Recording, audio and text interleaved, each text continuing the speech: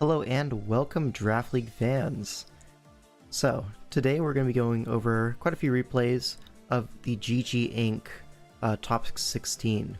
So for those of you who are unaware, GG Inc. They're hosting a multi-generational tournament. So Gen 7, Gen 8, and Gen 9, the most recent ones, and it's a best of 3. This was like a paid entry kind of thing. So and all that money goes to a prize pool at the end, so they're playing for some prizes. Some good players here. Good evening, Sage. How we doing? So anyways, it's a best of 3, and whoever wins moves on all the way up to the finals. There's no double elim, it's just single bracket. Yeah, we have some really good players here. It's going to be a good time. Now, I'm going to go ahead and link this stream to my Discord server. If you want to catch these things live, that's where I'm going to be, sending the links and stuff like that. But yeah, let me go ahead and plug that real quick. And stream. There we go. Yeah, so this is a pretty interesting thing because there were a few different things that they did with the draft board, right? In Sun and Moon, if I remember correctly, there is no Coco. They banned Coco for being too much of a consensus first overall pick for some reason. Either way, I think they also did some other stuff with the tiering and stuff like that. But, I mean, we're just here to watch the games. Good morning, Dact. How's it going? And you'll also notice something on the top right of your screen that is a bingo board. So we're going to be playing some bingo today. Hopefully we can get some bingo going. But I asked my Discord server for some ideas, put some of my own, and should be a fun little mini game to play. Let's see, can I do...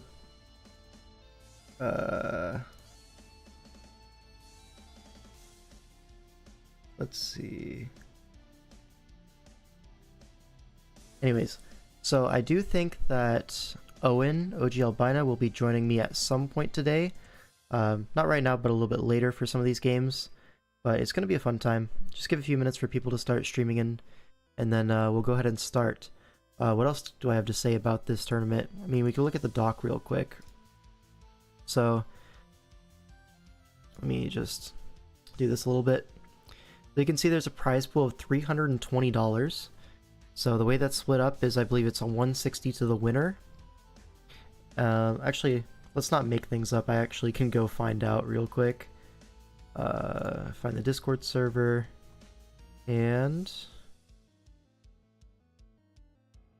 let's see. Where did he post this stuff?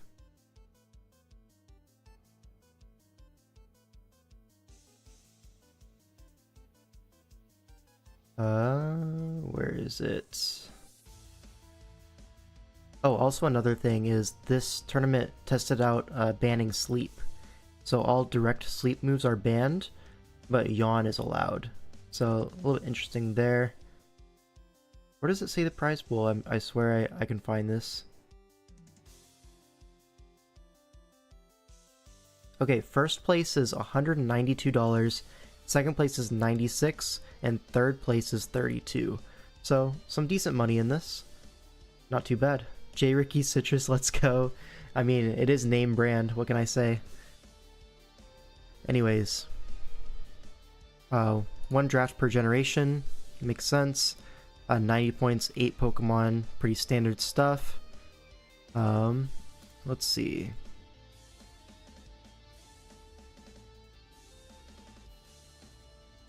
Some draft board stuff.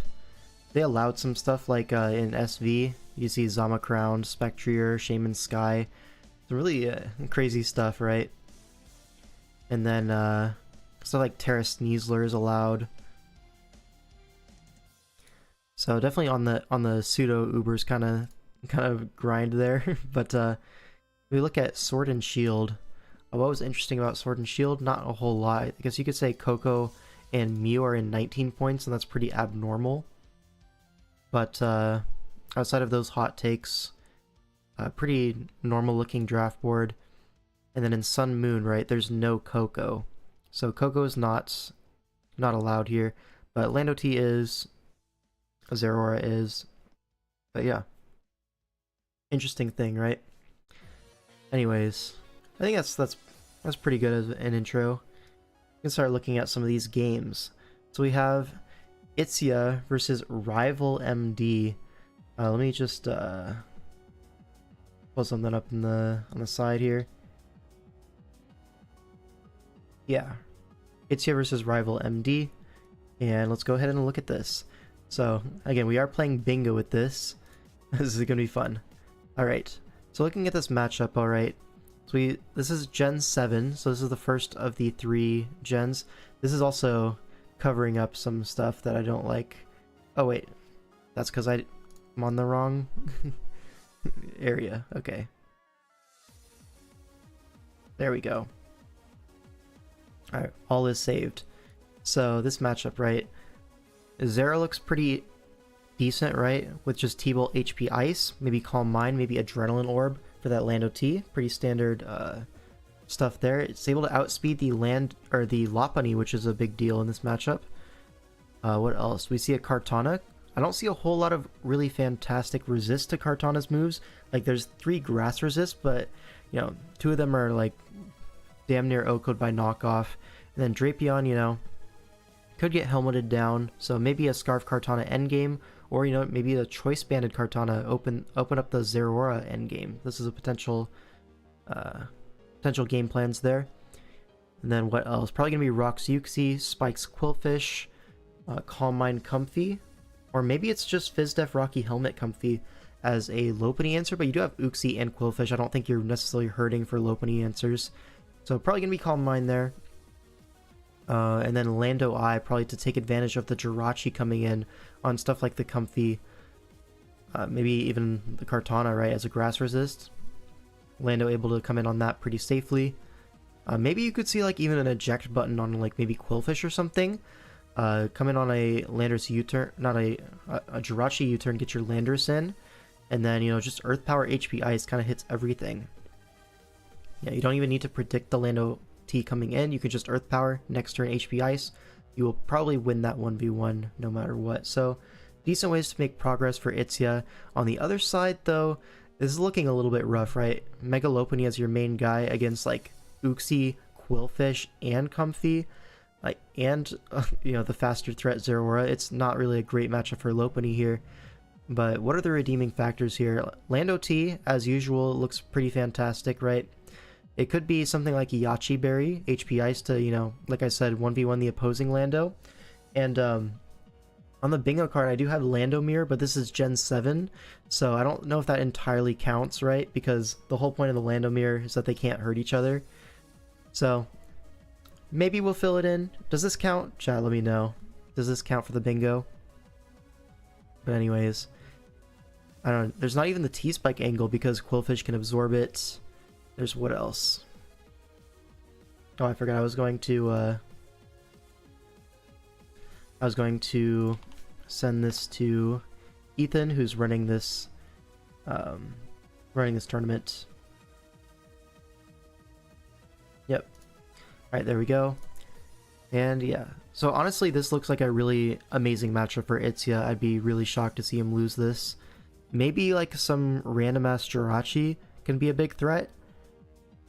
It does kind of beat a few of these guys, but I think Lando I just keeps it in check too much. I think it's got to be a wheelchair for Itzia, right? Let's look at the game though. So Landorus leads off into the Lando T, and we're probably going to see an exchange of HP Ice here. But no, we see actually the Lando T reveals Choice Scarf, able to get a little bit of chip, and Landorus goes for the HP Ice into Delmise, which is very Assault Vest, it seems. Is packing the knockoff? No, it's just Spit F Delmise or something like that. So HP Ice doing 25, but knockoff reveals the Culver Berry, and Anchor Shot is going to trap this Landorus in.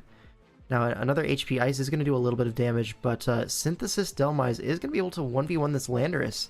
So cool tech coming out here with this like specially defensive trapping Delmise. Able to just synth off this damage. The next Anchor Shot coming out will knock it out. And yeah, so Landorus eliminated. That does open up the Jirachi. Like I was saying, it does look pretty good outside of the Landorus, so maybe opening that up right now. Now Spike goes up as this Quillfish is also going to get trapped. It is Rocky Helmet, but it is toxic, so able to, you know, deal with this thing 1v1. Stay at a reasonably healthy HP for this Lopunny, but maybe this Dhelmise, yeah, has Earthquake at least.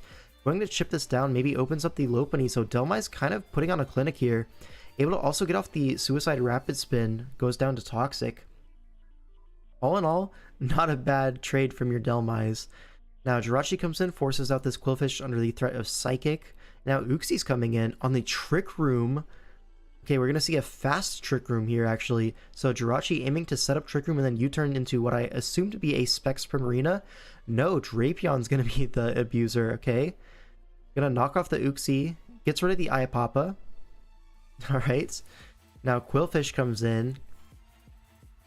Now the Primarina is going to take the turn to come in, but now I believe spikes are going up. Yeah, double hazard advantage here for Itzia. Now Hydro Pump is going to claim a kill. Uxie does go down. But now the Trick Room is over. Could see a Kartana come in. I don't think Zeraora necessarily kills from this range with T-Bolt, and it's probably going to be special in this matchup, so Kartana is going to be the switch in. We're going to see a Leaf Blade. Crits the Lando T, unfortunate. Gets the Beast Boost, but crucially that Scarf Lando is now out of commission, so now Zeraora looks even better. You know, I think, you know, outside of this Trick Room being up, there's not a whole lot to stop a +1 Zeraora. So as soon as the Calm Mind gets gets clicked here, it's going to be game over. But game's not over yet. Jirachi is in. Another Trick Room is going to be set up. It is fast Trick Room, so ooh, a Spike goes up. Are we going to fill in our bingo square? Stealth Arc 3 spikes, and we fill in a square, folks. All right, now I got to figure out how to do this.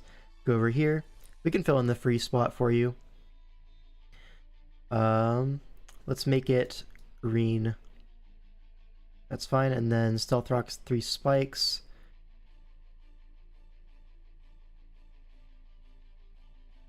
Alright. And did that mess up my dimensions? It totally did.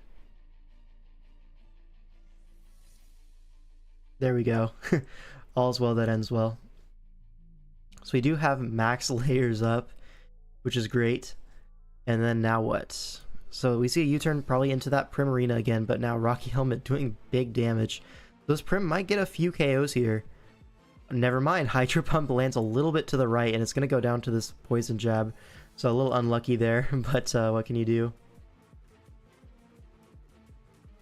His Drapion's going to come in. Aqua Jet's going to do a little bit of chip, but able to eat the Earthquake.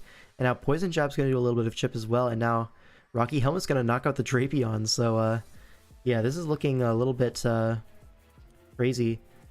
There's really only one space for battle, right? Or we finish this bingo by set 3. I mean, just in general, we can do multiple with one game. I don't really mind. Yeah, so Kartana comes in. The Lopunny comes in as this Scarf Kartana. We see a fake out, but I think Sacred Sword is going to be a sweep here. Yeah, Sacred Sword just ends the game here with the triple layers up. Jirachi, no chance, right? Alright, and then a Beast Boost sweep. So that's another square. I mean, some of these are pretty easy, I'm not gonna lie. Okay, that is a little bit annoying. I'm actually going to change this a little bit. Because every time I go to fill in a square, it like moves it. So we're gonna do a little bit of live editing and just set it up like that. Good morning, Professor Shuckle. How's it going? So we got multiple squares off the first game. This is so epic. Do we get anything else? I don't think so. I think that's it. But anyways, next up, this is game 2 of Itzia versus Rival. We'll change the size for the congruency. But yeah, now what's going on here? Look at this is Gen 9. So we see a Noctowl appearance. Folks, when's the last time you see a Noctowl in Draft League? I know I've seen it before, but it's been like 8 years since then. Like, not even joking. Yeah, at least 8 years since I've seen a Noctowl in Draft League. But yeah. So shout out to that. But let's look at this matchup. We do see a Zamazenta. This is crowned. It's not the hero version. But yeah, Zama crowned. Probably gonna be Terry Namorous and Dragapult, so multiple banned Pokemon on Rival's team. But can he pull out the win because of it? Because Itzia also has a Zamacround. Why Owl when Wind God? I mean, Noctowl just has that tinted lens, you know? Very funny. But we see everything wrong with society, Tentacruel making an appearance. And yeah, Garchomp, Torn T, Zama, like, these are some powerful teams, right? So I anticipate maybe it's going to be more on the offensive side of things, and then Rival trying to contain those things with the defensive picks of like Mandibuzz, Tentacruel, Rotom Heat. That being said, both teams are pretty capable of doing some nice offense. Why do they have 3 round 1 picks each? Exactly, like, how are they able to get this? Who's to say, right? Who's to say? Regardless, this is the matchup that we're given, so we just gotta look at it. So the Zamas, right? I mean, Rival Zama does look really, really threatening. I imagine it's gonna be physically defensive Rocky Helmet Garchomp to keep it in check, but that can only do so much, right? If it's like a Resto Chesto, or I guess it can't be Resto Chesto because it has to hold the Rusting Shield or whatever. So, but yeah, maybe like a Rest Talk, Iron Defense, Body Press. I don't see how Itzia is really able to handle that long term. Healing Wish Enam back into Zama looks scary. Yeah, for sure. Healing Wish into Zama. Definitely a potential win path there. And then, what else here? On the other side, this Zama, you know, has to deal with the Dragapult, right? Able to outspeed, immune to the Body Press, stuff like that, but Heavy Slam is going to do a pretty big chip to that thing, so maybe we see like a offensive Dragapult plus a Helmet Tentacruel, perhaps. Something like that could be the play. Maybe Whirlwind on the Mandibuzz, stuff like that. But yeah, these Zamas are both putting a lot of pressure on the opposing teams, although I have to say Rivals does look a little bit better. Now for the rest of the team, I have to say Itzia's is a little bit more threatening. You do have the Primarina, which is one of the only chicks to Dragapult in the format, so a little bit of a lucky draw there. Able to, you know, slot that Primarina in. But that being said, it could be physical Dragapult, you know, able to just U-turn on that. But then again, nothing really takes advantage of Prim here, so yeah. We're just gonna have to see. Let's go into the matchup. The Terra types. We are going to see, I assume, Terra Fairy on the Enam. And then on the other side, it's going to be Terra Poison on the Torn. So another fighting resist for the Zama, but Poison also going to be a Fairy resist for the Enam. So pretty useful Terra there. Then some low tier Terra Ghost options as the secondary ones. But yeah. So Tentacruel is going to lead off into the Noctowl. We see a Noctowl lead, folks. Now Hurricane's going to clicked, and it's a Choice Specs Tinted Lens, does 78 to a Rotom Heat. Folks, Noctowl might be the truth. Definitely draft him. And Volt Switch, because of the naturally high SPDF, does very little damage. And Zama's going to be able to take the Hurricane. Taking Chip on the Zama has to be a mistake. And now you have to assume Rocky Helmet Garchomp. Yeah, exactly like I was saying. This Zama, like I was in the team preview, it looked so threatening. But now it took a Specs Hurricane into a Helmet turn, and it's all of a sudden on death's door. Shout out to Noctowl, I guess. His Tentacruel, very interestingly, going to be the switch into Garchomp. This doesn't feel right, but I guess with a crit Icy Wind and outspeeding, it does seem a little bit better, maybe. Okay. Shookaberry, okay, so you know you're going to be faster the next turn. Even if it Earthquakes, you're able to live. But still, Icy Wind without that crit was not KOing. Able to get off the Rapid Spin, but the Torn is very Assault Vest, judging by the 24% pump damage. And yeah, now we're just going to see another Hurricane. So a little bit of a flying spam kind of thing with Noctowl plus Torn, but we all know who the real threat is. And he's coming in right now on the T-Wave. Noctowl comes in, ready for another Hurricane, lives the Draco Meteor, and goes for a Moonblast. Doesn't even have to risk the miss. Knocks out the Dragapult. So let me get this straight. Noctowl leads off, gets 78% on the Rotom, gets half HP on the Zama, and KOs the Dragapult. Today you learned Noctowl gets Moonblast? Yeah, not everyone knows this, folks. So that's insane value out of a Noctowl, folks. Mandibuzz finally going to put that thing out of its misery. And now Primarina does come in to counterclaim, and Calm Mind is going to be clicked on the Tentacruel switch in. Sludge Bomb not going to do a whole lot of damage, but gets the poison crucially. Now Psychic is going to KO this. My lord, this is a powerful foe indeed. Yep. Now we see a Hex from the Rotom, not going to do a whole lot of damage, doesn't want to Volt Switch into anything else, but now, I mean, the Fighting Resists are basically dead, right? Oh no.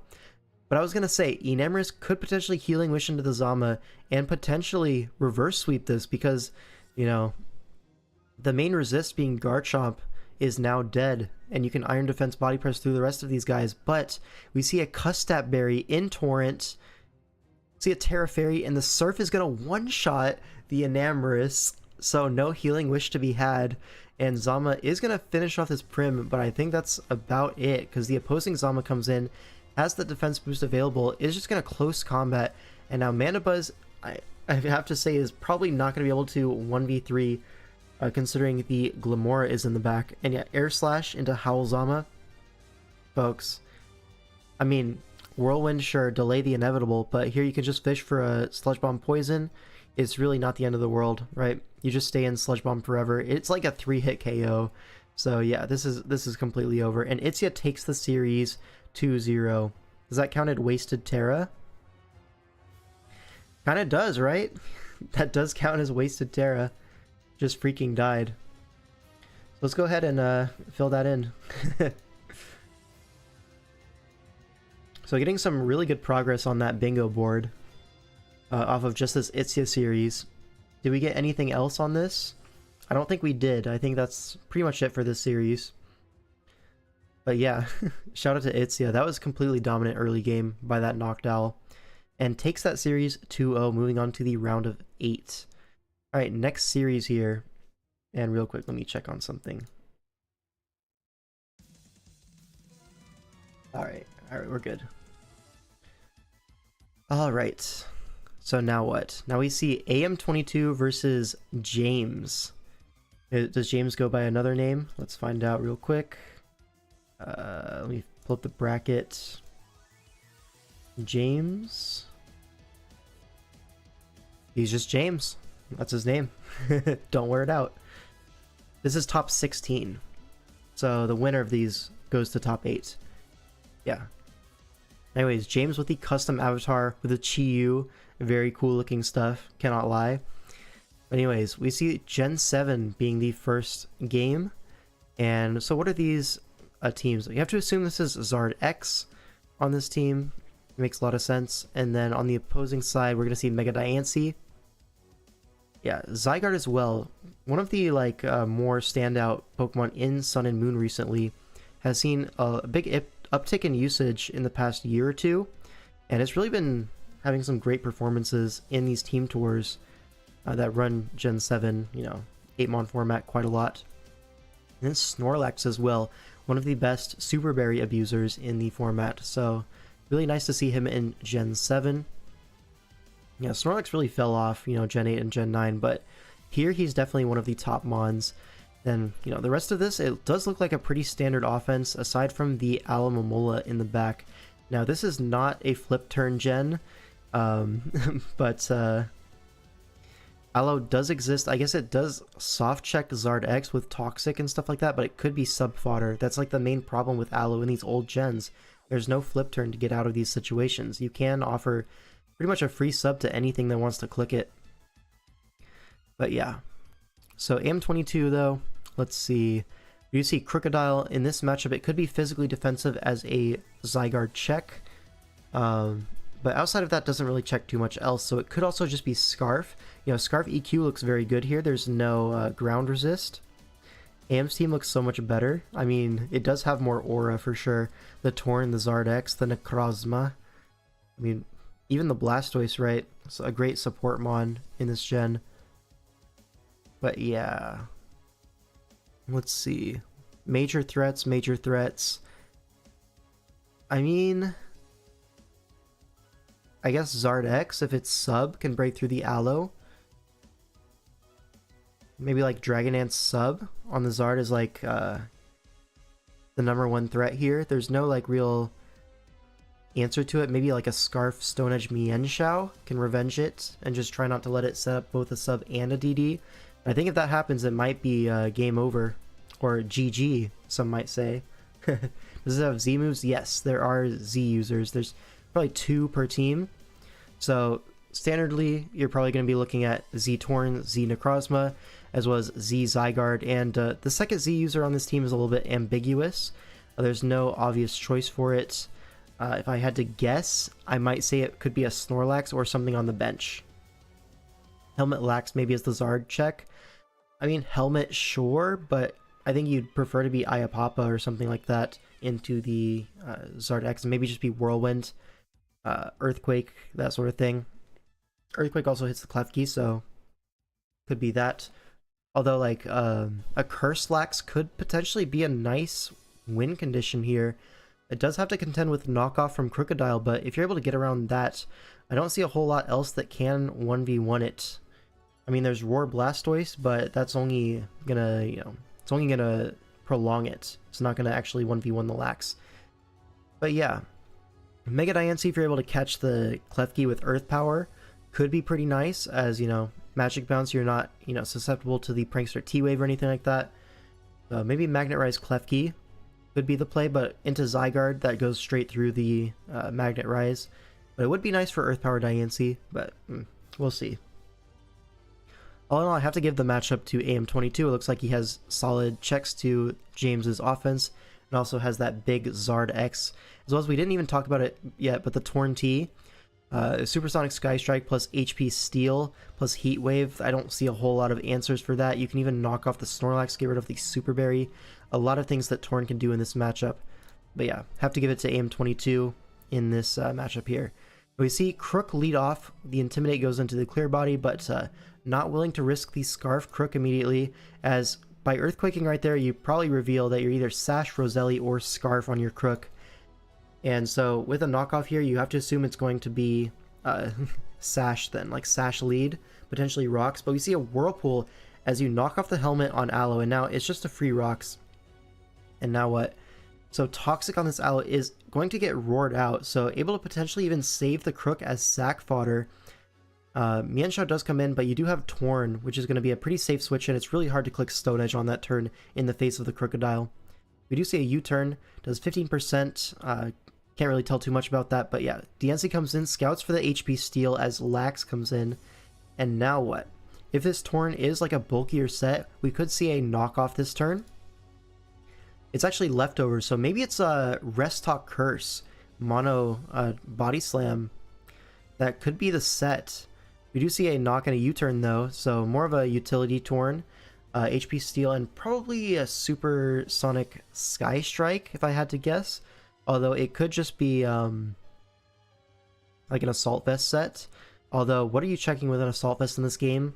Probably not a whole lot, so I have to assume it's like a fatter Z-move set here. But yeah, U-turns into the Crook, save this as the sack fodder, gets the Intim off, and even an extra hit after that. Free Earthquake here, but it's actually Protect Lax. That tells us a lot about the set, actually. So Protect, trying to take advantage of those leftovers, but that means it's not going to be Rest Talk. So this Lax is going to be short for this, short-lived, Zard does come in, has Dragon Claw, gonna knock out the Lax from that range, and yeah, now Diancie's gonna come in, does threaten this out with the threat of Power Gem, Diamond Storm, that sort of thing. Earth Powers, though, into the Klefki, catches the Shuka Berry, but you can just Earth Power again. Like I was saying, if you're able to catch that Klefki on the switch, this Diancie could be a really big threat.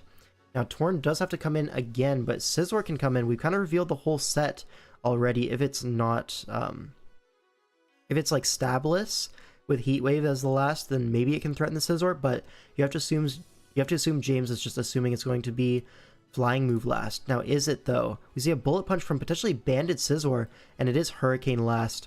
Now, Blastoise is going to come in, potentially Rocky Helmet here, but wisely pulls back out of that into Mienshao as a Protect comes out, scouting the lock on a potential Scarf Mienshao. Now, Knockoff is going to get clicked. That's going to be a free Zard X, but it's actually not Scarf Mienshao. Goes for the Stone Edge. Regardless, Zard is going to live, and now Aloe doesn't have his Rocky Helmet, so it's going to get 2-hit KO'd here, sacked off. No Aqua Jet to be seen, but now what? We have the Bullet Punch. It's actually in Bullet Punch range now. Goes for a quick attack just in case the Blastoise wants to come in. It's a little bit stronger. But now Necrozma is going to come in. And it looks like it's locked into this quick attack here. And is that like max Fizz Death Necrozma? Because it looked like Banded Scizor, but 21? I mean, you gotta be kidding me. Calm Minds again as the Mienshao comes in. And now what? Oh, that's like 700 defense EVs on the Necrozma. Do we see a Morning Sun? No, we see an Iron Defense. Now, DNC does not have Encore in this gen. We have to fish for a crit here, and Ayapapa is going to come out and Stored Power. This Necrozma is starting to take names. Now, can you get a crit here? Knockoff does 13%. Going to die to Stored Power, and you have to assume the Zygarde's not up for the job here. You have to assume, right? Stored Power into the sub. What are we subbing for? Dragon Dance is here, but you have to assume, yeah. Just gonna drop to the Stored Power. Yeah, there is no Dark type on the opposing side, so Double Dance Necrozma does look like, you know, it's gonna do its thing. This is what people were talking about back in the day, where you need to draft a Dark type. It's for sets like this. And AM22 teaching James a lesson, perchance.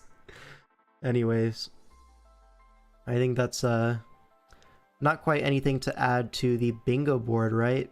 Torn hit its Hurricane. Yeah, I think that's it. Alright, now AM22 versus James. This is game 2. If AM wins this, he's going to go on to the top 8. We do see a Guzzlord.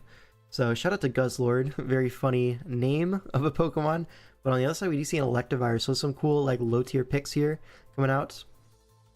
And so Coco does make an appearance, but it's into Lando T and Electivire. So not a whole lot to be done here as the Coco. Maybe as like a check to things like the Slowbro, but you're just gonna be clicking Teleport most of the time. So Coco does not look fantastic here, have to say. Dragonite downgraded to Zygarde, so true. Yeah, this is like that that top 3 trio from Gen 8 that we see so commonly, right? The Coco, Victini, and the Dragonite. I did a stream reviewing that core specifically a while back because it was doing so poorly. But here, we've decided the D-Knight is going to become a Zygarde instead. Now, Zygarde in Gen 8, it's a little bit weaker than Gen 7, just because it really does take advantage of those Z moves quite well. And, you know, in Gen 8, it doesn't have access to those. You still believe Switch Zygarde is pretty down bad? Yeah, the Z moves do add a lot to the DD sets. Like, in this game, there's really nothing you can do to Slowbro, besides, like, maybe Toxic Sub. But even then, like, you just teleport U-turn forever. Like, it's never breaking anything. Never making any progress. Guzzlord Deadass has a better matchup than Zygarde here. You could be onto something, right? Because where's the Dark Resist? I don't see it. So maybe Guzzlord could get something done. Maybe a knockoff. Maybe a Dark Pulse. You know, Specs. AV. Something like that. Maybe Choppleberry makes a lot of sense here for the close combat Aegislash. I could see that for sure.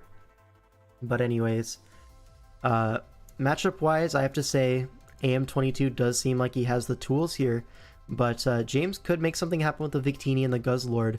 But outside of that, the other top mons are checked pretty well, so we're gonna go ahead and see how it goes. AM22 says he was hoping that James would not choose this one, but so maybe he thinks the matchup isn't great, but from where I'm sitting, it does look pretty nice. Goes for a Superpower Raw on the Zygarde. That felt needlessly risky. Gonna U-turn next turn, though, as Protect shows up. So I don't know why we're letting our Cinderace get poison. That looked entirely preventable. And why... You have a Slowbro. Why are we not going Slowbro, folks? Is it something that I missed? Where is my Slowbro? So we've poisoned our Cinderace and sacked a lot of HP on our Electivire versus the Zygarde, which in theory should not be able to do a single thing to this team. Right? Lando T, Slowbro. Turns about Toxic, but Cinderace getting Toxic is literally worse than Slowbro getting Toxic. Because Slowbro, you're just clicking Teleport most of the time anyways. You're not staying in to take Toxic Chip. Whereas Cinderace, you know, now it's taking residual chip that it will never recover. Zag is goated. Y'all just aren't woke. I mean, when your opponent like sacks it when they don't need to, I guess it looks a little bit better. But anyways, Lando T's going to come in on this Victini, force it out. Doubles to... We're doubling to Slowbro on the Corviknight switch? What was the point of that? I really couldn't tell you folks. And now Cinderace going to be the Pokemon to switch in on a U-turn. Man. AM22 is playing this a little bit weird, I'm not going to lie. Now Protect is going to stall out more Toxic Chip. This Cinderace is already at half. It never needed to take any of this chip, I think. Regardless, some U-turn chip, and now we finally see the Slowking, or the Slowbro. But it's eject button, okay? Sure, I guess. Now gets Evire in for another hit, but it's not exactly going to be claiming a KO, right? Coco is able to defensively check this thing quite well. I mean, you don't need Coco for anything else in this matchup. It's like a pretty bad Coco matchup, all things considered. Why eject button? I don't know. I really don't. But anyways, Dragalge's going to come in on the U-turn. We see big Zygarde coming back in. We're going to see a double to Corviknight on the predicted Slowbro. Makes sense. But this doesn't even, like, threaten Slowbro. You can just stay in and go for Teleport. Yeah, exactly. You could have done this the whole day versus the Zygarde. But, yeah. Goes for an Earthquake here on the Coco. And now finally the rocks go up. These rocks are going to be pretty nice here, as this does seem to be like a very passive game. Leftovers Lando, probably going to be especially defensive for the Coco. I think Zygarde should have just clicked arrows or Toxic there instead of the Corvi double. I mean, either way, it's not getting anything done against the Slowbro switch, so it really makes no difference, I think. His Hydro Pump on Kel does do quite a lot to this Dragalge. Could be specs on that Keldeo. Really depends on the Dragalge set, I think. But now finally, Electivire is in with rocks up. Could potentially Earthquake the Coco switch. No, we see a Volt switch. It is Boots Coco, but now Lando comes in. You have to assume another U-turn is coming. And, you know, James makes that prediction as Gravity is clicked, actually. So now Earthquake is going to be a very free click. So has the tech for the Corviknight. And now Earthquake is going to do some nice chip to this Zygarde, but I don't think you want to take this incoming Toxic or 1,000 Arrows on your Lando.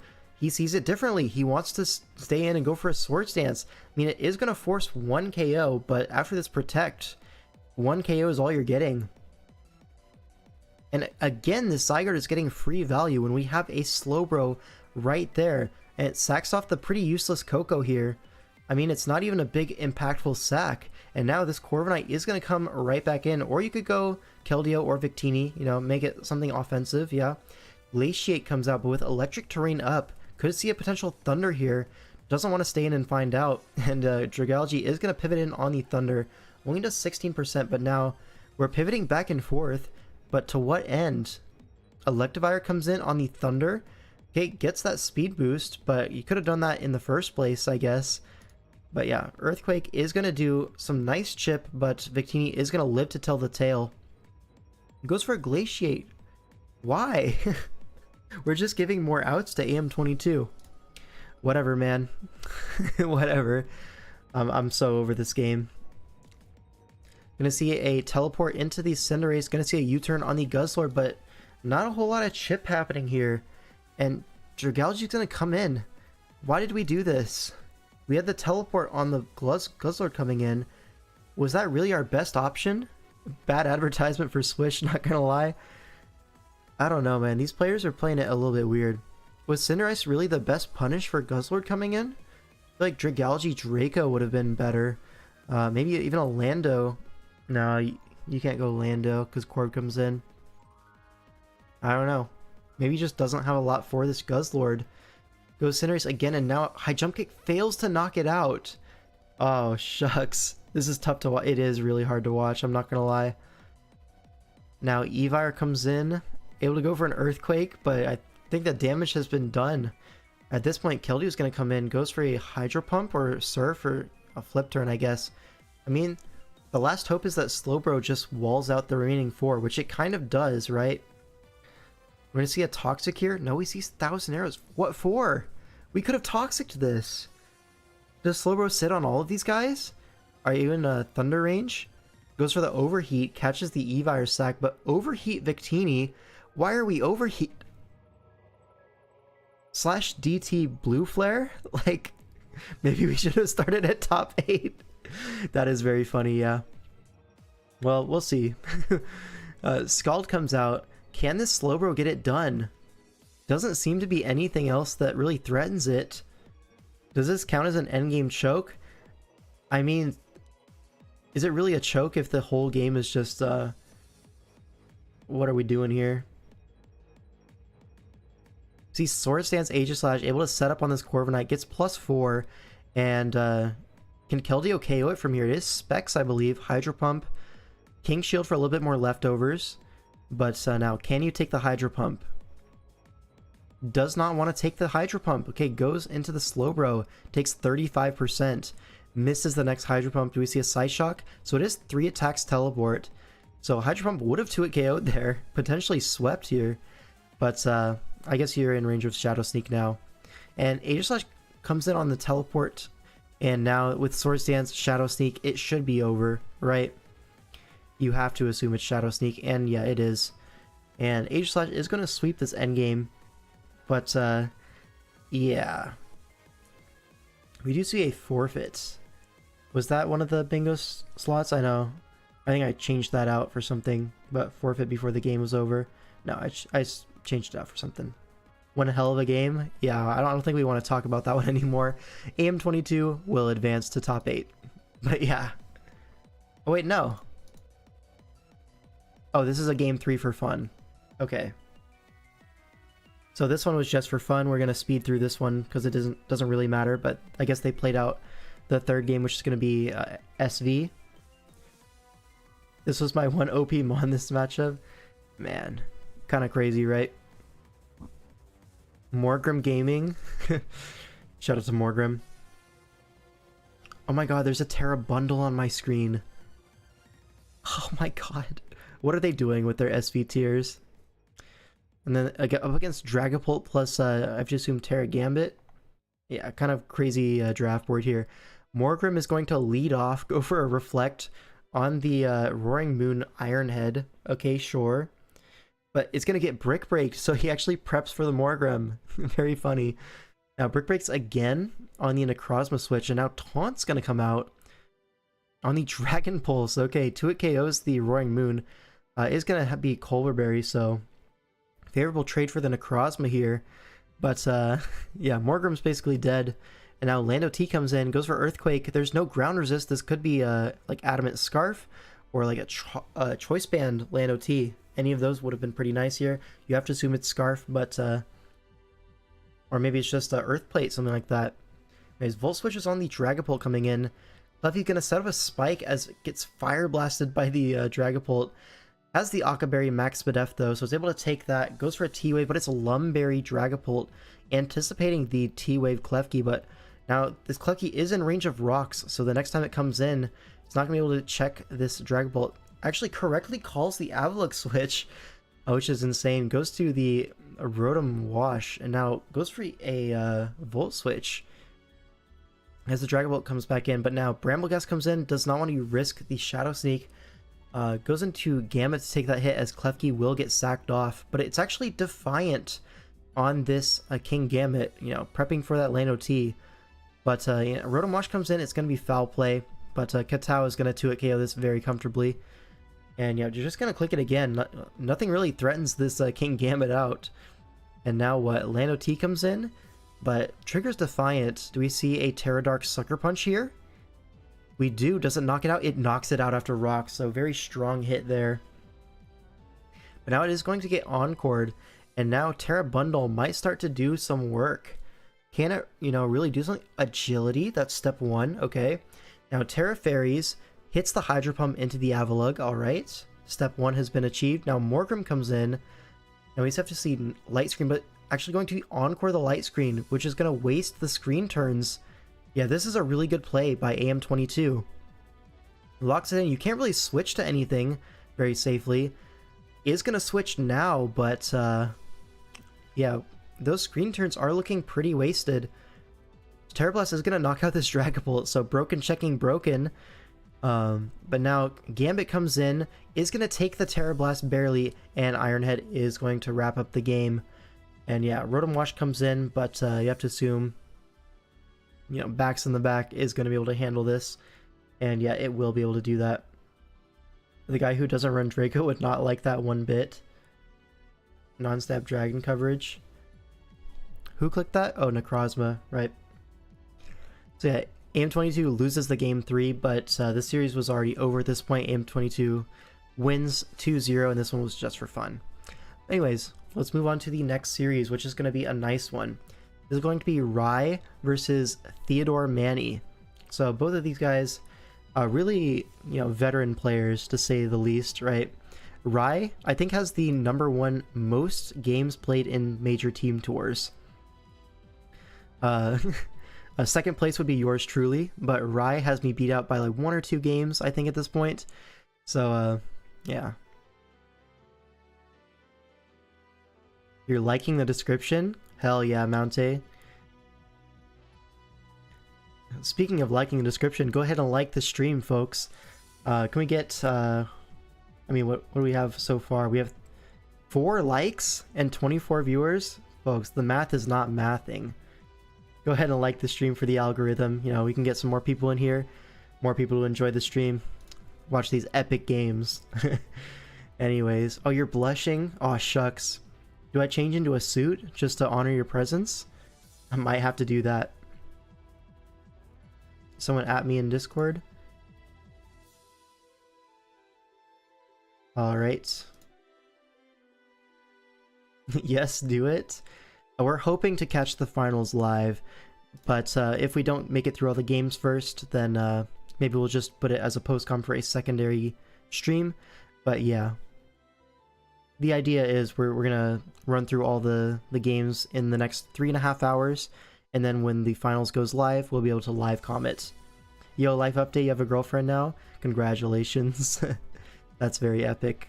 Anyways, Theodore Manny. He's here with his patented, like, stall build, right? You have the Slowking, the Torn, the Regen Core. With the Diancie, the Scizor, he loves this thing. He has 10,000 hours on it. He's very good at piloting it. And of course, he has the Nidoqueen, the Sableye, some Disruption. He's very, very good at this team comp. So I'm going to lose 4 times in a row with Terrazarude? No, absolutely not. Theo teams make me so angry, and I respect him so much for it. Yeah, I mean, he gets the results with it, I have to admit. And then Rai on the other side has more so like an offensive build. The Melmetal, the Zeraora, you know, stuff like the Togekiss as well. Togekiss famous as like a stall breaker back in the day in those OU tiers, right? The Air Slash, Heal Bell type things. Hope we play again in DPL. Speaking of DPL, signups coming later this month, so get hyped for that. But yeah, we do see a Moltres here. Moltres probably going to get blanked by the Slowking. Melmetal going to get blanked by the Scizor, unless it's Iron Defense Body Press. But in that case, you're going to get U-turn out into Sableye with Rocky Helmet and Encord. So far, no big threats to be seen. Zeraora is going to get checked by the Nidoqueen, but that doesn't have infinite HP, so maybe long-term, like a Boot Zeraora could get it done, but I'm talking really long-term. And like also Diancie is able to come in on that, no problem. The Togekiss, I mean, has a hard time getting through Diancie, but with like Steel Beam, or not Steel Beam, Steel Wing, is able to potentially 2-hit KO it, depending on spread, but still you have to make it through like the Regen Core as well. Crocodile does look like it might get some progress here.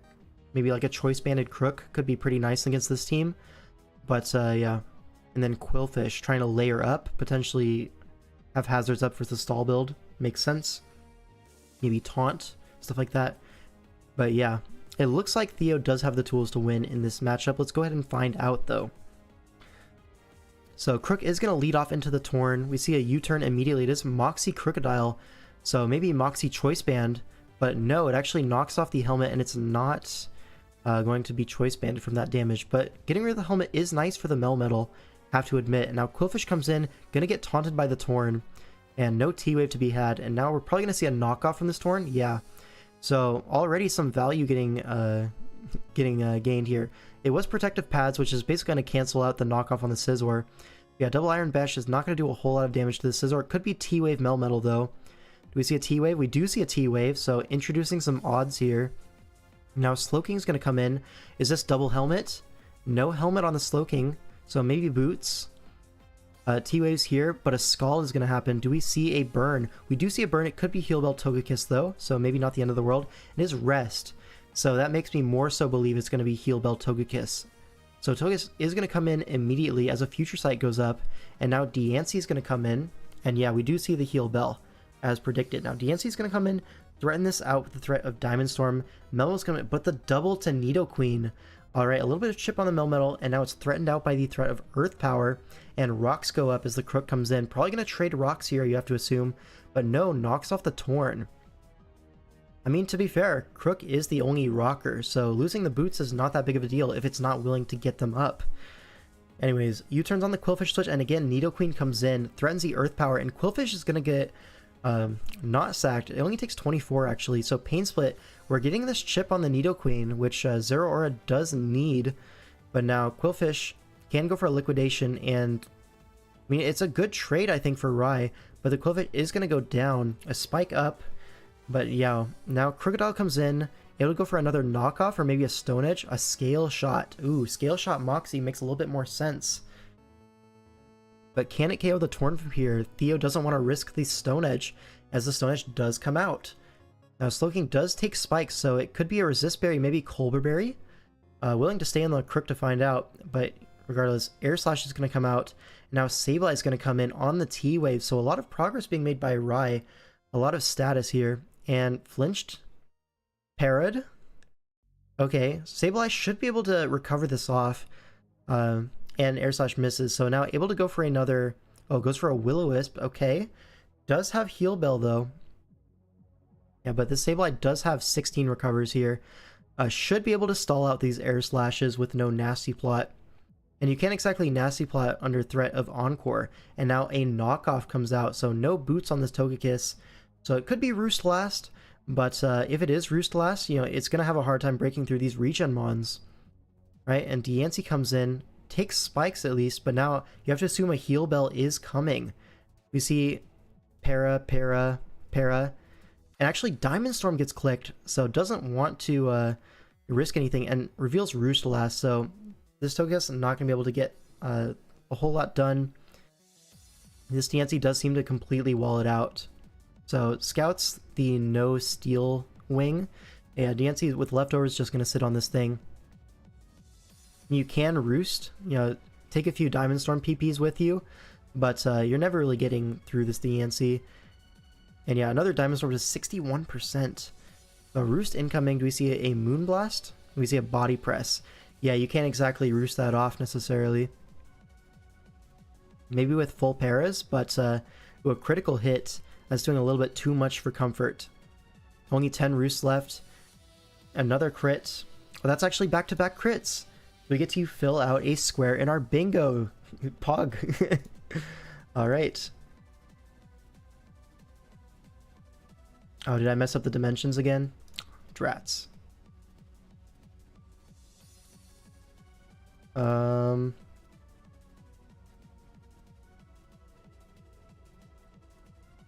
Drats. I gotta... Maybe there? Yeah, good enough. Alright. Yeah, Diancie completely blanks this thing. Yeah, and 40% with Body Press. He's not even +6. Also triple Para. Well, that's 1. I mean, it's a Togekiss, so the flinches don't count towards that. And 2+ T-Wave Mons. T-Wave this and T-Wave Melmetal, true. Let's go ahead and fill that one out while we wait for this. Alright. And now what? It is Rest Diancie. So Rest Talk, so it means PP stall is not going to be a problem for this Diancie, and now it gets +6. So yeah, this Togekiss is not going to get anything, but crucially there's no Heal Bell. So this Sableye, this Slowking, this Scizor are going to remain parried for the rest of the game. Yeah, Body Press is a straight up 2-hit KO, man. So Rai's going to just steal all the PP that he can, but only 2 Diamond Storms left. Yeah, I think Body Press is going to be the move here. Goes for a rest, you know, wants to get that para off if he can, but I don't think it's going to be quite enough. And Crook comes in on the Body Press, gets that turn wrong, pays the price of the Crocodile. But now Melmetal comes in, even at +6 defense, not willing to take the Double Iron Bash, as Scizor comes in. But now, with the Scizor being parried, there is the flinch chance and the para chance. Rai's going to go for it. Does he get it? He gets the para, but the next one's not going to kill, it looks like.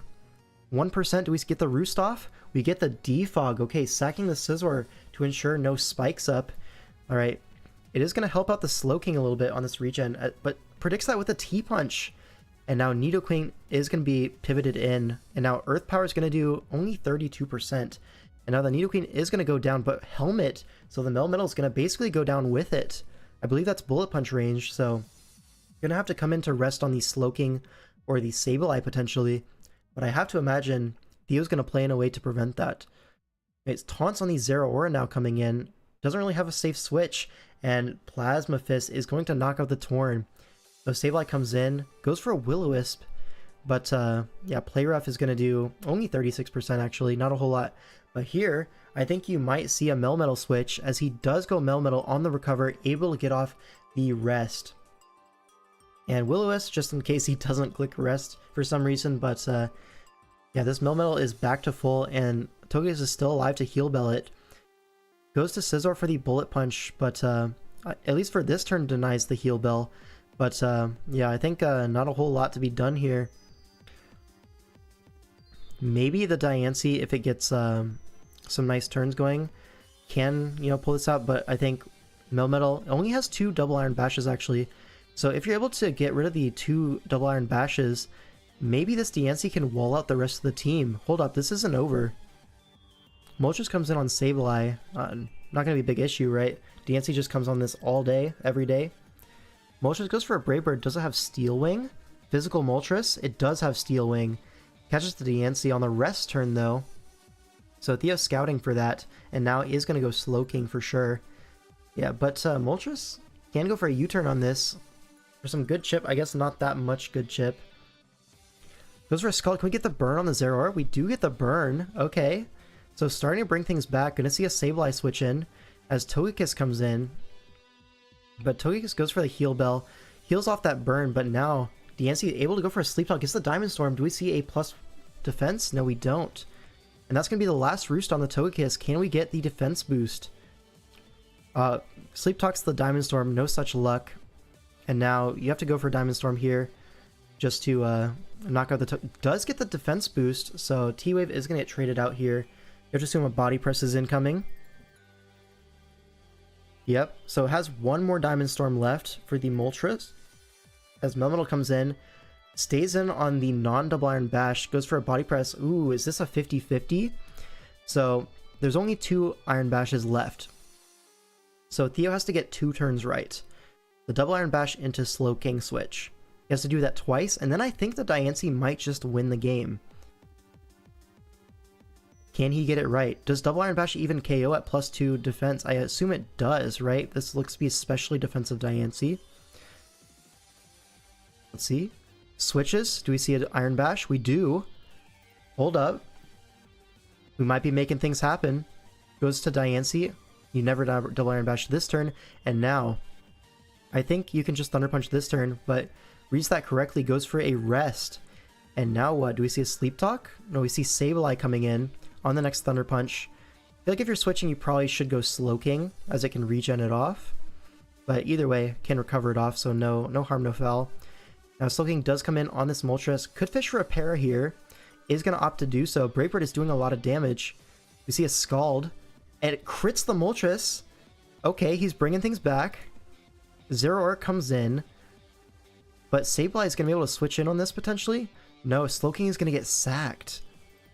Interesting. So Diancie comes in, takes the Plasma, has to go for... Oh, that only does 33? 2 KOs the Zeraora with Sleep Talk rolls. I think it just comes down to a 50-50. Folks, Theo has brought this one back. Gets a Diamond Storm pull. Plus defense, that's not going to matter. It's all down to this. Double Iron Bash on the stay in. Oh, it doesn't even matter. It's faster. Oh, he brought that back. Diancie. Wow, really well played endgame by Theo. I guess I didn't even consider Diancie would be faster after it, you know, healed off the para. Pre-fire game, not gonna lie. Yeah, that was kind of sick. That was kind of sick. I mean, you can see why Theo has so many hours on this comp. He's so good with it. Incredible gutsy stay-ins versus that Millimental. I think he kind of had to, though. Right? Because T-Punch on the Switch is like just a KO. And he can't give up KOs like that. He's just a beast. I don't know. So Theo takes game 1. And he has stall again in Gen 7. What can I say? He's the stall guy. And he's so good at it, though. He's so good with it. Oh, man. Anyways. Game 2. We see a Mega Manectric Volt turn spikes into KB. I do like this team in theory. Theo's nasty. You cannot contain this guy. I know. He's the one who does the containing. Alright. So, alright, what are the threats to Theo's Fatmons here? Maybe a Taunt Jellicent. You could see a Whirlwind taunt, or not Whirlwind, a Whirlpool taunt set potentially as a stall breaker. Potentially able to 1v1 quite a few of these Pokemon. Bad luck for Rai. I mean, he got unlucky, but he also got completely, massively outplayed in the end game. So, I mean, you could call it deserved if you want, but Theo really outplayed that end game. He had to work for it. Anyways, what else for Rai's team? You could see potentially like a Leftovers Taunt Greninja? That sounds wrong. But like it would 1v1 the Pex at least. But then Clef is going to sit on it. So what is going to break Theo's team? I mean, probably going to be a Life Orb Nidoqueen, max special attack, but you have to assume the Mew is going to be tech to beat that. Especially defensive Mew. Maybe it is just KB, you know, with the massive Z move as like the main breaker.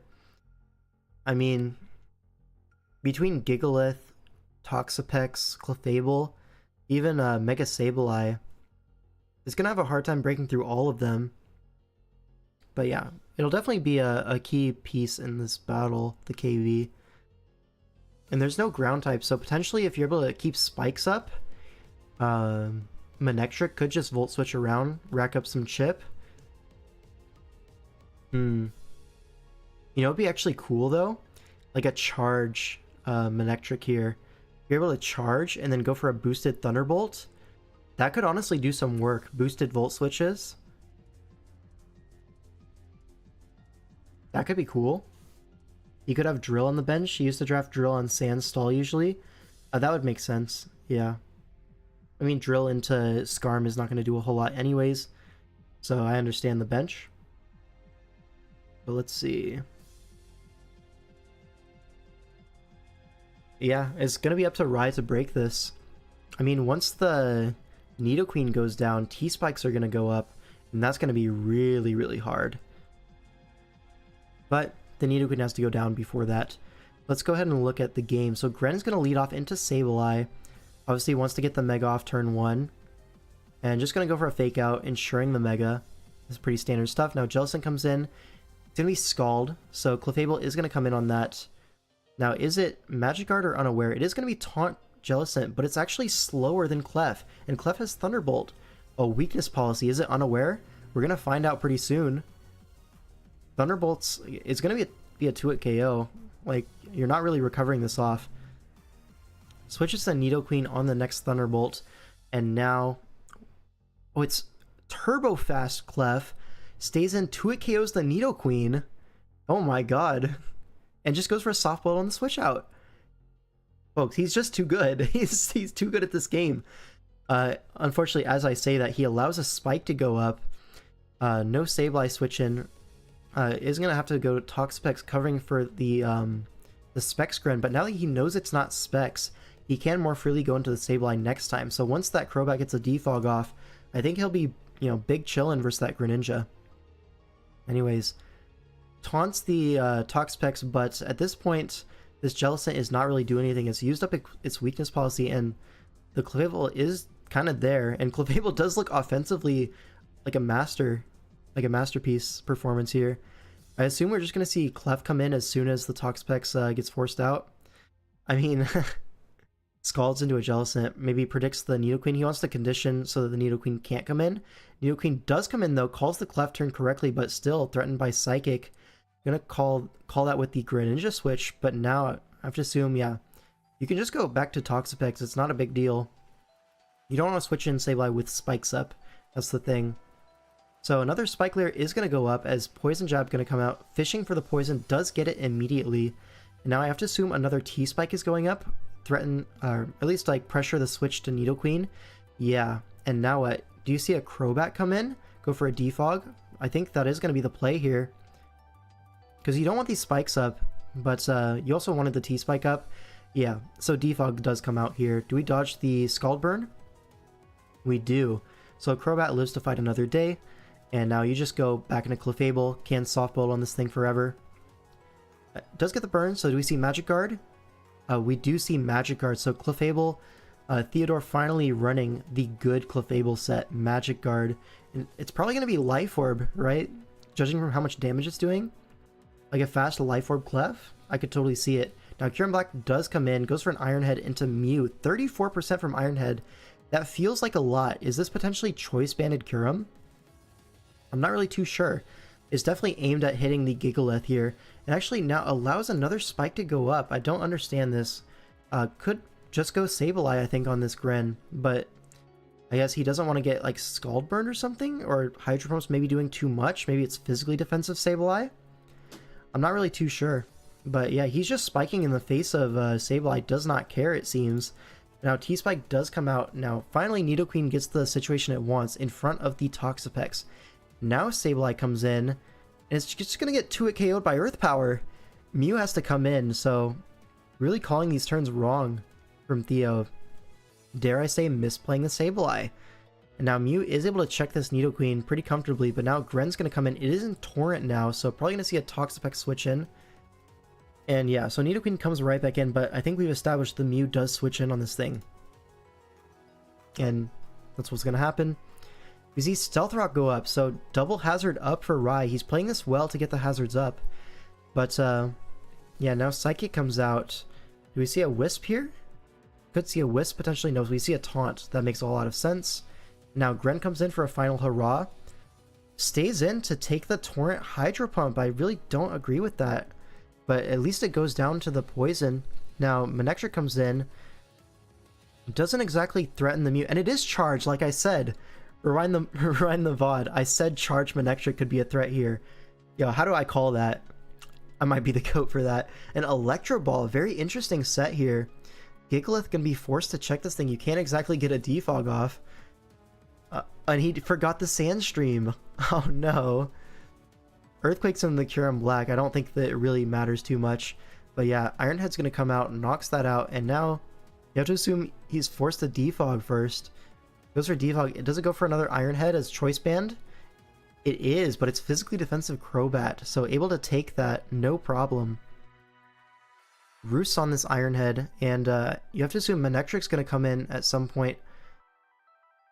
Oh, it's Sub. It's not even Choice Band, so just Adamant Kyurem Black, it looks like. Goes for an Outrage on the Mew sack. Ugh, this is not looking good for Theo. Probably going to see a Game 3.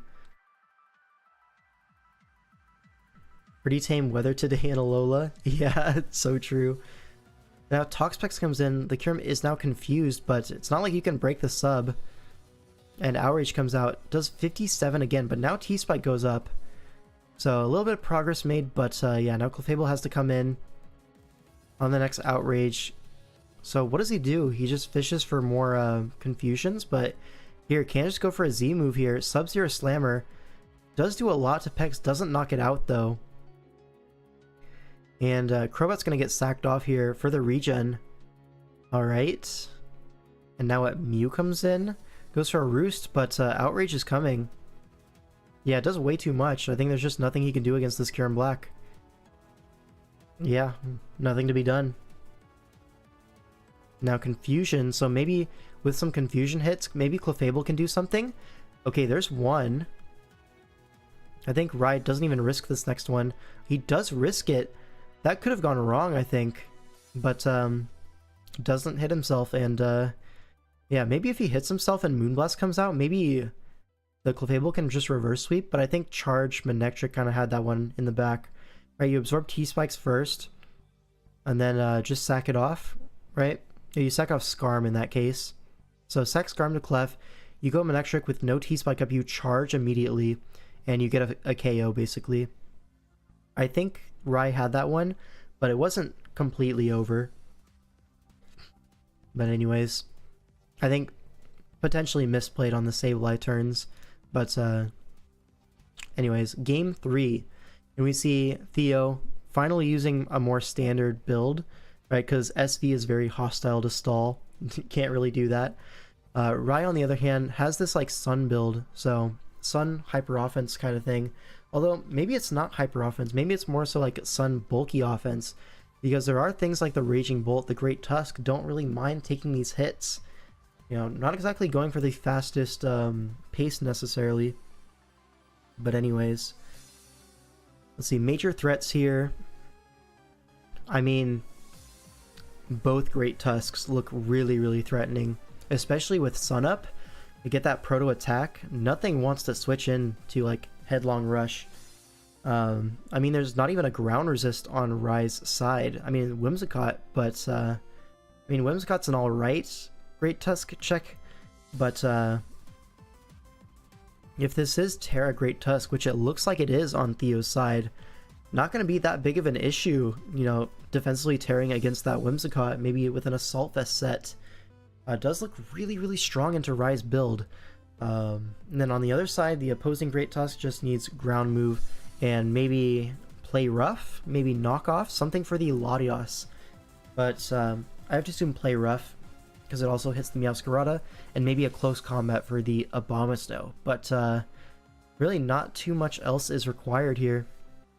And it's not going to be Terra Great Tusk on Rai's side because the Raging Bolt is right there. Raging Bolts, though, maybe a little bit less of a threat than the Great Tusk, right? Tinkaton can come in. Potential Assault Vest, Great Tusk on Theo's side could potentially check it. And then, yeah, maybe the Abomasnow can also take a hit or two. But, yeah, definitely a volatile matchup. A lot of offensive threats that can do a lot of damage. Let's just go into the Terra preview. It is Terra Fairy on the Great Tusk and Terra Fairy on the Raging Bolt. Interesting stuff. And it looks like potentially a Terra Fairy Latios as well. Did they run like 2 Terra users with no points limit? I mean, surely not. One of these is going to be bait, right? Maybe it's a Terra Latios. Did they allow that? Maybe they did. But anyways, Meowscarada's going to lead off. Ninetales leads off. So Meowscarada has to get out of there. Goes for a U-turn. Latios is going to be a safe switch in on Ninetales. Takes the Flamethrower. It is leftovers, so it reveals to be a very bulky set. Substitute makes a lot of sense, so we see a slow Baton Pass out of this Ninetales. Whimsicott comes in, threatens the Encore, is going to click it. And now Latios probably just going to stay in to get it to leftovers, so I had to guess. Right, you don't necessarily force this out, yeah. So subs again. Subs again. Another Baton Pass, but now I think Encore ends. So now Theo could switch on the next Encore. Does do so into Tinkaton, potentially free rocks coming up here. As Glamora comes in, the switch into Tinkaton, you don't see that every day. And you're going to see why. Gigaton Hammer does a lot of damage, but Toxic Debris is going to set up the T-Spikes. Not as big a deal because we do have the Quillfish to remove them.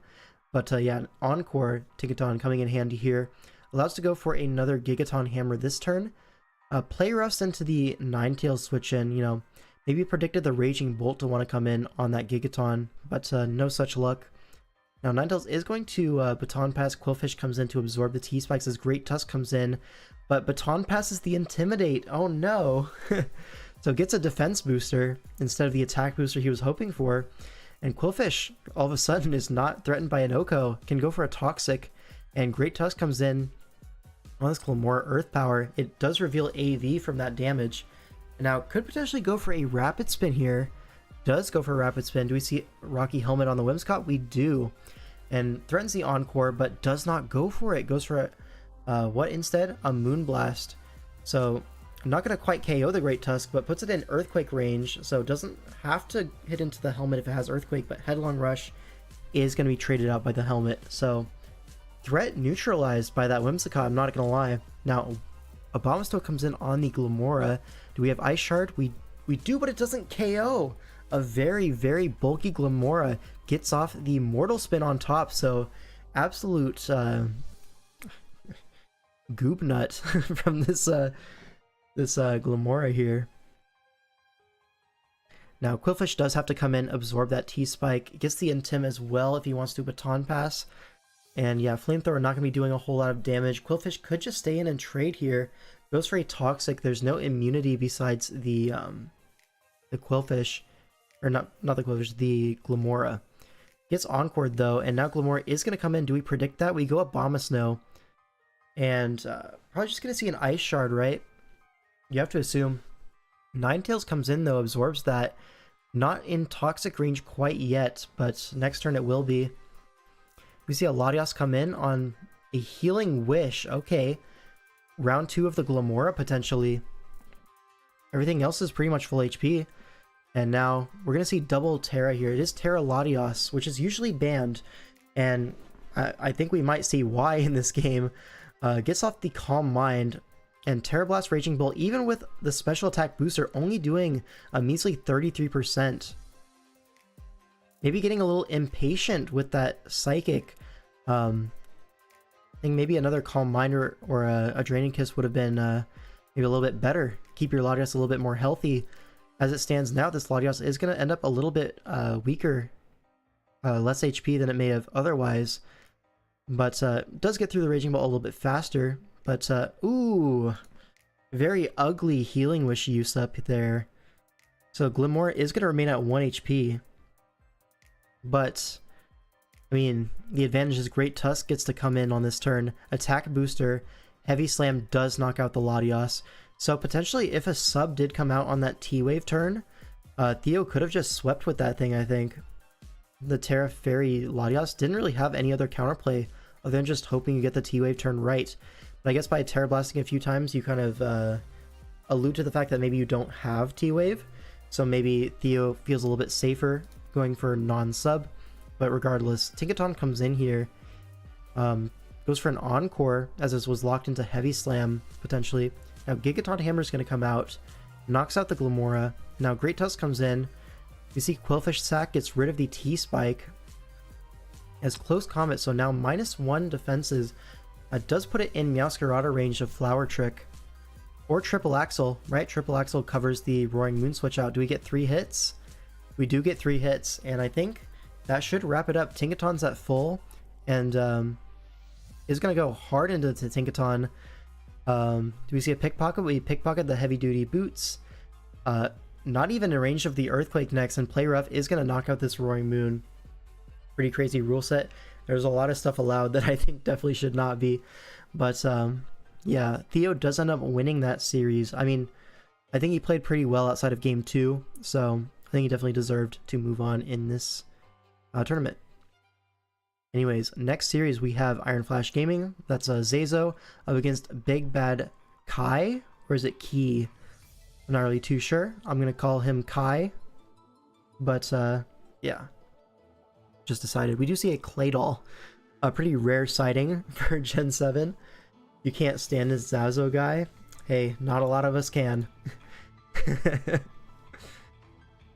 Alright.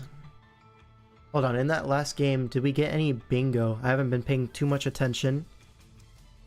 I don't think we did.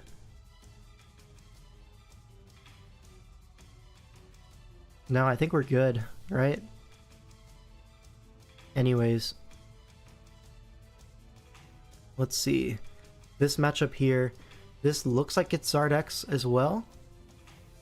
How have we not seen a Citrus yet? That's what I'm saying. Maybe it's an isolated movement. Hasn't hit the masses yet. Do we need to spread the gospel of the citrus berry? Seen plenty of lefties. Same, bro. I don't know. Not good for the citrus berry agenda. They just don't know the J. Ricky sauce? They really don't, huh? Anyways, we see a Finny mirror, actually. So what are the major threats here? We see another Zeraora Kartana combination. We saw that already in a previous series, but now we're going to see it again. And now what? The Lando Eye. There is a Claydol, though, which, funny enough, is a pretty nice Lando Eye counter. Wasn't the Raging Bolt last game Citrus? Oh, it was Citrus. You're actually totally right. So J. Ricky Citrus, we're going to fill that in. Shout out to J. Ricky. And once again, it messes with my my dimensions. This website might be terrible, folks, but what does J. Ricky Citrus mean anyways? It's just a citrus berry, and J. Ricky notably invented the citrus berry back in the day, so he takes credit for all citrus berries everywhere. It's just the vibes. But anyways, let's see. Zard X going to be pretty contained by the Feeny, you have to imagine. Maybe you could see a bulky Zard X trying to set up on the Feeny, as Feeny does kind of need a specific interaction of like Taunt plus maybe offensive Moonblast to really break through a Spadef Charizard. Just a berry you cultivated back in the day? Yep. Anyways. Interesting thing though, let's see. I think this Kartana might be... there's a Zardex and a Crobat, so it's a little bit rough for that. I don't know. Maybe the combination of Lando plus Zeraora will overwhelm the Claydol, and then that could be an opening offensively. Anyways, on the other side, I think Necrozma kind of walled by the Scrafty. It's not looking too great for Zazo. Doesn't seem like he has the same tools as his opponents to, you know, get some offensive progress going. But I'm sure he'll figure it out. There is only Zeraora as the flying resist, which, I mean, it's a pretty good one, but Crobat could potentially get something done. I don't know. We're just going to see. Wait, is this Lando allowed Sheer Force? That's broken. I mean, I'm pretty sure it is Sheer Force. What can be done about it? I don't know. And before I forget, I'm going to go ahead and do this. So if Owen wants to join me, he can. And then I'll let him know in DMs, in server, join whenever you want. Yeah, as soon as he's done being busy, probably hop in and dual commentate. But for now, it's just me. Right, let's look into the game. And now what? Feeny leads off into the Necrozma. We see a lead Feeny. Potentially could get chipped here. Actually, we see a Moonblast, maybe Specs here? Knocks off the Specs. So yeah, maybe a bulky Spec set aimed at, you know, 1v1ing the Zard that way. But it's also great as a lead. Goes for the Hidden Power. Gets a crit on the Empoleon. Okay. As rocks go up. Moonblast again on the Crobat switch in. But now Cross Poison. Gets big chip on the Feeny. Now another Hydro Pump. Another crit. So Crobat could potentially roost this off, though. Only does 73, so with a crit, or without a crit, that's high 40s. Is roostable, barely. Now Kartana comes in on that roost. Now scouts the Heat Wave by going hard Uxie. Could see potentially rocks go up here. And Empoleon does switch in on that. We see a U-turn. This is before Empoleon got roost, though, so this Empoleon is going to stay chipped. As Feeny comes in on the next knockoff, and now does threaten another Hidden Power Electric. Hidden Power Ground, maybe. Anyways, defogs, and now Surf is going to come out. So it actually reveals to be no Ice Beam, which is interesting against the Crobat. Does go for Roost, able to roost off these Hydro Pumps, even if it does hit, you know, you just, eventually you're going to miss, right? So, Brave Bird's the Uxie coming in, and now Rocks go up again. And now Zardex is going to take that as an opportunity to come in. Flare Blitz is the Uxie, but a U-turn is going to come out.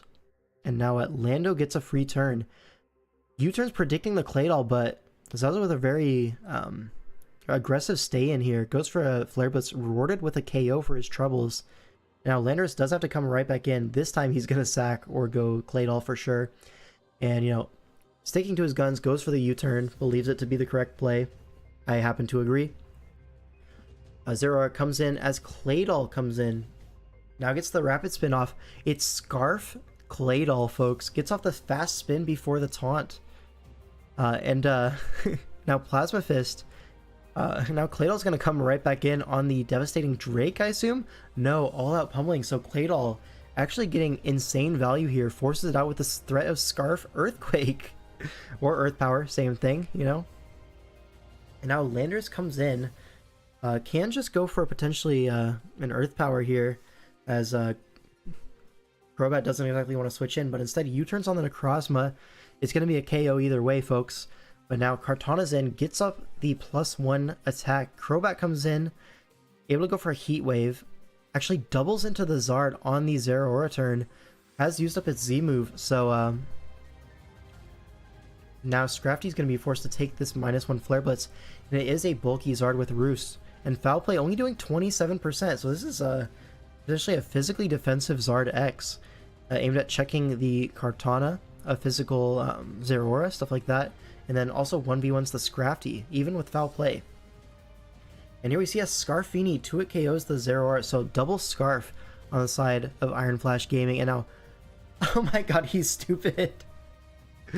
He just doesn't know the mechanic, folks. Oh no. He actually just doesn't know. So, I mean, if the guy's watching, you have to, for Last Resort to work, you have to click the other move, you know, without switching out. When you switch out, it resets. So, yeah. That's a little bit rough. Scrafty's gonna go down, and I think this Zard, a little bit too much to handle. Goes for a Rock Polish last-ditch effort.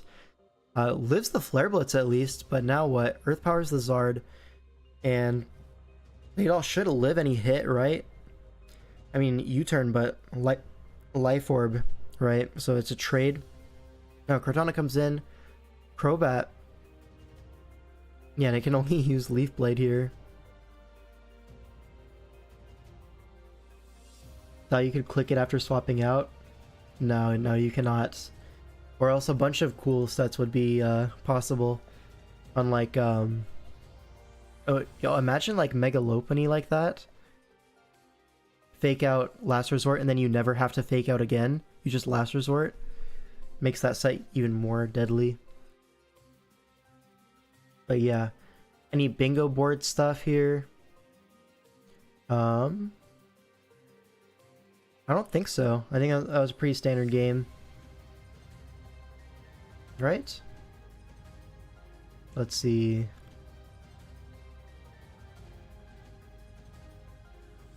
Yeah, I think that's it. Your favorite Last Resort set? Yep. Did the Rhytheo Sword Shield game not have 4 boots? Well, I mean 4 boots on one team is the slot, and I don't think that was the case. Because the Slowking wasn't boots and the Diancie wasn't boots. Neither was the Scizor, so yeah. Can't be 4. Anyways. Zaza wins, so he's up 1-0 in the series, and now we move to SV. Alright. Very interesting teams here, right? Kind of that Blastoise G-King plus Tinkaton combination that we've seen from Lax in DCL. And then on the other side we see the Iron Valiant plus Spike Stack. From Ting-Lu, we see a Spin Blocker with the Bramble-Ghast, and we see Latios for healing Wish potentially. Although here I think Latios more so just be offensive, right? As Tinkaton is the only switch, and that thing being weakened is pretty nice for the Valiant, although there is the G-King as well. A lot to get through for this Valiant, but at least G-King, you know, doesn't exactly threaten the rest of the team offensively. You do have a Ting-Lu, you have a Scizor, not the end of the world. And now this Ogerpon Wellspring seems to be like the big bad threat in this matchup.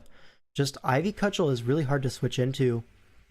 I don't see like a safe play. Maybe Dragapult can like come in once, maybe twice on an Ivy, but doesn't exactly threaten back outside of maybe a T-Wave or a Will-O-Wisp.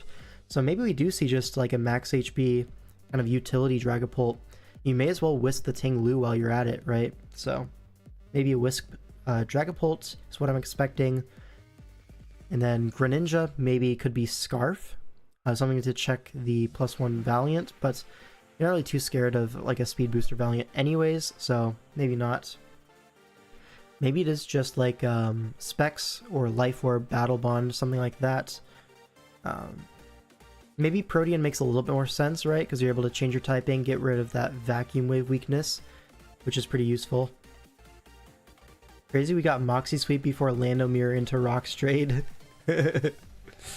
Yeah, true. Peeping, welcome to the stream. Alright. So yeah, I have to say, I think...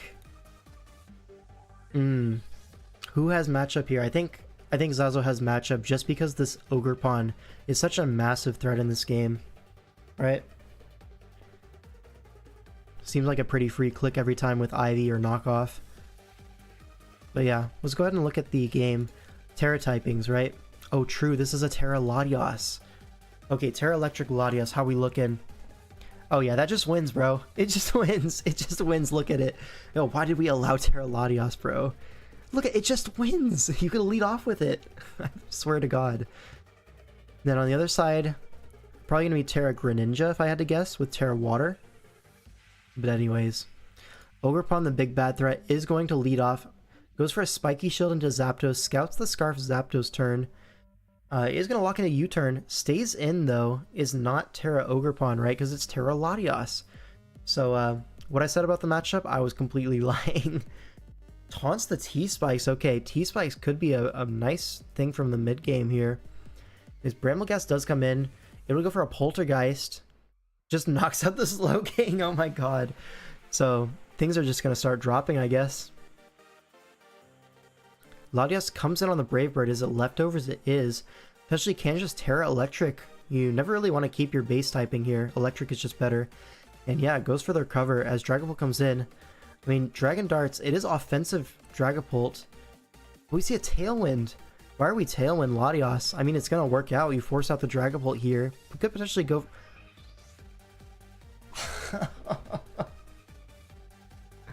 Why are we healing Wish on our Terra Latios? Oh, my dumbass Iron Flash Gaming. Tell me what checks Calm Mind Terra Electric here. Is that a magic trick on the G-King? True, that might be a magic trick, because that thing just vanished. Let me go ahead and fill that one in. You're absolutely right about that.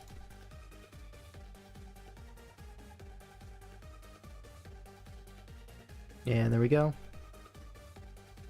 So yeah, total magic trick there. So we're gonna Healing Wish into 100% Mons, because he wants the Tailwind into the Brambleghast boost. And now you just pick up 2 KOs with Choice Band?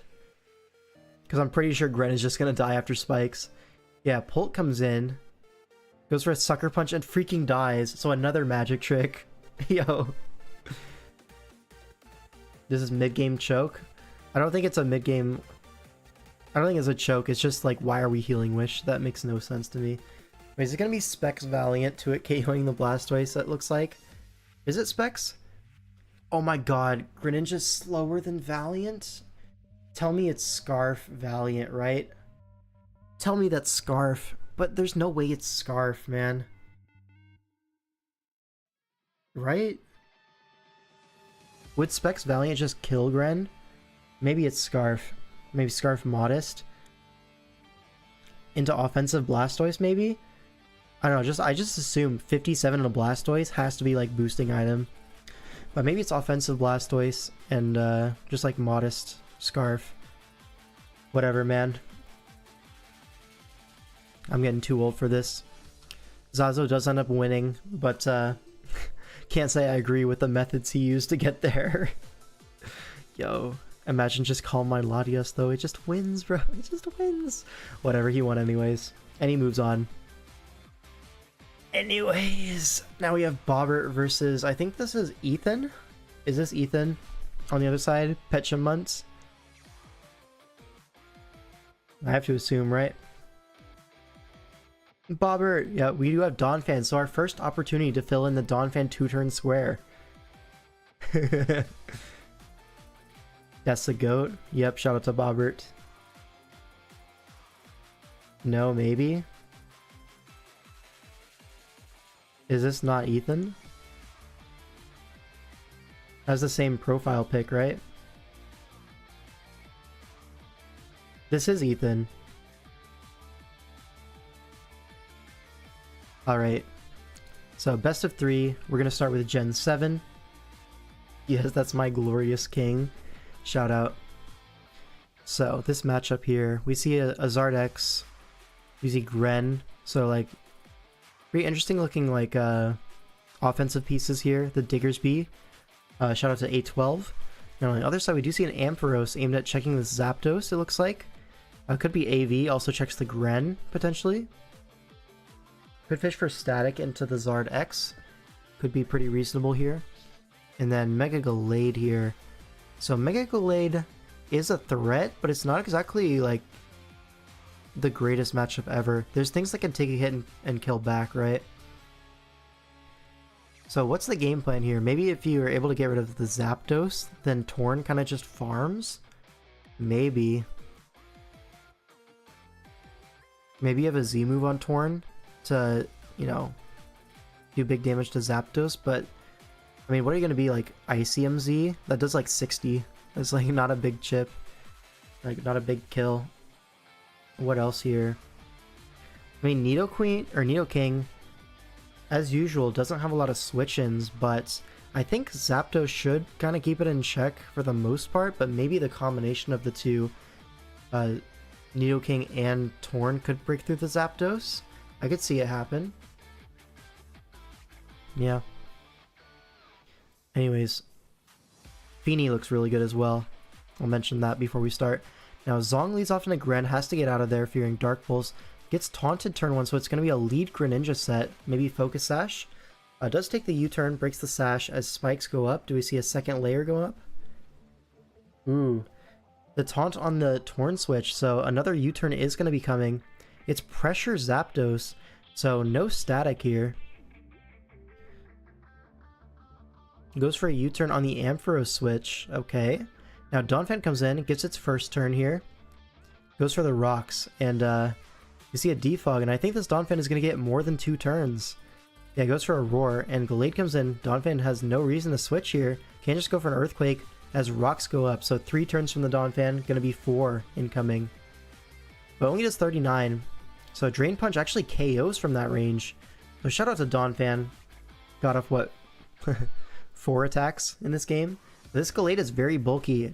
Not actually threatened by a KO from this Diggersby, it looks like. It looks like from that U-turn damage, even Return would not have KO'd from that range. So just goes for another Drain Punch. Able to KO the Gren, which is fine. It's a hazard lead anyways. Now Diggersby comes in. Now it does threaten with the Return. This time does not U-turn on the Bronzong. So do we see rocks go up? We do see rocks go up. Zard, though, in before rocks, we see a explosion from Bronzong, maybe a Toxic. We do see Toxic, so punishing the setup turn from the Zard. Now Feeny comes in, sets up the Misty Terrain on the Flame Charge. Okay, 19%, that is not a bulky Feeny. So Thunder Punch is just going to knock it out, yeah. And now what? The Zard is looking like a problem. Nidoking comes in, but I'm assuming with this set, maybe your only move to hit it is Flare Blitz, and you're not willing to take that, what's the word? Recoil. Scarf Torn revealed. Was it Scarf Torn? Because it was faster than Gren, right? Yeah.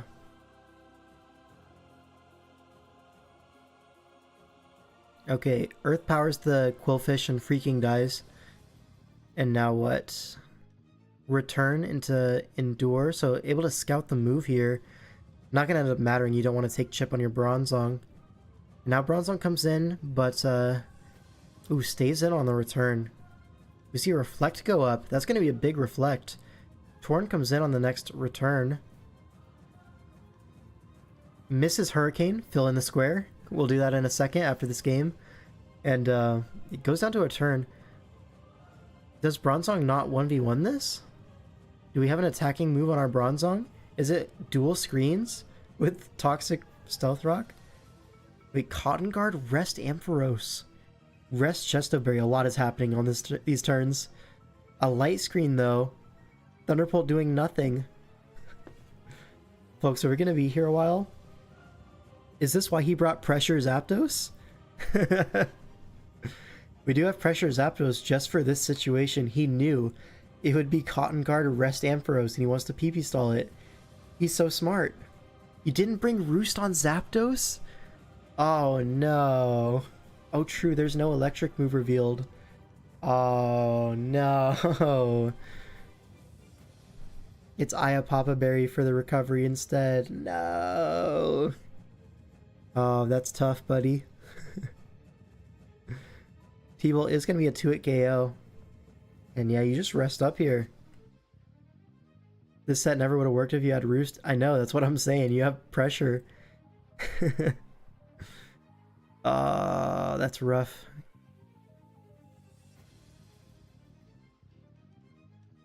Knocks it out, but yeah, you're +6 defense. Able to rest on Diggersby, which is insane. There seems to be no ground move on Diggersby. Gets staticked as well. Now what's the last move on this Ampharos? It's gonna be what? HP Ice maybe? Oh, Dragon Pulse, that makes sense for the Zardex, yeah. Oh, and the critical hit finally comes. I mean, you had a lot of opportunities to fish for it, but now, with it parried, Gallade's gonna come in, Drain Punch, and now Zard has to take rocks. It's already toxic.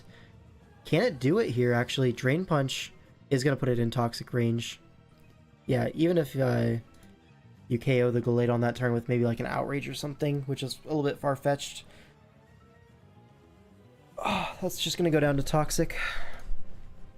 So Bobbert wins game 1. We advance to game 2. Alright, switch sides for continuity. And now what? Oh, this is like a really similar to the Legion of Boom Gen 8 drafts, which did not have great performances, may I say. Like the Steelix, the Latios. What else was on those teams? It was like a Galarian Zapdos, right? Or no, I'm mixing that up. What else was on those teams? There's an Azu. But yeah. Team went 4-2, by the way. How about the other one? Because you had 2 of them. What did the other one do? Tell me about it. Capping. Okay, 4-2 is not bad. I may have been misspeaking when I said that one. But the other one, the other version was horrible, I remember. Anyways. Urshifu Dark, alright? Is Dark Shifu allowed in your format, or is this Water Shifu? Because it doesn't say on preview. Anyways, on the other side we see a Galar Darm. Shout out to the GOAT. And then, what else here? I mean, if I'm being honest, this does not look like a very close matchup. I think Ethan has this one. Unless things go wrong, right? Because looking at it, you have really nice checks to a lot of guys. Maybe the G-Darm is the exception, right? Ice Cold Crash is kind of free.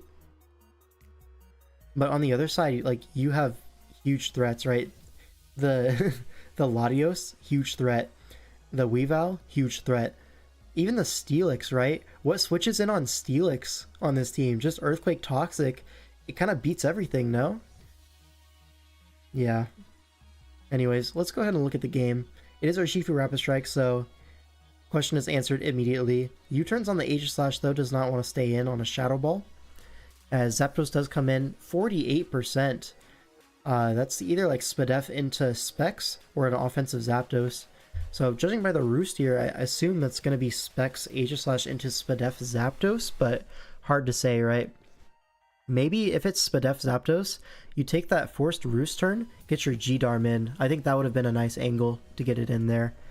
But regardless, we go Stunfisk. It's a safer play. You want to get up rocks, I assume. Yeah, Toxic's the Weavile switching in and then stays in on the knockoff to get rocks up. And now Earth Powers, again, does not value our Stunfisk very highly.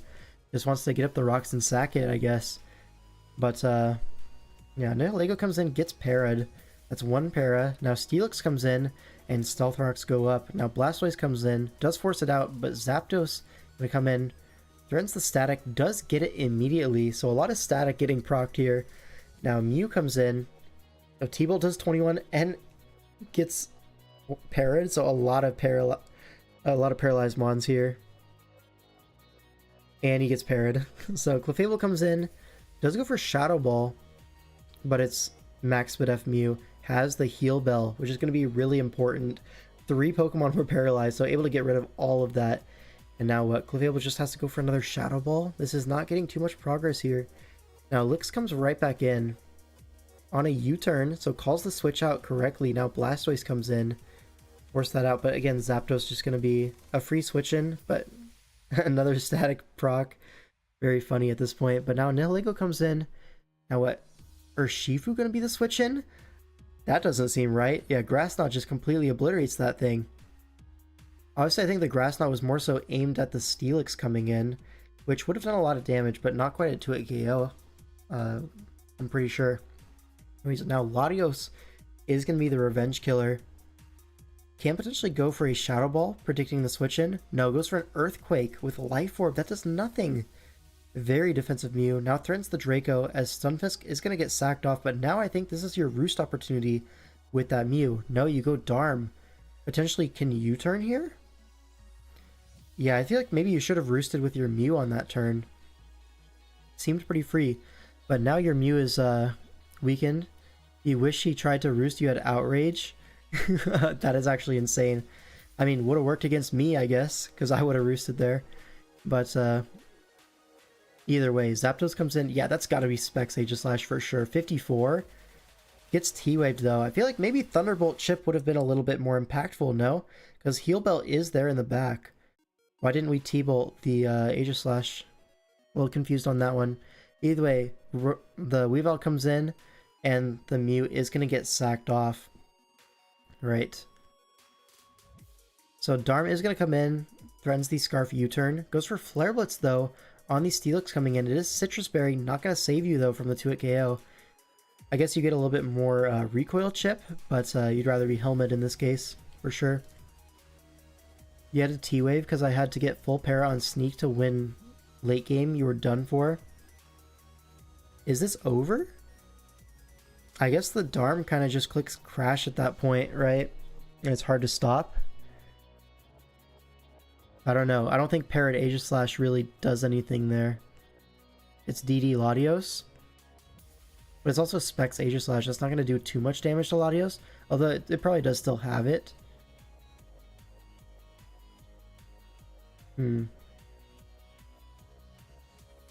Either way. So it's just on a T-Wave anyways. And now, yeah. If you did T-Bolt Chip, this thing would have died. But, now what? We see a Weavile sack off on the Flash Cannon. And now you just have to hope for full paras. You can DD this turn, yeah, because it's locked on a Flash Cannon. Now Stoice comes in, we see a Draco Meteor. 43%, so very specially defensive on that Blastoise. Could be Assault Vest as well, because that's Life Orb Latios. And yeah, it goes for a Mirror Coat. More so thinking Assault Vest. And is that a Life Orb Clef? That does way too much damage. How are we doing almost as much as a Lottie Draco? That makes no sense. But anyways, Nihilego's going to finish this one off. And yeah. So Bobber actually takes the series now? Yeah, that's 2-0. And I think they played game 3 for fun, yeah. We'll just quickly go over it. It's Gen 9 with some really weird stuff like a Reverie Mirror. How often do you see that? Anyways, let's see. Terra Ice, Reverie Terra Normal on this guy, the Arcanine. On the other side, probably going to be Terra Grass on that. Right? I don't know. Could be Terra Ghost Prim as well. I don't know, man. I just work here. Tropico's going to lead off. And now what? See a U-turn, break the shell immediately from lead Protean Gren. Now Spectre is going to come in on Terrapagos as Stealth Rock goes up. Curse? Why? Is it because the series is over and we're bringing funny stuff? I'm down for some funny stuff, but I gotta hope that's not a serious set. Pain Split, Curse, Shadow Ball. I mean, you get your chip. Be real, if he had a terrible Spectre matchup. I mean, if you look at it face value, Spectre is never soloing any team unless they make an error in drafting. The idea with Spectre is you're able to just double into your Great Tusk here. Like, what's coming in? Like Terapagos? Roaring Moon? They're all checked by the fighting type, you know? So just make a few plays with your Spectre, and that's how you really unlock it. But, yeah. Like, if you're just trying to brute force the Spectre through the Spectre checks, you get sets like this, and they're just not good, you know? Like, why would you click Curse predicting the switch when you can just go Great Tusk predicting the switch? Like, it's just so much better. Alright, Tusk comes in on the Roaring Moon. U-turns out. Ogerpon comes in. And are we Rindoberry? We're not Rindo, we just live. Goes for a Rapid Spin. So physically defensive Great Tusk, probably. It's just a massive prep forcer. Yeah, I think so as well. It's like a Mega Dracovish in that sense. Like, Dracovish does kind of a similar thing, but Spectre is so much better at it. Alright, Head Smashes the Primarina coming in. Didn't really force anything for my team. Well, yeah, you have Terapagos Roaring Moon. Like, what more could you ever ask for? Just by default, you beat it. Rarely ever overperforms insanely. Just force a lot of prep to stop it. I think, if you're ever interested in, like, Spectrier in SV, or in, like, or in Old Gens as well, there's a really great video by Wagon Fruit. He does a nice job overviewing, like, why Spectrier is broken, and also why it's easy to check if you really want to force it. You know what I mean? Like, successful Spectre builds, like, how to get the most out of it, stuff like that. It's a really great video.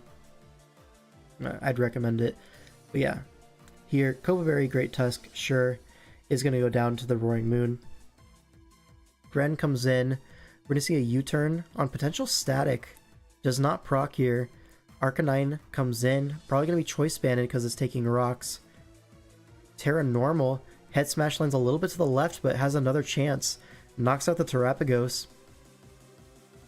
Like, look at Spectre now, right? In the late game, maybe like a Scarf set.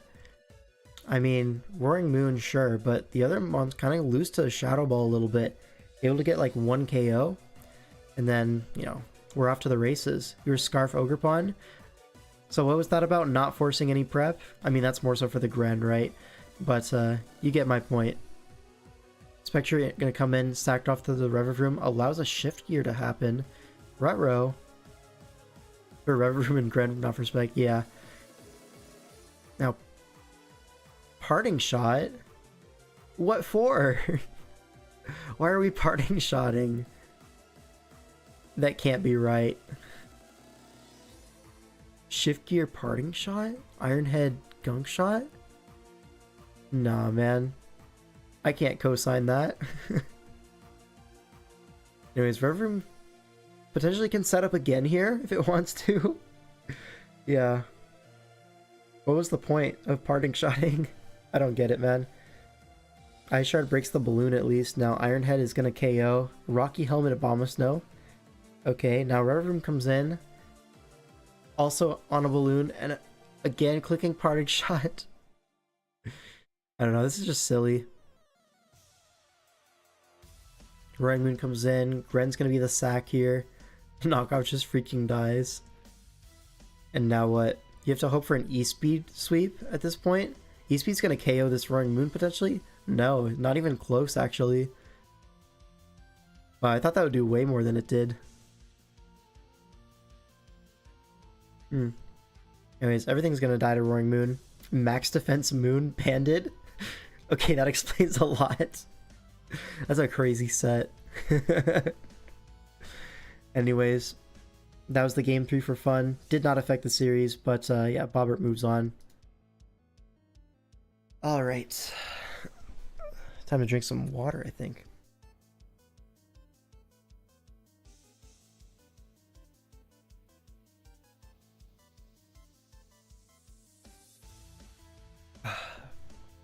Alright. Peep the description. We're rooting for mountaih out here. Sorry to Aga in the chat. Is it Aga or Aga? We were talking about it on the podcast. We didn't know which one to say. I thought it was Aga, but I'm not too sure. Correct me if I'm wrong. Anyways, we do see an X-Cloud on the field versus, you know, normal resist is the Heatran. I had it right. Shout out to me. I'm the GOAT. So Heatran is able to check that thing, but that's going to be it. And it does have Earthquake, I think, or Earth Power. I'm pretty sure X-Cloud gets something like that. Something like that. So could potentially see an X-Cloud Masterclass here. But that being said, maybe not. Maybe not. So let's see. What are the threats here? Garchomp has to get through Selly and maybe even a Balloon Prim. So not super straightforward. Lele though, I mean, also has to get through the Selly. It's a lot of pressure on the Selly this game because the Serena also might have to be Selly to switch in and take a knockoff. Because Roselia, you're going to get knocked off and then a U-turn is going to do so much damage. You play in 2 hours for finals. Yeah, we're trying to get through these games so we can watch finals live on the stream. I think that would be pretty cool. But yeah, so far I think we're roughly on track, but might have to go a little bit quicker. But yeah, we have been doing some pretty deep analysis. You forgot to do the bingos from last series. What did we get from the bingo? Did we get anything?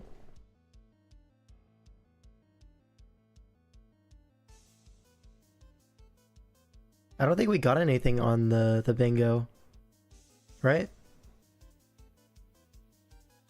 Torrentine misses a move. Oh, I did forget to add that. You're right.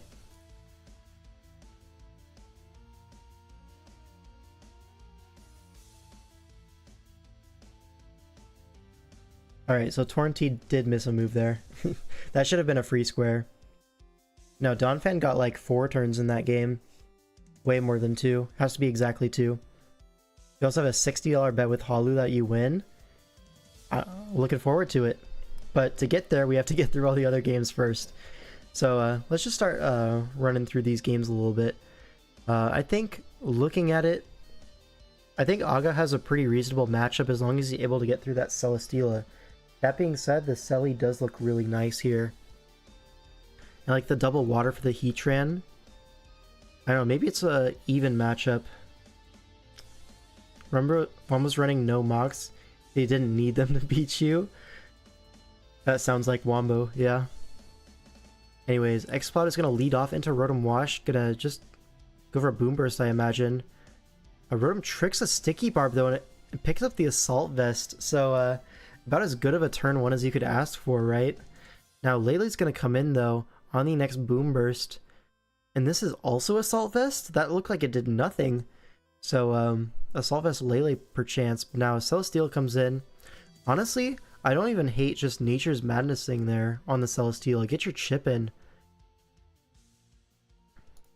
Regardless, we're going to go Rotom instead, which makes sense, right? But now Roselia's going to come in, and a Spike will be going up here. Hawlucha does come in. It's not actually Seed, though. So, going to be another item on here. Going to see Sunspore, but Lumberry? It is Lumberry to proc the Unburden. And now +2 Lucha. What is the check to this? We do get the Poison Point, which I think it's not going to be too impactful because it's either Prim lives or it doesn't. Oh, Endure. So Prim lives on 1 here. Now you have to imagine Custap's coming. Yeah, obviously we're going to switch out and Surf comes out. Serena's come in, threatens the spin kill. So of course going to go for the spin. And now Selly comes in. No lefties though, so maybe an offensive Celesteela perchance? It is offensive, so we see Autotomize, but this is Assault Vest Rotom.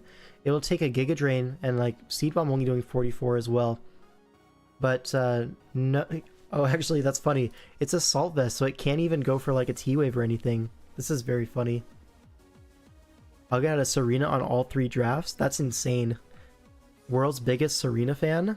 I think Addy might have something to say about that, but certainly in the contention is Aga.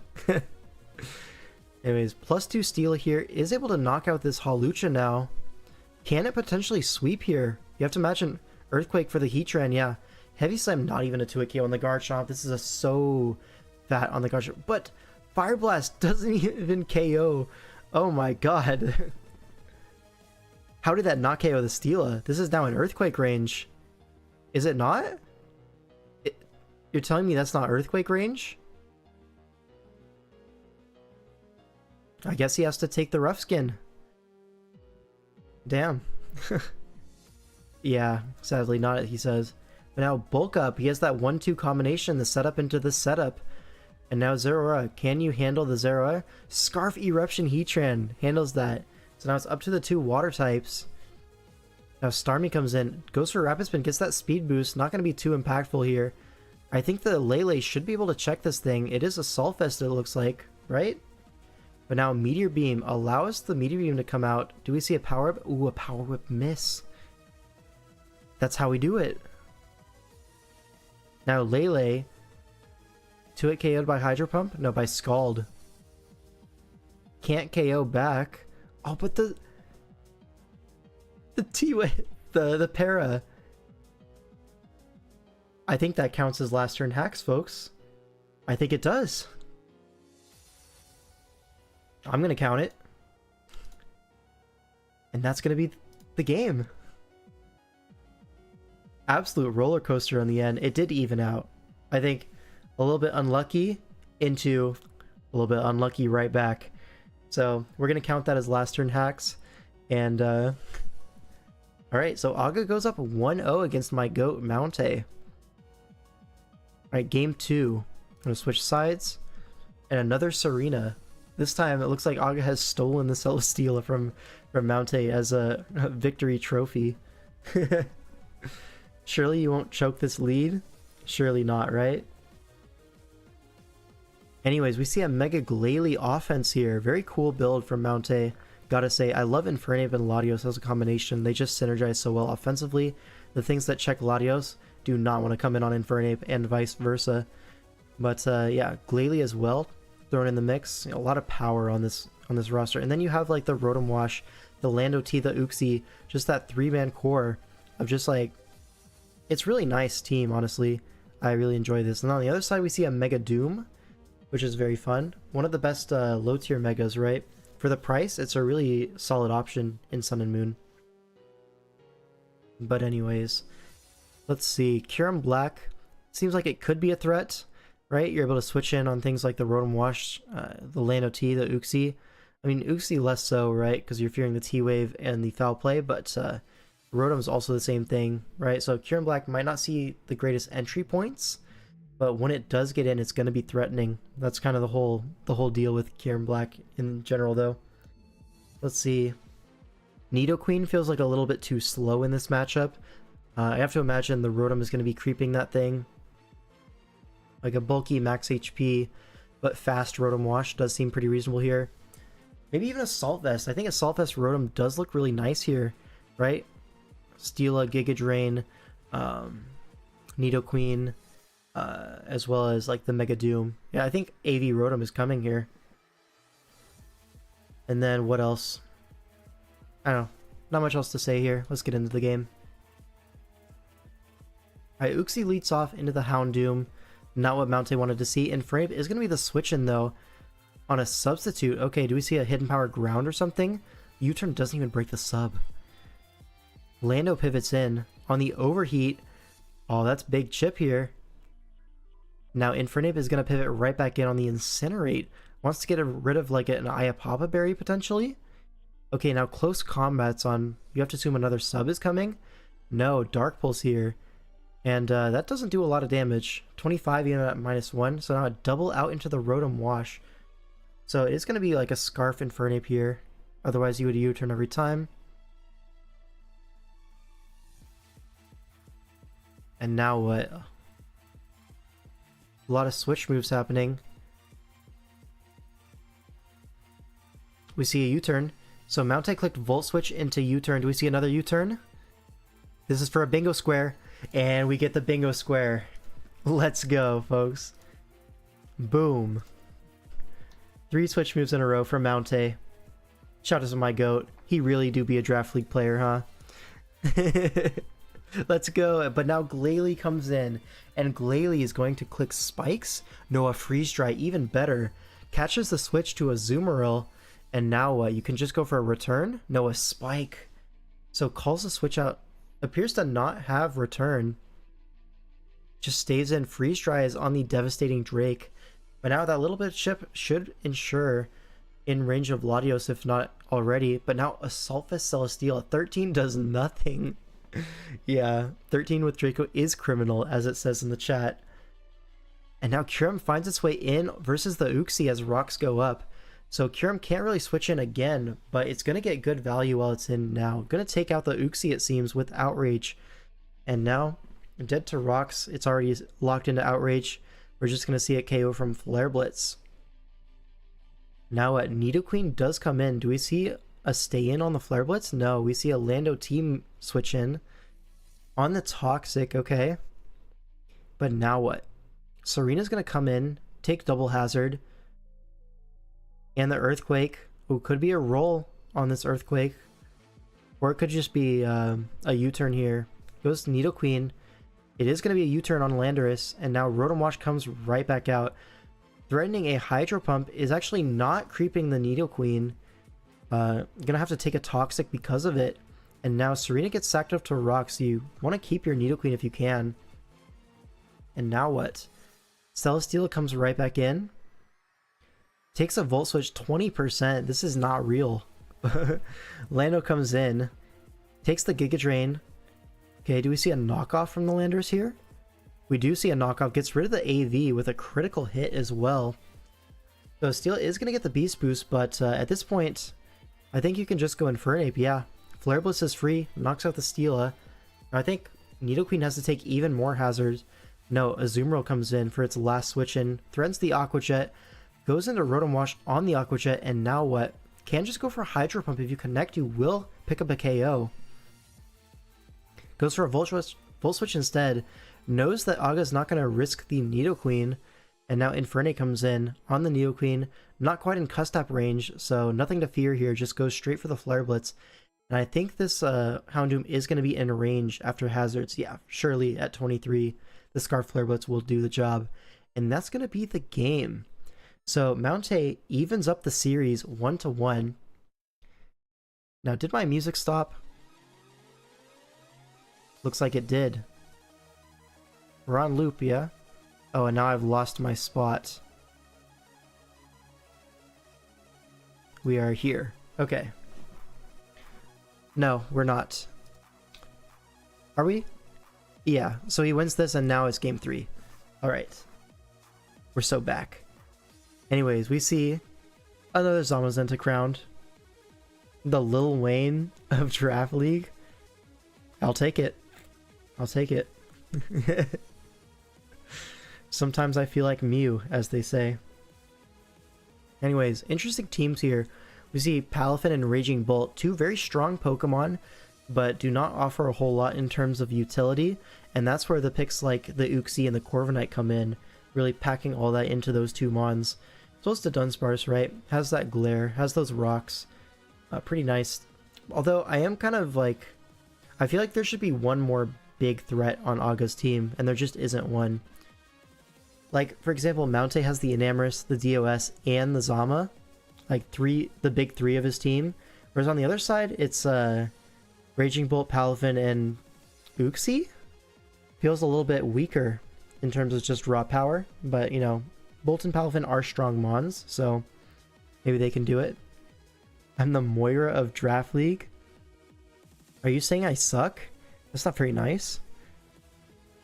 Bro's big three has a Salazzle. True.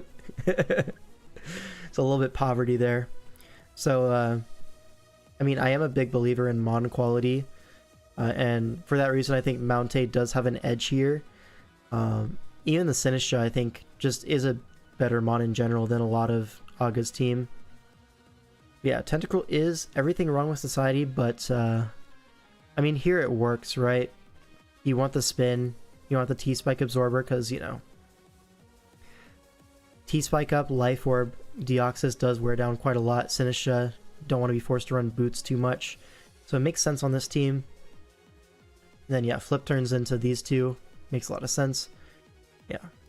Let's look into the game. So we see a Terra Electric on the Enamorus, Terra Water on the Sinistra, and then on the other side, Terra Ground on the Raging Bolts, and I think Terra Psychic on the Dudunsparce.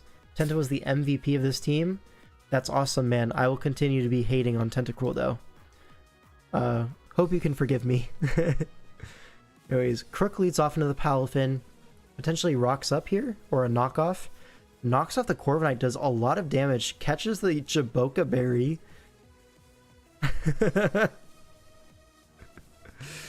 What are we doing here? What is the point of Jaboka Berry over Rocky Helmet? Someone please explain. We have Aga in the chat. Please explain this to me. Is it Acrobatics Corviknight? That's the only way it makes sense, right? Oh, it's Thief. That's how it makes sense. Catches an Assault Vest, though, and freaking dies to Terra Blast. So probably going to be Physical Enamorus, judging that the Terra Blast killed an AV Corviknight. Jaboka just cooler, can't lie. Yeah, and like, enables the Thief, so we answered our question. And the Focus Sash Sinistra goes for a Pain Split back up to full. The Dudunsparce is crazy. Now, Crook comes right back in on the Dudunsparce, and now threatens another knockoff. Is going to knock out the Dudunsparce, gets a Moxie boost, and now what? Palafin comes in, threatens the Jet Punch. We're going to see Tentacruel come in here. Losing your only Draco meter immunity is certainly a decision. It is one of the decisions of all time, yes. But it's fine, it's fine.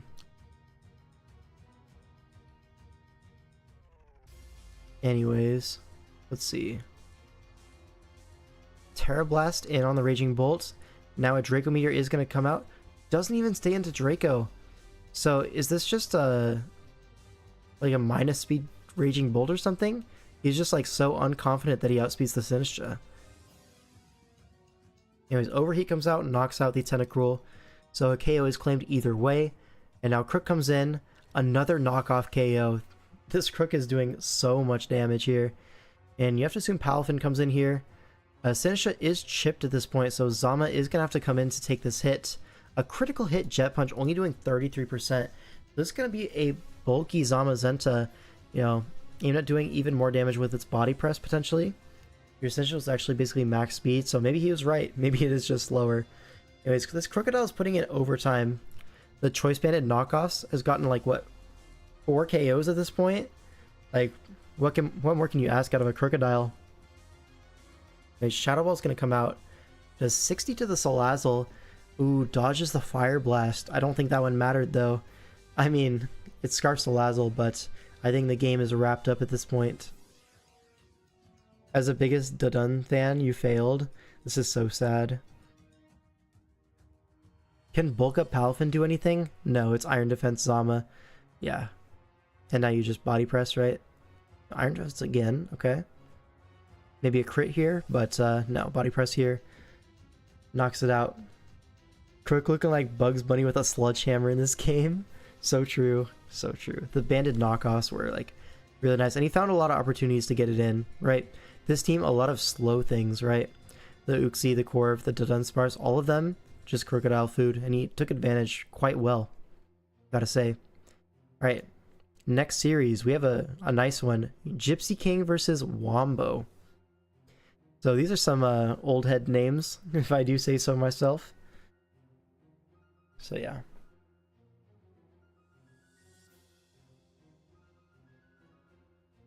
We also see our first Terra Zarude of the stream. This time paired with Valiant. So obviously a very strong pairing between the two of them. Alright. What can I do here? So Gypsy King, one of the GOATs of the game, right? Probably was the best player in the format for quite a long time.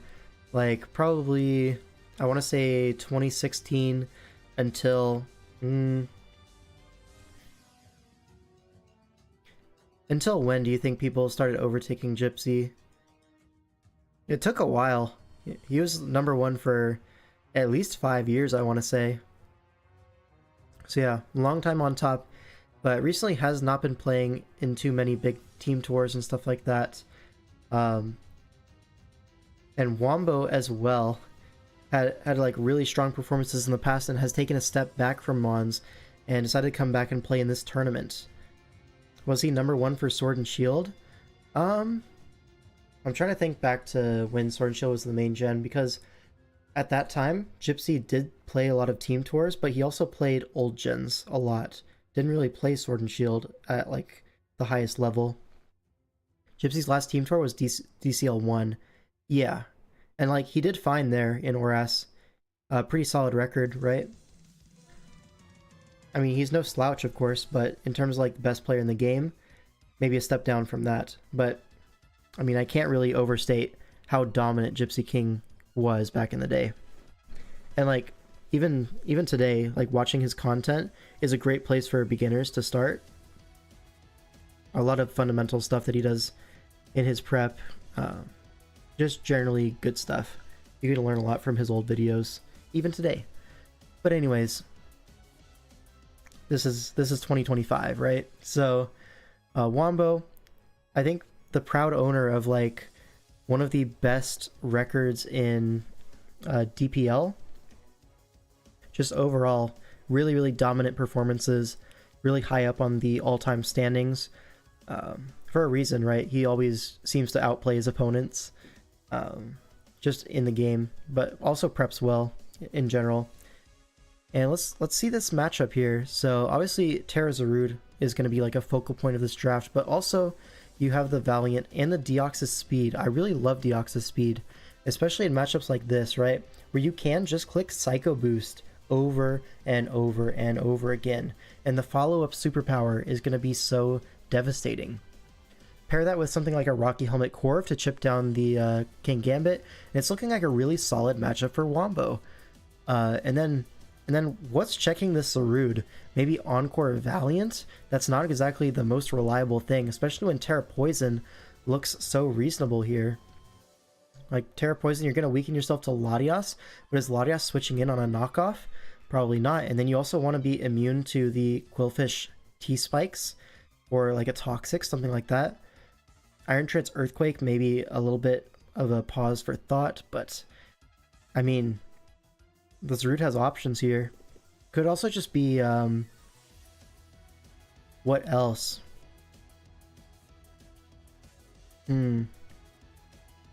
I could see a Terra Grass here. Not really weak to anything. Get your stab boost on Power Whip, and then just Power Whip and maybe Drain Punch. Maybe knock off 3 attacks Synthesis. That seems like a really strong set as well. I mean, there's a whole bunch of Zarud sets you could be here. All of them look amazing. Let's find out. But it's going to be Terra Poison on the Zarud, like I was thinking initially. And then on the other side, right, it's Terra Latias. I keep forgetting because it should be banned. But it's not. It's a Terra Poison Latias. Okay. Lead Treads into Deoxys Speed. Okay, so really nice lead for the Treads. But Gastrodon is going to come in. It is Sticky Hold, so maintains his Rocky Helmet even through knockoff. And now what? Quillfish comes in on the Stealth Rock turn, but Gastro could be double hazard here. Goes for a Yawn, actually. And now this Quillfish is getting up so many hazards. Double hazard up, takes the sleep, so nothing else can get threatened by Yawn. Pretty nice.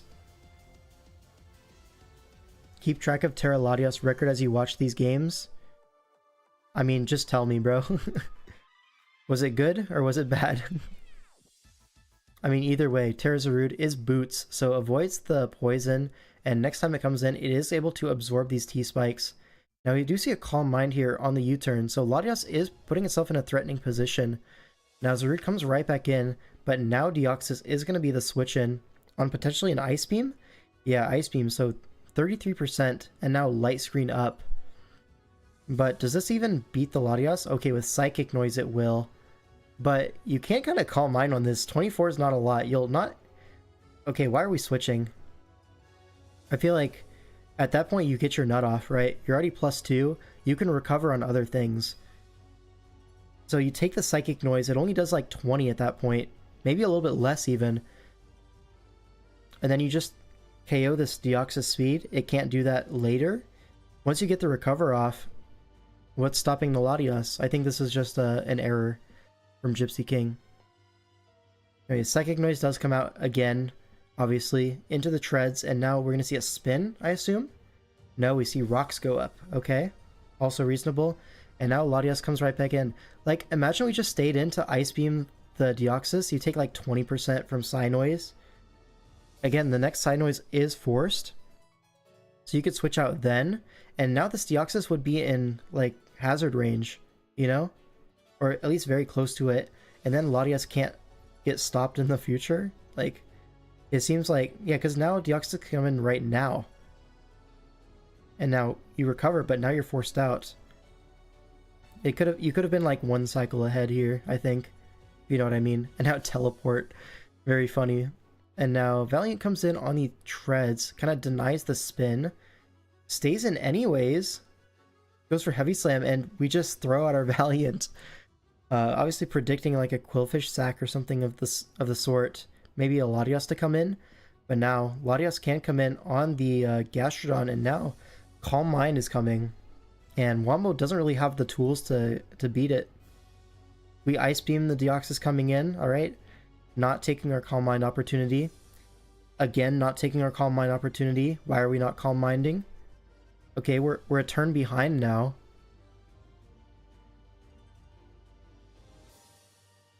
Ice Beam is a 3-hit KO on this Zarude. So at least neutralizes the Zarude. So, that being said, I think if you just Calm Minded first and then Ice Beam rather than doing this stupid turn 20, Ice Beam for 23 into a Swords Dance, if we just Calm Mind that turn, and then the future Ice Beams are doing 35, it's more than a 10% difference. So the Zarude would have died, you outspeed everything else, the Latias just wins, bro. The win was right there. Maybe he wins anyways, but maybe it was a toss. Let's see. He is up a lot of Mons. Corviknight comes out. Can we break the Corviknight? Bellybolt comes in, but Gliscor is looking really threatening here. Right?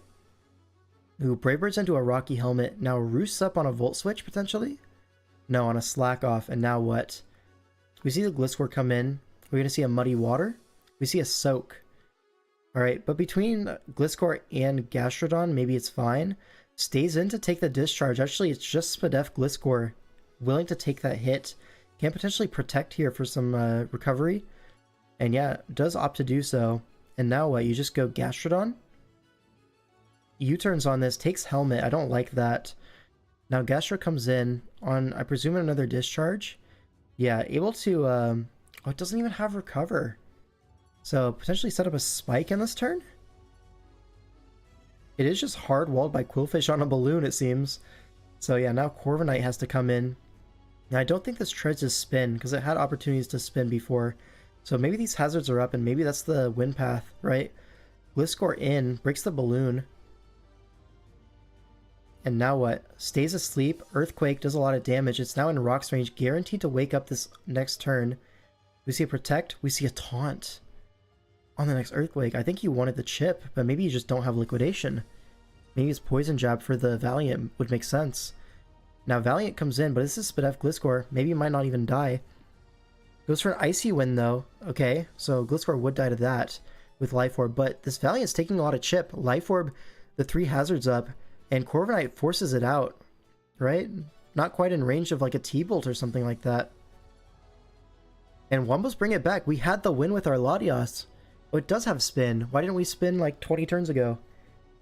Whatever, man. Treads goes down. It doesn't go down. Corviknight is terrible. Okay, it does go down to the Rocky Helmet, and a Roost comes out. Makes sense. Now, Bellybolt comes out, but this Gliscor is healthy. You have to go for a Soak. But now Earthquake is going to pick up a KO at this point. Yeah, Earthquake's a 2-hit KO here. Has to Soak. But now you get rid of the Ground Stab, I guess. But now you can just Earthquake, right? You don't even care about the HP on this Gliscor that much. Perfectly willing to take a discharge in exchange for this Belly Bolt dead. Goes for a U-turn this turn. Goes into Gastrodon. Potentially could get up a Hazard here. Is able to get up a Spike, I think. Goes for Toxic, yeah.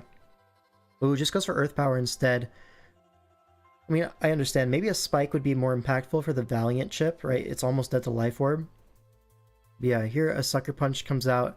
Rocky Helmet, though. And now what? Corviknight comes in. It is Rocky Helmet, Body Press. It's not Terra Gambit, but it's Choppleberry. Okay. And we're just going to Roost on this thing. Yeah.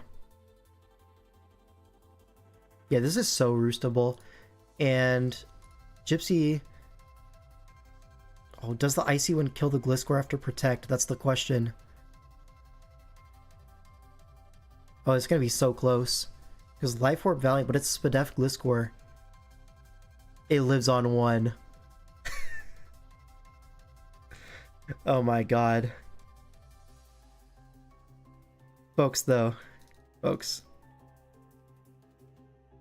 Turn 20, I think it was. Why did we Ice Beam? Why did we Ice Beam? Calm Mind here.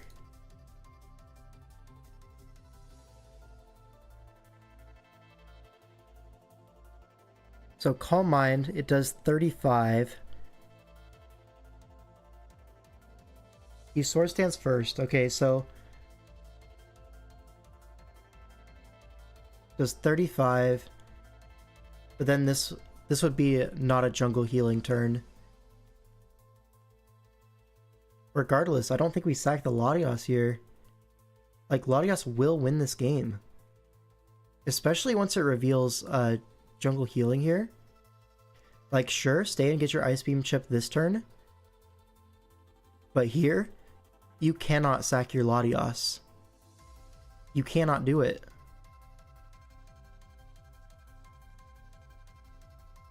You have to sack something else. Go Valiant. Be like Psychic or Zen Headbutt, something like that. Maybe you just didn't have that? Or maybe you go Gambit after. Yeah. You... maybe Intimidate it? No.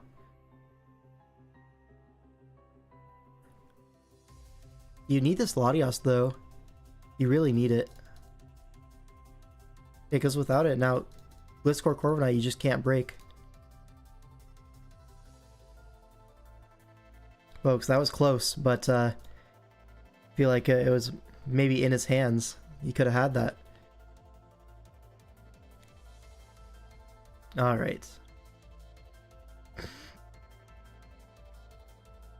Let's see here.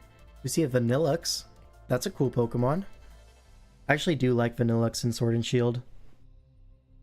So would you say that was an endgame choke? It wasn't quite endgame at that point. But definitely a misplay. I wouldn't call it a choke. Someone added me on Discord. Hello?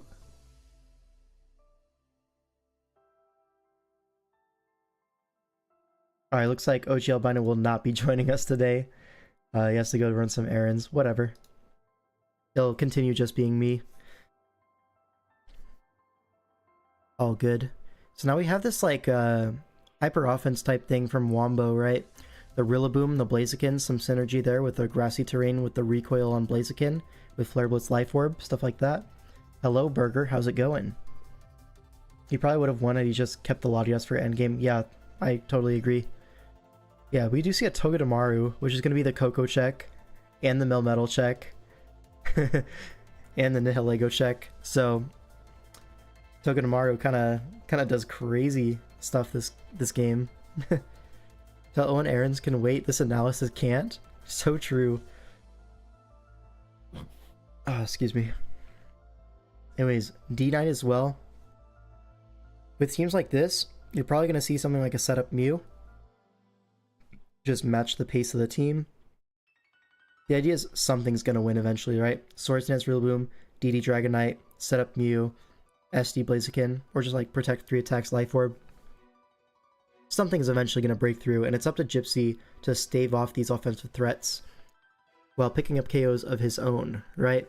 Because it's not that easy, or it's not that hard to force KOs against Wombo's team, at least in theory, right? That being said, Togedemaru does kind of put a hamper in things, I'm not gonna lie. So just having that like bulky pivot on this team does seem like it's worthwhile. But anyways, let's go ahead and watch it. Nihilego leads off into the Blaziken. It is on a balloon. Power gems immediately, but this is Assault Vest Blaziken? 34 from Power Gem is not normal. Anyways, now you can just go for Flare Blitz here. Pretty safe. Oh, goes for a Poison Jab on the switch to Coco. God damn, he's good. Obviously, he was predicting the Primarina to come in, if anything, but happy to catch a Coco if that's what's going to be given to him. Now, Zygarde comes in, forces this out. Now, 1,000 arrows into the Mew. It is Life Orb Zygarde. Okay. So, probably going to be like Life Orb DD Skitter Smack, something like that to hit the Rillaboom. But now T-Spike goes up, and that's going to be a reasonable issue for Wombo. Mystical Fire, though, on the Primarina. So, not a setup Mew, more of a bulky set. Is going to wall out this Primarina and set up spikes. Okay, so hazards going up from this Mew. That's how it's going to be exerting its offensive pressure. Makes sense. Now Coco comes in, but Togedemaru is a free switch in on this thing. This is Gen 8. There is no hidden power ground. And now a free U-turn. You're going to take Helmet, but you're perfectly fine with this trade. You get your momentum. And now there's no ground resist. Just kidding. There's a Balloon Vanillux. Hey, thanks Burger for the 1 gifted. Appreciate that. Sin of Wrath can be the recipient of that one. Congratulations. And now I can go 3. Now what happens at 5 members? I'm not really too sure. But is there anything I can do here?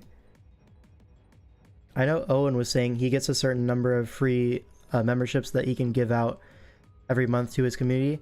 I don't see that on my end, but if I figure that out, I'd be happy to give some members as well. Yeah, appreciate that, Burger. It was supposed to go to me. If only there were a way, huh? DPL apps at 5 members? Yo, if we get 5 members, I'll do DPL Season 8 awards tonight. How about that? Zooch instantly gifts 2. Anyways, Vanillux able to come in. Psych! There's a Focus Blast and he just hits that raw. Very epic. Now, Primarina is going to come in. How much is it gifted? I think it's like $5. Now, Togedemaru going to once again serve as a pivot here. As Surf gets clicked, but threatens the Zing Zap. Does not want to stay in there as the Primarina. And now Coco does come in on that said Zing Zap, but now I think you're happy sacking your Togedemaru here. Like, with the Hail Up, it is going to go down, denies a Roost turn from Coco, and you get right back into your Lando. You'll match someone if someone gifts. Ooh, can we get to 5? DPL awards hangs in the balance. Anyways, goes for a Sludge Wave, but Primarina just eats that up. It looks like it's a Salt Vest from that damage. It will go for an Ice Beam in return, but now Dragonite comes in. It will go for an Earthquake, and now what? Melmetal's going to come in? Yeah, as the check to Dragonite. And it looks like Wombo is just really far ahead in just how this has shaken up. Double Iron Bash does do a lot. It is going to be a 2-hit KO, but another Earthquake is coming. And Melmetal is going to be in range of pretty much everything. And I think at this point, the Rillaboom does seem to be... Oh, what am I saying, the Rillaboom? The Mew's just going to win. It has Ice Beam and Fire. And does outspeed the Zygarde. No, it doesn't. Actually, it's slower than the Zygarde. But does it matter? I don't think so. Even if it doesn't KO. Life Orb recoil and then the Glizzy Glide in the back. Yeah, Wombo just packs up Gypsy in 2 games. So, shout out to Wombo. Did they play a Game 3 just for fun? They did. So let's just watch the Game 3. It's still 2 great players, worth watching. We have a Magneton, the rare Magneton in draft. Like, when's the last time you've seen a Magneton drafted, folks? It's been a long time. Usually it's Magnezone or nothing. But here we do see a Magneton trying to trap the Celesteela. Very nice. Alright, let's just watch it here. We see Mew lead off into the Crocodile, so nice lead for Gypsy. Switches out into the Torn on the Ice Beam. Catches the 2-hit KO. Gonna be forced out immediately. No U-turn on the Torn. crucially. Now, rocks go up and a T-bolt is going to be clicked, so once again, a very bulky Primarina. Maybe Assault Vest, maybe it's just Max Spadef, but the Surfs are doing a lot, so I have to assume this is AV Prim. Is going to trade 1-for-1 for the Mew, but I think Mew kind of got what it wanted, right?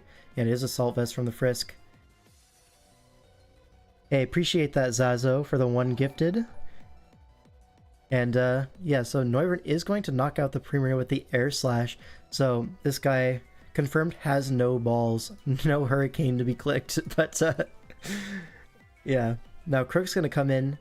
Not really threatened by this Crook. You can just stay in an Air Slash. And I appreciate that, Burger. So shout out to 5 members. And that means DPL awards are going to go up tonight, right after this stream.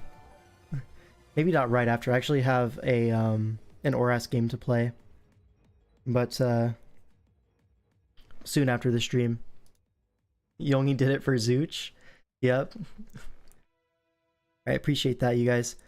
But it looks to be Specs Noivern. Air Slash flinches the Crocodile, and it's going to be a 2-hit KO.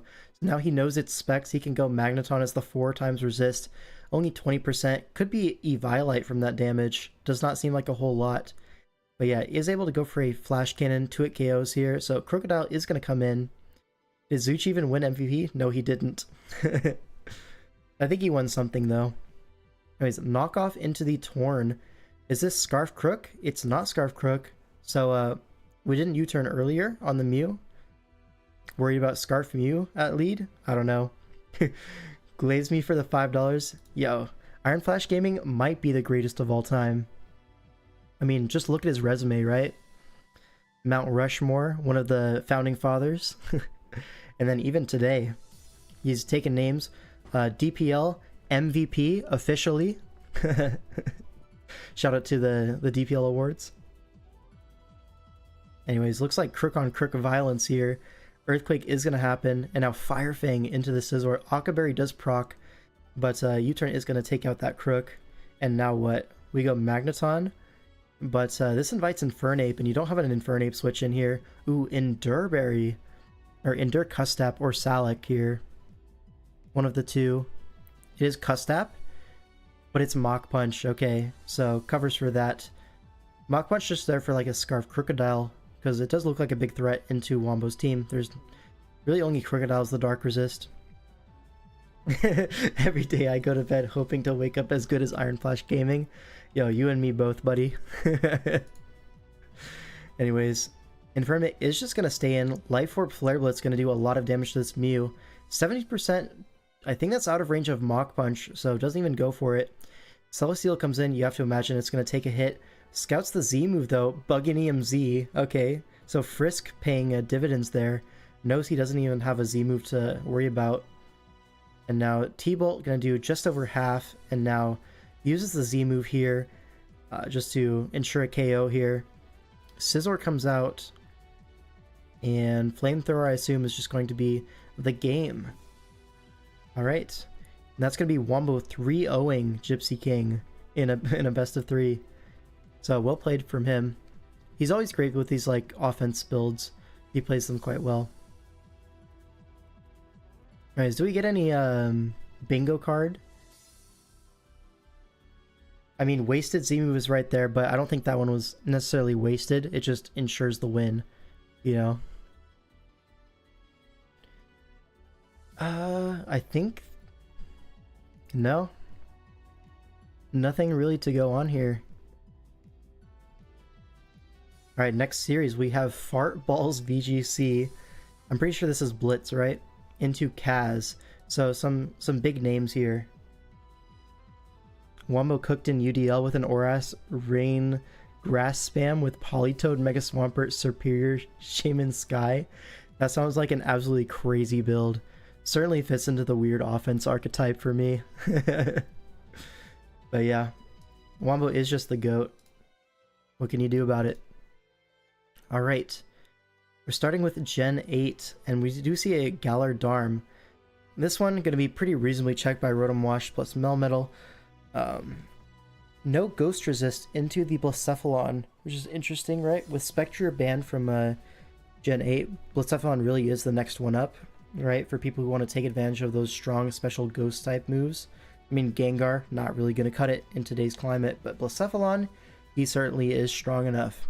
I mean, Aegislash, yes, but that's a different Pokemon entirely. Blacephalon really does feel like a Spectre at some points, but with a secondary stab, so in some ways even better. But yeah, at least it doesn't warp the meta around it. Anyways, I don't see a Steel resist, so Melmetal could be a massive threat here. Maybe Choice Banded, maybe we see T-Wave spam plus Choice Banded Melmetal, like a fast melee, like T-Wave Rotom, T-Wave Uxie. I could totally see that as a game plan, right? Able to outspeed all these mid-speed Pokemon, like the Feeny, the Necrozma. Definitely could see that. But yeah, I think generally speaking, Blitz just wants to get in his Melmetal and his Blacephalon as often as possible. Click those big buttons, and Kaz he's on a timer. He can't let that happen. If he just sits there and passively switches around, Blitz is going to find his openings. And yeah, Trick Room Uxie and Abandoned Melmetal gets 47 kills. It really does just one-shot the roster, doesn't it? So that's one option as well. I was thinking T-Wave plus Fast Mel, but Trick Room U-turn into Mel also totally works. Yeah. So gotta give the matchup to Fart Balls VGC. Yeah. Feeny leads off into the Melmetal. This is gonna be a double Iron Bash. But Iron Defense, okay. A critical hit though, so Melmetal will not be denied. And the XD in the chat. This is so sad. But yeah, now Necrozma comes in, threatens a Heat Wave here, goes for a Heat Wave into AV Skuntank, it looks like. We see a Corrosive Gas, so not AV, it's just Spadef. That makes sense. Now Dark Pulse into the Rhyperior. We see Corrosive Gas, so getting 2 items out of here. And now, rocks go up as Rotom comes in on the Earthquake. Alright, now can just go for a Hydro Pump, there's no resist, but goes for a Volt Switch instead, predicts the Slowking as a Rock Wrecker comes out. Shout out to the GOAT, Kaz, and his Rock Wrecker tech. That's very funny. But now Darm comes in, the Ice Resists are a little bit chipped, so Skuntank is going to come in, get that Aftermath chip at least. And now Torn, this offers a free Melmetal turn. It is leftovers, so not Choice Banded at least. But it doesn't matter, bro. Necrozma's taking 80, and this leftovers chip is pretty nice, cannot lie.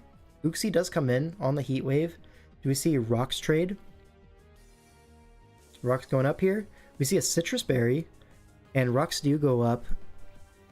And Dark Pulse is just going to KO from that range, gets the high roll. But now Garchomp comes in. There's no Dragon Resist left. Earthquake is going to go out though. So Leftovers Chomp probably not going to be Scale Shot at that case. Slowking the check to Garchomp is going to work. Rotom, though, does pivot on the Ice Beam correctly. Threatens a Pain Split here. Is going to get it off. Sludge Bomb does a lot of damage. Is a 2-hit KO on the Rotom, but at this point, the damage... I mean, that's all Blitz really wanted, this Slowking to be weakened. And now Melmetal is able to come in on the Slack Off, a free turn. And now what? Just a double Iron Bash. It just KOs with Lefty's Melmetal. Like, this is especially defensive Slowking. And, yeah, Melmetal able to go for Protect. Just, you know, get a little bit more leftovers. Superpower, unless it's Choice Banded Dharma, I don't think it just kills this Melmetal. Regardless, he's going to play it safe, goes to his Rotom, sacks it off to the Superpower, and now you have to assume Blacephalon's coming in. Yep. And Torn, probably going to get 2-hit KO'd by Scarf Fire Blast. Yep, and it is. So if we hit this Fire Blast, we're going to win. And if we miss this Fire Blast, it doesn't matter. Could even switch. I think switching is technically correct. Yeah, doesn't even want to risk a Fire Blast miss into like Ice Cold Crash, like triple flinch on the Melmetal or something like that. Which I don't think would even win, but plays it safe, wins that in-game very comfortably. And yeah, like I was saying, there's no real check to Melmetal and Blacephalon, and the game demonstrated that very well. Alright. Next up, we have Sun and Moon. Alright. Sun and Moon. We have another Beedrill team. we've seen multiple Mega Bs so far, so a little bit of a popular mon, some might say. But what else here? We see a Kyurem Black, which will be picking up a KO when it clicks the Z Ice. That will be happening at some point in this game.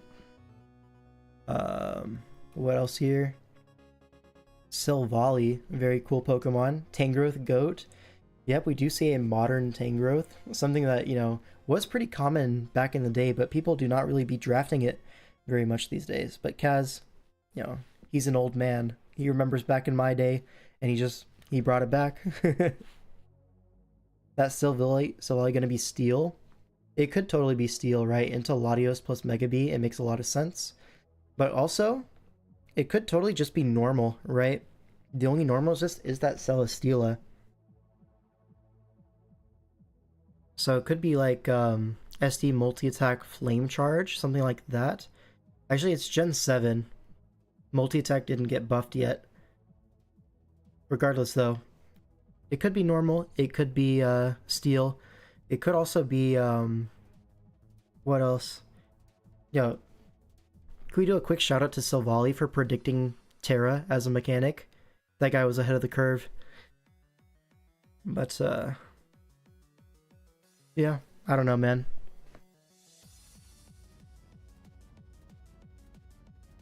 I'm thinking Blitz probably has matchup again, because what's checking this Latios, man? He just always has a threat that kills everything. We're just forgetting about Arceus? I mean, is this not Arceus? It's the same Pokemon. Anyways, Silvally is poison. We're all wrong. It's to absorb T-Spikes, okay? Zen Headbutt into the Roserade slot. Right, he loses his T-Spikes, there's no boots this gen, so he wants it for the Roserade. Makes sense.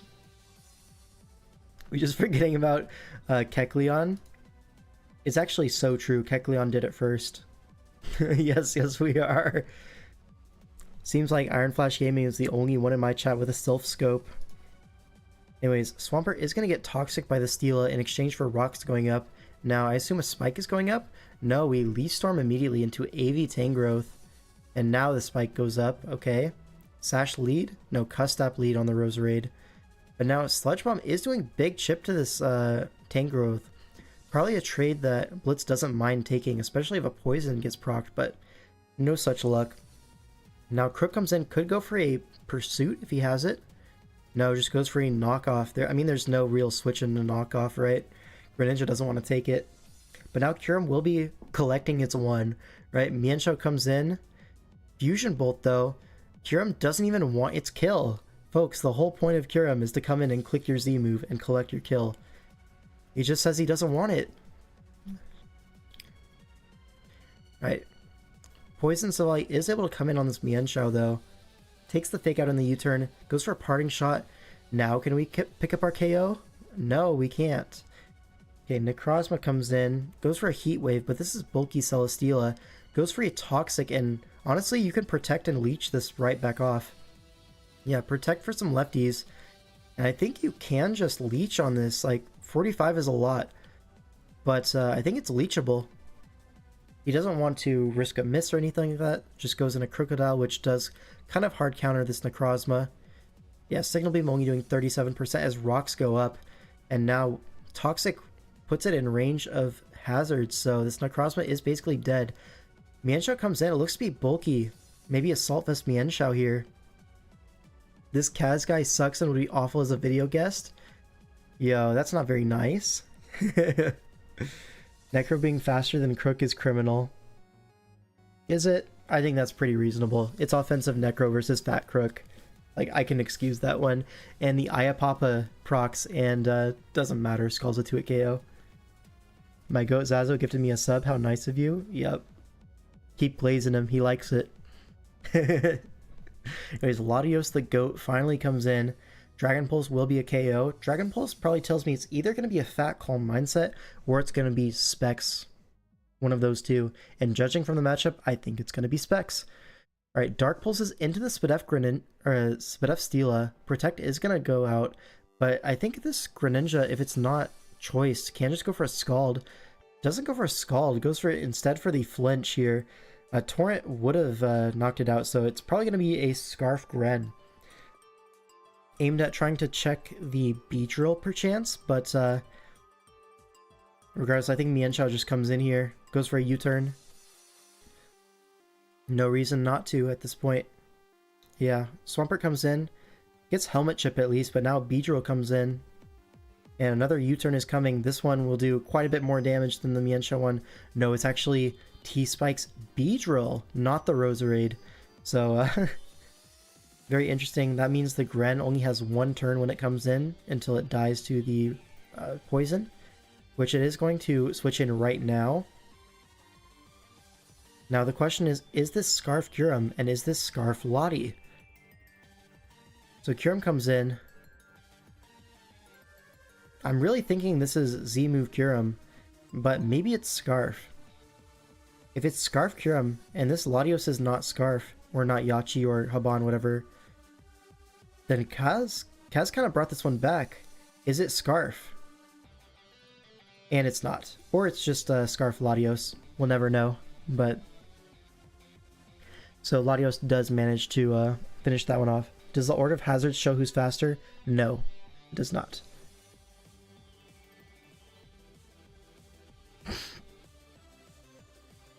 Alright. And now, that was the round of 16. These are some familiar faces from earlier, so now we're on to the round of 8. This is the top 8. Alright, we have Itzia versus Theo. Alright. Itzia versus Theo. And we're starting off in SV. So Theo kind of not using stall for the one game out of the set. And then Itzia, again, like we said before, this is a very powerful squad, right? Terratorn, Zamazenta Crowned, Garchomp. What more could you really ask for? But then, for some reason, Theo also has 3 round 1 picks in Meowscarada, Great Tusk, and Terralatios. So, I mean, it's just 2 really good drafts going against each other, I think. Who has the advantage here? I mean, that Basculegion does look really nice as the Zamachek. Just like max defense, Rocky Helmet, Crunch is doing a measly like 30% to that thing. Unless it's like offensive Zama or something, which it totally could be. But like just max HP, Iron Defense, Press, Crunch, that's not doing anything to Basculegion. What else here?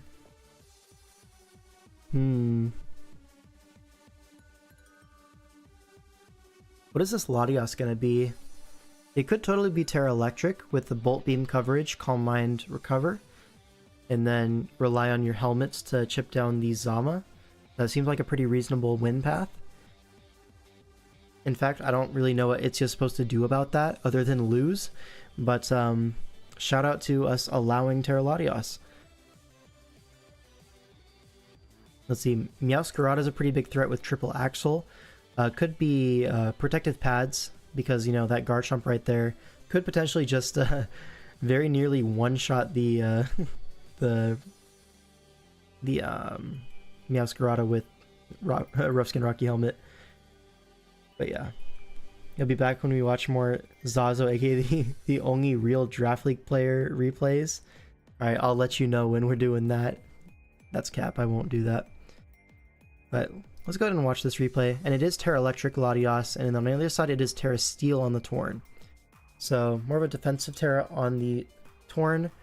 Is going to stay in on the Meowscarada, takes a knockoff. It is Rocky Helmet. Do we see... Okay, a knockoff on the Meowscarada gets rid of the Choice Scarf. Alright, now it goes for a U-turn into, I have to assume, Rocky Helmet Garchomp, and it is. Alright, Latios comes in.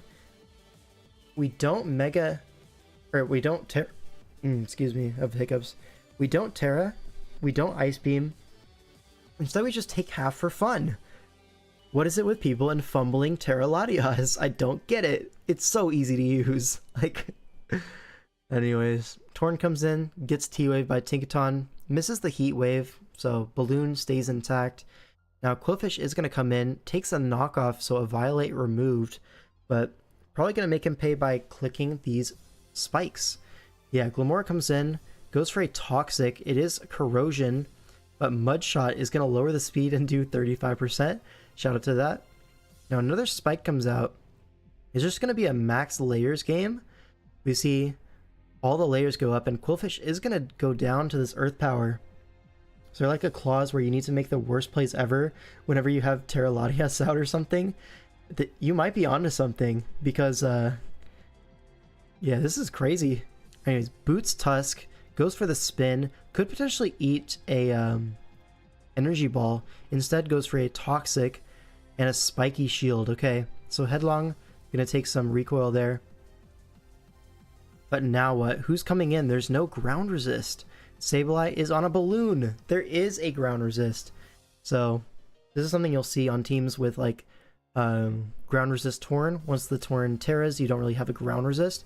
So just throw a random balloon on there somewhere. It'll come in handy, I promise. Anyways, Meowscarada is able to come in on the Sableye, breaks the balloon, goes for Flower Trick, and is going to go down to a Nightshade here. Shouldn't we have spin blocked this guy? Was the Toxic worth? I think maybe spin block would have been better. It would have also filled out a bingo slot, so really misplaying that Sableye. That, anyways, burns the Basculegion in exchange for a Shadow Ball KO. This is probably fine for Theo. And now Prim comes in, takes max hazards, and now Great Tusk is going to be sacked off. No real switch into Primarina. Now Latias is going to come in, Terra Electric, and goes for a Mist Ball, which is 24%, gets the drop, Citrus Berry procs, and gets Encored. Okay, this is fine. You just go for another Mist Ball. And now Flip Turn. So Latias still has not gotten the recover off, and now Zama comes in, gets its +1. I have to imagine we're going to see a Basculegion swap here, but no, we just stay in with our Latias and freaking die. Love to see it, man. Now Glimmer comes in on the sack to Shadow Ball. No, we see an Agility actually. So I guess sacking the Pokemon to ensure the free setup. I kind of get it at that point. But now can Basculegion reverse sweep this? I mean, there are 3 layers up, so maybe. Another bad Latios game. Go ahead and tell me this is Latios' fault though. Goes for a Hex, actually KOs the Torn from that range. Okay, Basculegion might be cooking here. It is Adaptability. Adaptability Hydro Pump is going to KO the Garchomp. I'm not sure if that crit mattered. It is Adaptability, but it is also Max HP Garchomp. Crunches the Basculegion. It is Weakness Policy. And now Shadow Ball is going to pick up a KO. And with the burn going down, now it's Lastmon Ticketon versus Primarina, and Ticketon's at full, Primarina's dead to hazards. So, yep. Theo managed to win that one. Like I was saying, Terra Latios sets up that endgame perfectly, going down to the close combat, allowing the free setup on the Agility Basculegion. Only the GOAT, Terra Latios, could have done that. Me when I waffle. Anyways. Time for some Theo stall. Right, stall breakers here. Terra Latios enabled a sweep. Yep. Shout out to Terra Latios. Anyways, yeah, there is a drill on this team, like we were saying earlier. Basculegion might be him. Actually, that was female Basculegion, so Basculegion might be her. It's okay, I'll let that one slide for now, but don't make that mistake again, please. Not in my chat. Anyways, stall breakers here. Maybe Choice Banded Zeraora could make Theo have to make decisions, and if he gets them wrong, that gets rough. But that being said, this might not even be a defensive build. We see multiple Sandrush Mons, so it might just be an offensive build of his stall team. We'll see. Because, like, the ground resist here is only Lando, so the drill does look pretty nice. There's about to be Intimidate Stoutland. I mean, we can only hope, right? I think he's thinking between Lando Cart. He probably doesn't have the tools to stall this one out, so he's going for a more offensive game plan. I kind of see that. Let's go ahead and watch it, though. Zeraora leads off into the Sableye. Threatens a Prankster Wisp immediately. Instead just goes for a fake out, super safe. Comfy comes in, forces this out, and now U-turns out on the Gigalith into the Landorus, gets that matchup he wants. Now Earth Power could be coming out, goes Crobat on that, gets that turn right. With that being said, Psychic can come out here. He's not exactly threatened by the Crobat. It's Life Orb Crobat. Oh, and stays in and goes for Earth Power again. Catches the Sableye trying to pivot in on that Psychic. And so really nice play from Itzia. Catches that U-turn perfectly. But Life Orb Crobat tells me this is very much an offensive team, and you see it with a Choice Banded Retaliate from that Stoutland. Goes for, it's actually not Choice Banded, Silk Scarf, it looks like.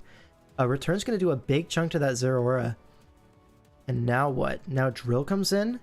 Yeah, and now Comfy's going to come in on, ooh, a Substitute. That's a big deal. Could potentially Sword Stance here. Either doesn't have it or doesn't go for it. Just Iron Heads into the Kartana switch in. Now Leaf Blade is going to break the sub, of course, but Earthquake's going to do a big chip. Now Zeraora comes in on the Crobat switch, so calls that correctly. It's just playing very well here. Sets up the Sand again as a knockoff comes out, gets rid of that Smooth Rock, so this is the last time Theo's going to have access to 8 turns of Sand. Now Rocks go up. Going to see a Gigalith Sack here, but Smart Strike, if this is locked in, potentially Drill could Sword Stance on this thing, and I think, yeah, it is going to be Scarf or Bandit on that cart. Oh, but it's Balloon Quillfish. Again, the surprise Balloon strikes. Now Crobat's going to come in on the Aqua Jet, but this is a Life Orb Crobat. This is not a bulky thing. U-turns to break the Balloon, but shout out to Life Orb doing big chip to his own Crobat, and now spikes go up. Now what? Can Mew pull this one out? Rock Polish. Okay. We have a start. Do we see a Poison? We do not. Alright. Probably just going to be a Psychic here. As Zeraora gets sacked. Earth Power. Okay, same thing. Now Comfy is going to come in. Can Comfy 1v1 this Mew? Switches out. Doesn't want to stay in to find out. Scouts an Ice Beam? Okay, so no stab on the Mew it seems. 34% on this Comfy. And does this just wall out the Mew? Also, this is not triage on the Comfy, because the synth is going last. So what ability is this? It's a Natural Cure. Oh, that's actually cool though. Natural Cure Comfy against what you think is probably going to be a stall build. Able to like status absorb versus like a Wisp Mew or something like that. That's actually kind of cool. And like, what do you even need Draining Kiss for, right? The faster Pokemon, you know, Drill and Sand, Crobat, they all resist it anyways. It was actually a cool set. I like this a lot. Anyways, Ironhead, it is just gonna freaking die. So, yeah, but now Landorus comes in, can go for an Earth Powered. Theo doesn't want to risk his Crobat, but all of a sudden we've kind of simplified into an endgame where Crobat with Life Orb actually fails to knock out the Landorus. Ah, so close. Maybe a U-turn there could have done it. If it had Roost, maybe you stall out the Quillfish, but maybe not. Maybe the Life Orb recoil puts you in range of Aqua Jet either way.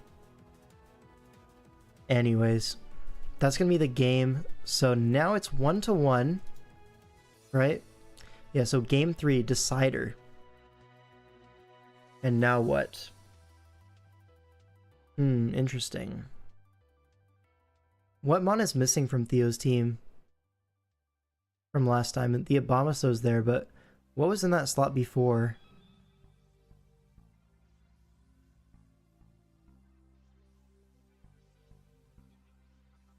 I'm forgetting.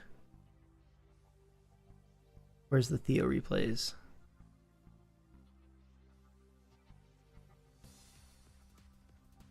Here. What did he have? Sableye. Sableye. Okay.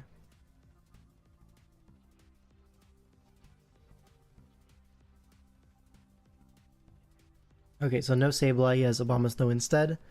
I mean, Abomasnow makes sense here, right? Lando T. Slowbro, you want to be able to threaten those guys. What's the idea here? So stall breakers, stall breakers, stall breakers. Lando T, Weavile, really good physical offense. A Gengar potentially could be just like choice specs here. There's no ghost resist. You could see also like status spam plus like Hex specs Gengar. That should be like a pretty strong thing. So yeah, I do like Gengar a lot in this matchup. I like Lando as well quite a bit. And what else? I mean, Weavile is kind of checked by the DNC plus the Scizor, but still is going to be able to get knockoffs off, some progress at least. And then maybe if you're able to set up future sights and then slow port into the Weavile, all of a sudden, you know, that 1-2 combo with that knockoff looking a little bit nicer. Cobalion could be Iron Defense Body Press. I think it gets that in Gen 8. That being said, Nidoqueen is a problem for that. Slowking as well, Torn as well. So maybe it is just rocks on the Cobalion with like T-Wave. Spread some status, get rocks up. But this Nidoqueen might be a problem for Itzia. Let's find out. So leads off with a Lando into the Nidoqueen, gets that turn right. It's actually... Never mind, he gets that wrong. This Nidoqueen stays in and Ice Beams. The Lando does 100%. And that, folks, is a magic trick.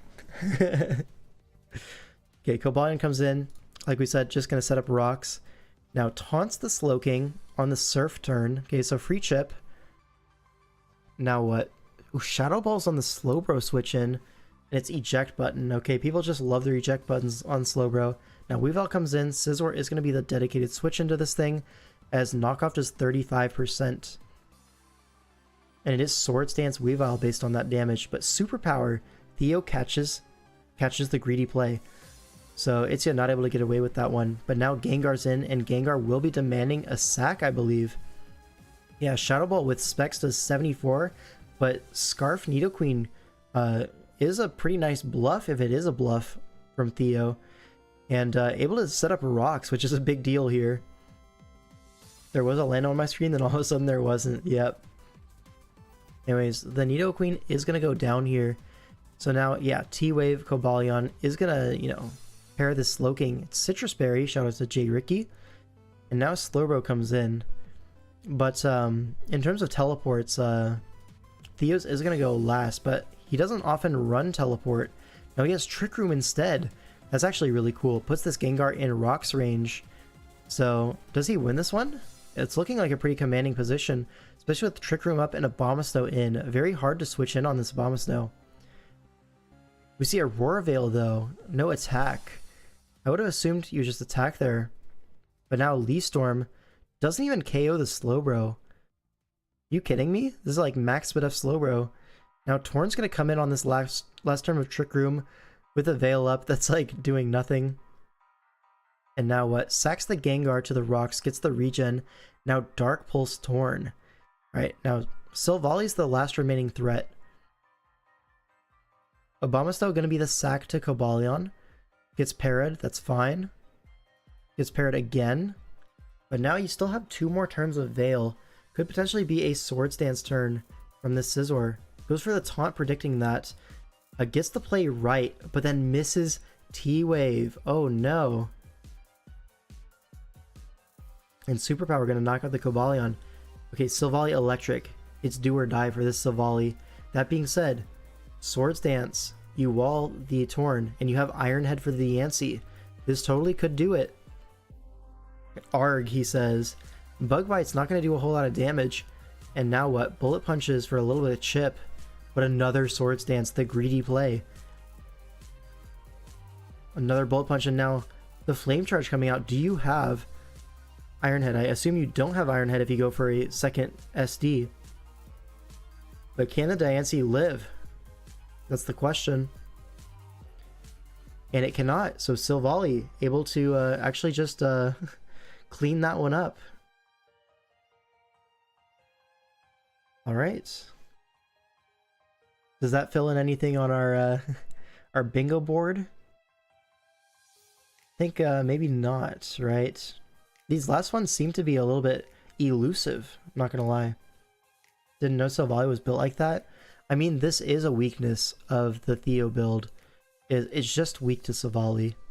This is a problem that he's had in Team Tours as well, where Silvally can just come in and clean up the game, because Diancie is your normal resist, so normal Silvally is a really big threat.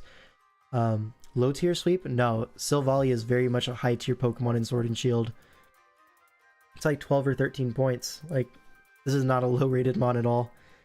Yeah, way too high points. By low tier sweep, I'm talking like 4 or 5 points, somewhere down in the gutter, you know? Maybe I'll accept 6, but yeah, definitely low tier. But yeah, his team is just weak to Silvally. Silvally, Ghost, and Dark are also pretty good into Theo's teams. Yeah, it has so much variety as well. So like, it's really hard for him to account for all of them in the builder. And as you can see, wasn't able to. And so Itzy actually moves on to the top 4. Silvally is Terra before Terra. Yeah, remember Terra Electric? Pretty cool into this team, right? Into the Torn. He just brought Terra Electric. Alright, next series we have Wombo versus AM22. So, Terrazarude, very nice, up against Wombo's, like, Hyper Offense. Wait, no, this isn't Terrazarude. This is Gen 8. This is a regular Zarude. Oh, man. Alright.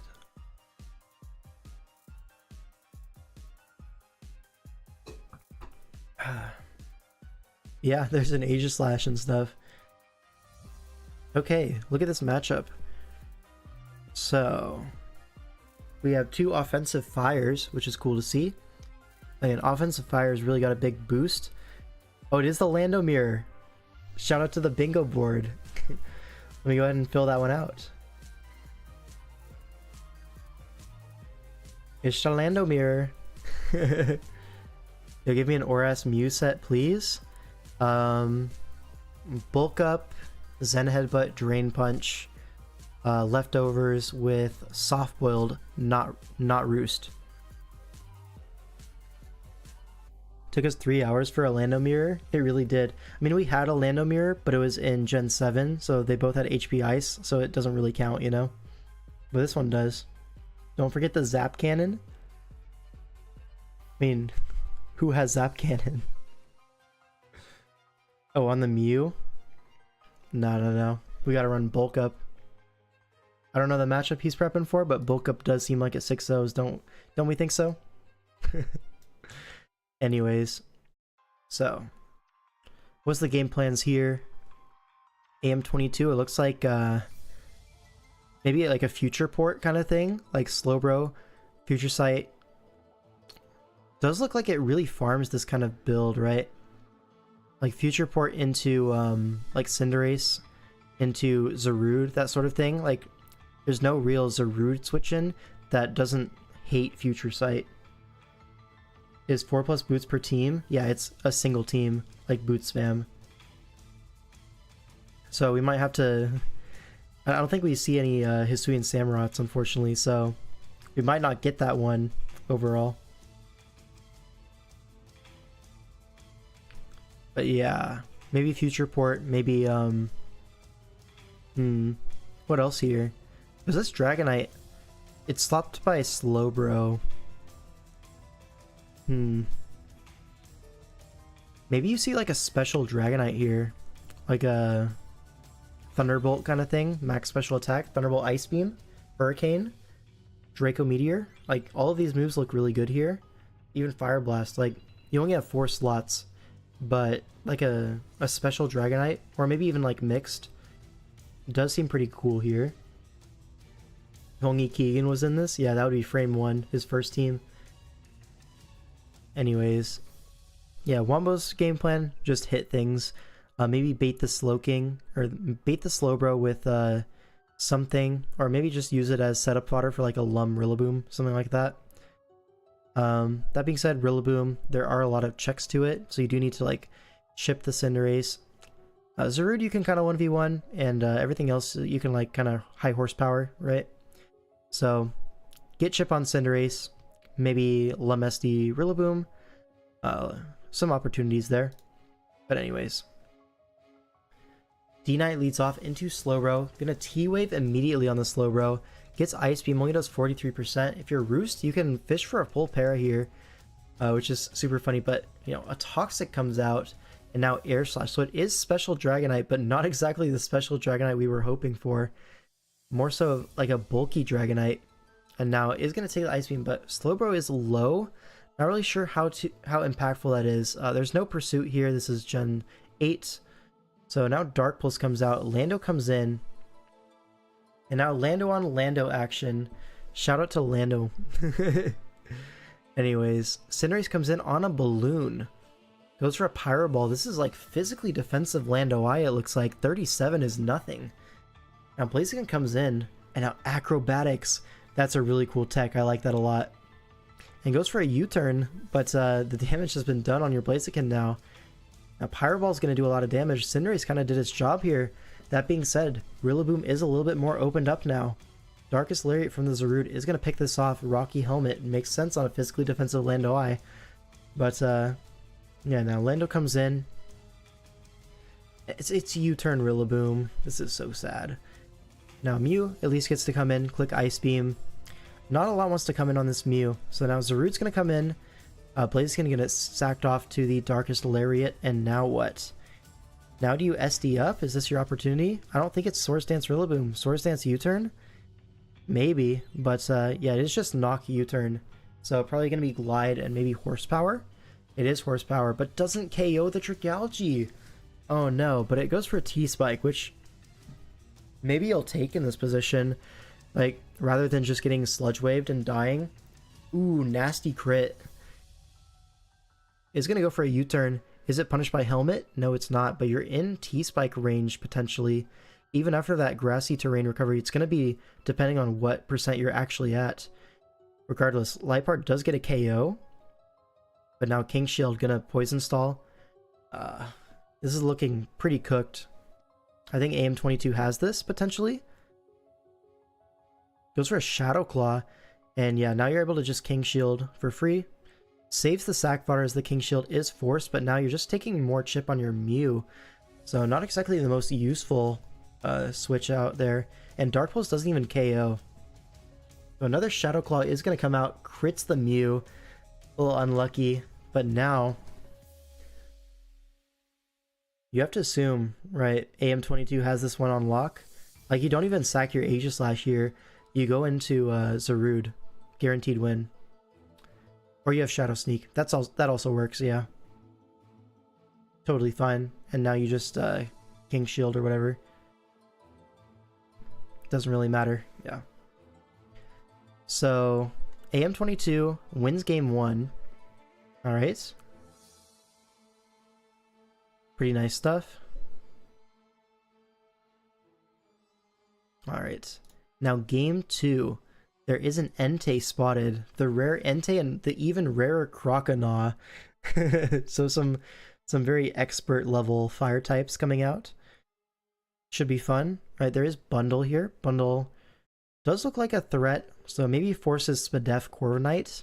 That does seem to be the play. Bro said Croconaw. Oh, it's Crocolore. Same thing, man. You know what I mean.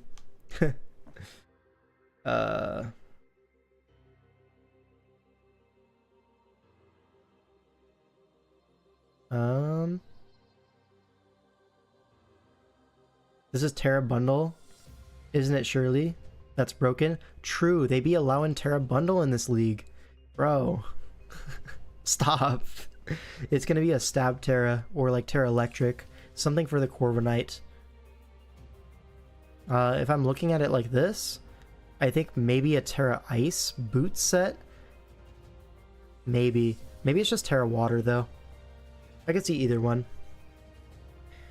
Terra Electric also does work, I think. We've seen Terra Latios disaster classes. You know, that's not Latios' fault, man. It's not.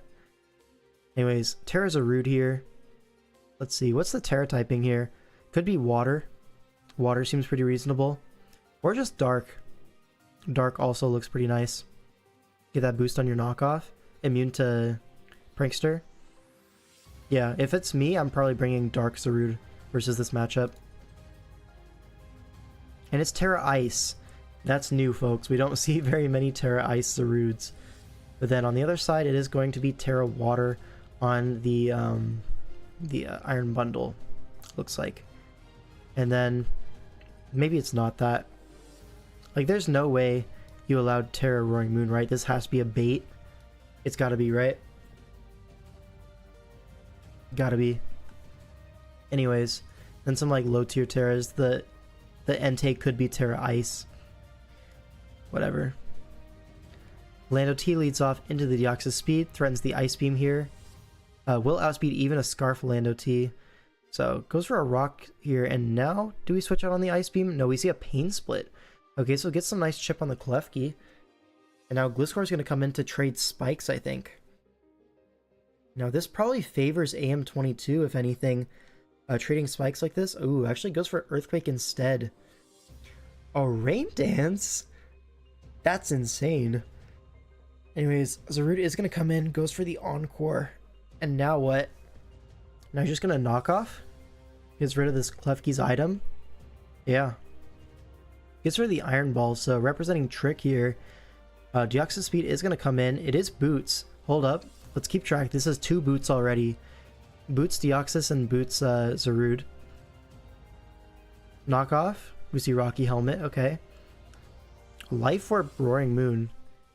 So it's actually Life Orb mixed, which is very funny, but Fire Blast does not land, unfortunately. And now Gliscor comes in. Hydro Pump from Roaring Moon is going to do a lot of damage, but it is going to survive. And yeah, looking a little bit like a CTC's Salamence out here. But Deoxys Speed is going to come in, threatened out by the threat of T-Wave. Dazzling Gleams into the Crocolore, and now what? Does this thing get the Torch Song? No, it gets Flamethrower. I mean, still, decent chip. Now Corv comes in on the Sludge Bomb. What is this Lando set, bro? Yeah, I think Wombo has this completely packed up. This looks very over. I don't think we're getting to the 4 boots here, even if the Val is boots. It's Eviolite, Rocky Helmet, Toxic Orb. This is so sad. Anyways, Gliscor comes in on Klefki all day, every day. Might have overcooked. Yeah, maybe, just maybe, yeah. So Facade. So could be Sword Stance Gliscor, judging from Facade Earthquake. Makes sense. It is Protect. So it's actually U-turn Protect, okay. Now, Crocolore comes in on this Bramblegast. Spin does go off. Not a ghost type, unfortunately, so can't block it. Now Entei's going to come in on the Flamethrower. This Entei could potentially get something done here. But Crocolore goes for a slack off on the Roar turn, okay? Now Deoxys comes in. We see Rocks going right back up. And Sacred Fire doesn't quite KO, but a burn will finish it off. Don't think that really mattered. Probably going to be E-Speed as well, so. Oh, doubles on the Bramblegast, but I don't think this really gets you anything. You can just go hard back into the Entei. And maybe Entei has the secret sauce to get this done. Another Flamethrower on a Roar turn, so Entei is getting chipped, but it's also putting itself in position to do well. Alright, Bramblegast is going to come in on the U-turn here. Now Zarude comes in, just going to see a knockoff here, and it's just going to collect a KO on the Lando. Yep, Lumberry, okay. And now Entei comes in. It is Boots. Can't just go for a Sacred Fire. It is Terra Ice on the Zarude, so you can't Terra out of that fire weakness. It just goes for a U-turn here. Now Crocolore is going to come in. Do we see a Roar? We do see Roar, so kind of ADV light. Getting those Hazard Chip and just roaring it out. But here, yeah, you have 2, or I guess 1 left on the Boots Mons. You can just go for a slack off here. Encore's it into Roar, which is nice. And now Gliscor is just going to heal up. There's the Earthquake, knocks out the Entei. It's even faster. And that was a game-winning Encore. It might just be. Folks, I think that one, we're going to count that one. Rapid Spin does come out, as Corviknight is going to completely stonewall this Bramblegast. It's special Bramblegast, by the way. Why? I guess with status at 2 it KOs Corv. Cool. Anyways, Bundle is booster speed and does have Encore, potentially 2 game-saving Encores if he's able to freeze everything. No, there's no way, right? Freeze dries.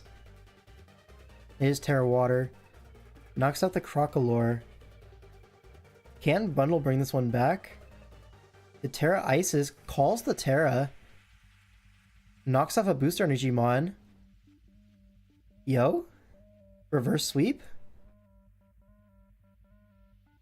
I'm holding up. I'm holding up. Heavy Slam? That's your best move? Oh no. Don't tell me we missed Hydro Pumps. That KOs? Valiant Vacuum Wave? Okay. Okay. It got a little scary there, you have to admit. But yeah, Wombo does manage to bring that one home. And so that's now 1-1, I think, right?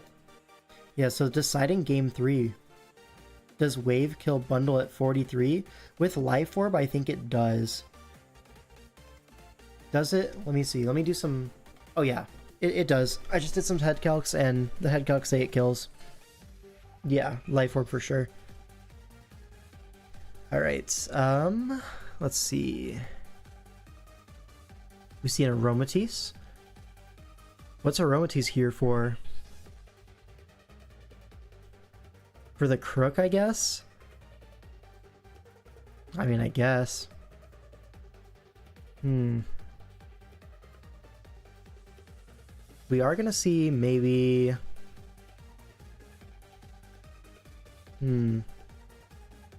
Really not too sure. I could see like a defensive Crook for the Zardex. Or maybe it's Scarf, one of the two. Noivern could be Scarf, checks the DD Zardex. But outside of that, it's pretty awful, so maybe not. Could see Akaberry on the Selly, just some options into the Zard, because it does seem like a pretty big threat always. Zard counter easy peasy, yep, this guy knows ball. And then I think on the other side of things, right, Klefki probably going to be Rocky Helmet, or maybe just leftovers, some defensive item to deal with the Beedrill and the Noivern Assault. Noivern plus B does seem like a pretty solid combination, because Klefki is going to be forced to be used on one of them, and then that should open up the other, in theory, right? What else? Can Celesteela win this game? You'd be what? Special with Giga Drain? I think so. Avoid the Intimidate. Maybe, I mean, you can't be Meteor Beam in Gen 7, but you can be like Supersonic Sky Strike. Maybe a Z Air Slash Celesteela? I could definitely see that coming. Yeah, Flying plus Giga Drain plus Flamethrower for the Klefki, maybe maybe something like that. Let's go ahead and see, yeah. Blastoise gonna lead off into B, so a free U-turn. Kappa is a Scarf Water Spout. It does 90%. And Poison Jab's gonna bring it low, so at least the Blastoise can't do that in the future. But it is in Torrent range, so you have to assume Hydro Pumps are gonna come out. And like I said, this Noivern is gonna chip this Klefki, so now Celesteela all of a sudden becomes a lot bigger of a threat, especially when you take into account, like, this isn't bulky Blastoise. It's not gonna, you know, take a Giga Drain or anything like that. Anyways, Crocodile comes in on an unfortunate Flamethrower burn, but now Draco Meteor is gonna do a lot of damage anyways. So rocks go up. It is Figgy Berry actually, so not as big of a deal. And now Roar comes out. Now Mew is forced in. Now what do we do with Mew? We set up the go for a Z move. Sub-Zero Slammer. So AM22 successfully baits the Z there. So what is the Celesteela set? That's what I'm wondering. Maybe it's more of like a Torn check kind of thing. Just more of a defensive angle. And it is physical defensive Rocky Helmet Crocodile like I was saying before. But it is going to get packed up by Overheat Mixed Zard X. Very good prep from AM22. And now, you know, Torn's going to come in on this Mew as Calm Mind is clicked. This is dangerous, but he has the Toxic. Alright, now Roost's up, but so this Mew is now put on a timer unless it's Heal Bell. And I don't think it can be Heal Bell. You have to fit 2 attacks, I think. Goes for an Ice Beam on the Klefki, and now Klefki should just go for like a Spike here. No, goes for a Switcheroo. Gives Noivern an Iron Ball, takes away the Dragon Fang. That makes sense why the Draco is doing so much. But it'll go for a Defog here, and now gets roared out. So successfully gets rid of the rocks, but now they're going right back up. And Beetle comes in, takes advantage of that, and now a T-Spike goes up. Big T-Spike. I don't see a Defogger. Yeah, the Defogger was Noivern. So now T-Spikes do seem to be up, but no. Torn able to go for the Defog here as Heal Bell is clicked. Alright. But Klefki is looking low. This is Heal Bell, so Moonblast here. Takes a lot of Poison Chip. You can't just go for Heal Bell here as well. Does elect to go for it, but now that gives a free Charizard X entry point. Now Flare Blitz is going to do all 95%? God damn, that is strong. But Aromatisse does take it, but now it's dead to rocks, so. Steel going to pivot on the Necrozma. Photon Geyser thinks he needs the sacks. Goes for Heat Wave, dodges. Okay, now Leech Seed is going to occur. You just go for another Leech Seed. Now go for a Heavy Slam, that works too. No real switch then, I guess. Now +1 Spadef. Krookodile comes in, wants to knock off the leftovers. I don't think Wombo can allow that, but goes for a Smackdown. So Smackdown EQ, this Crook doesn't have a knockoff. It has Earthquake Last. So this is really good information to have for that Celesteela later. You can go for the Defog here, and then potentially just go for a... Oh, it's slower than Krookodile, so this is a Iron Ball, of course. So I think you just spam Defog here. Yeah, Roost Defog, and then you want to Defog on the last turn it dies to burn. This ensures no rocks, so he's playing this correctly. Now Torrent comes in. Torrent cannot one-shot the Noivern, so just going to stay in an attack here. I think Wama might have this one.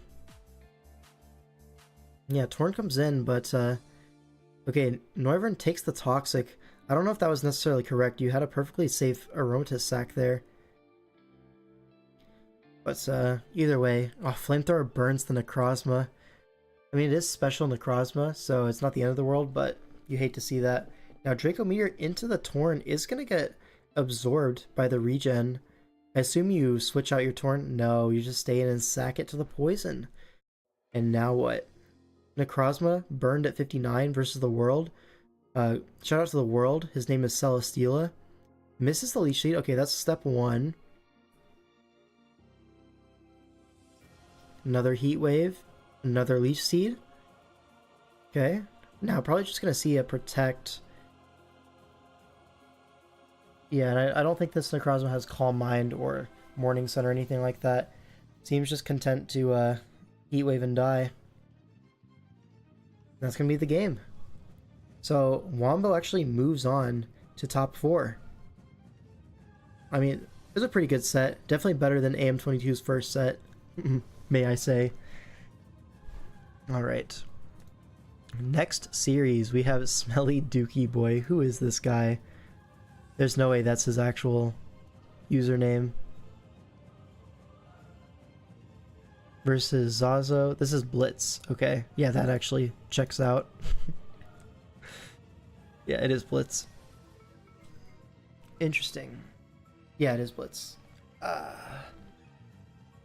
Wait, I gotta fill in the game-saving encore. Hold up.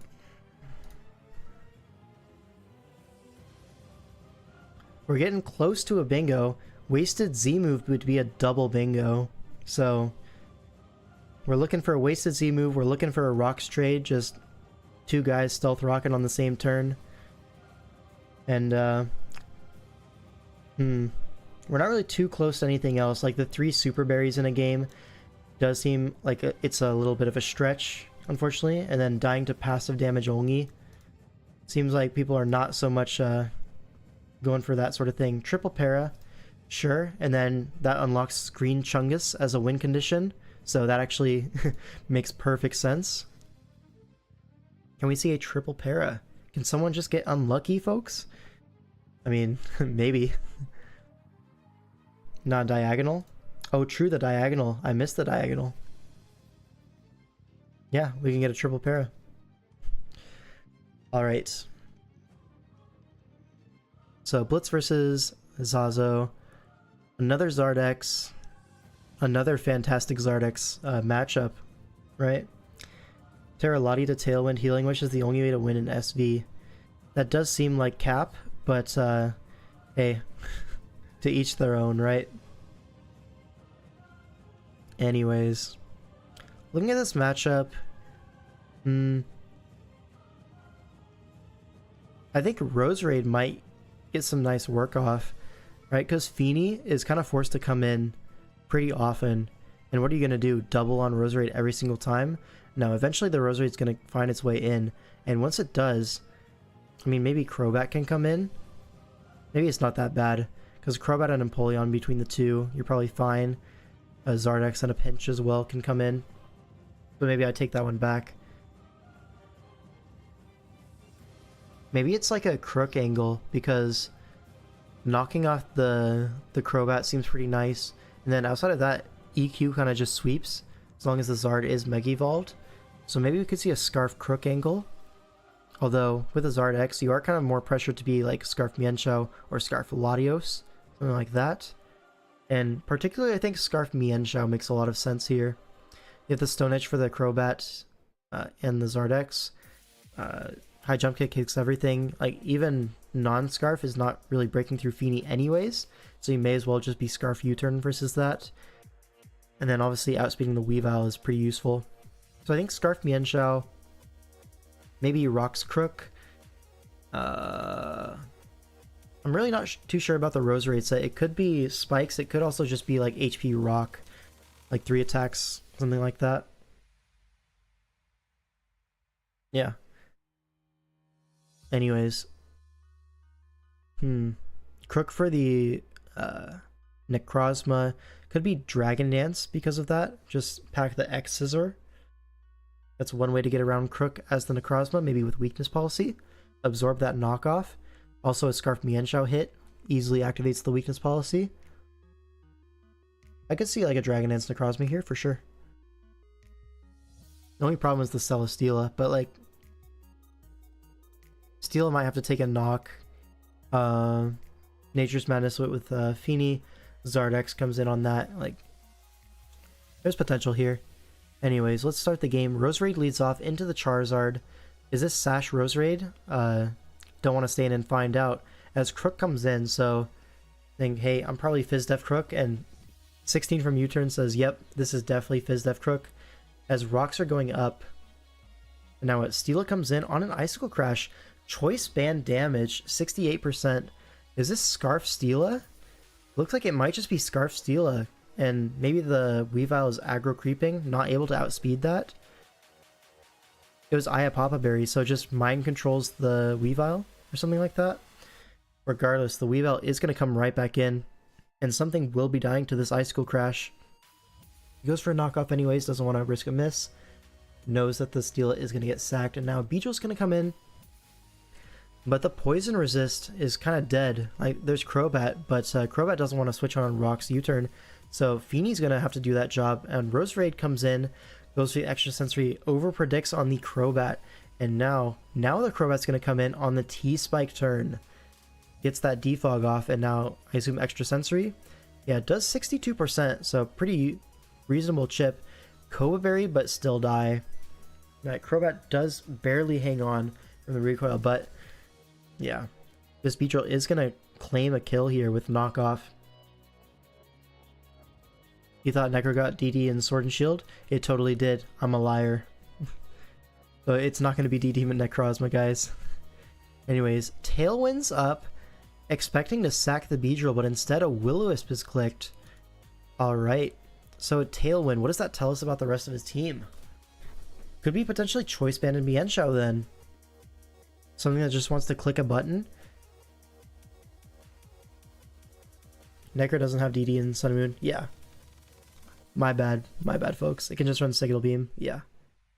So goes for a Draco into the Feeny switch, and now Beedrill has to be the one to take on this Feeny, but can only do so one time. And now Poison Jab is going to come out, but with Terrain up, you're not even fearing a poison on this Necrozma. Is it Weakness Policy? No, it is not. Okay. Crocodile is going to come in, check this pretty nicely, but Iron Defense, okay, does this thing have Roar? We're going to find out. Ooh, knockoff. Terrain goes down, do we see a Toxic? We see rocks. Ooh, this is dangerous. Switch is out. On the Z move, Inferno Overdrive. That's going to KO the Mienshao from full. Very nice magic trick there. And now, oh, it's Toxic. Toxic last. I don't understand the Tailwind spam. What do you need Tailwind for? Your team's already naturally faster. Oh, and then catches the Z move. Oh, but it actually puts it in range of the next Draco Meteor. Okay, okay, I see the vision. I thought the Necrozma was just going to win, but no such luck. Now, Latios is going to go down, but does Zard have this one packed up? I think Zard might. The terrain means you can't burn the... Actually, the Crook is already burned. Goes hard to Crook, gets the Intim off, but Roost Zard. So mono attacking with Dragon Dance, Wisp, and I have to assume Flare Blitz versus this team.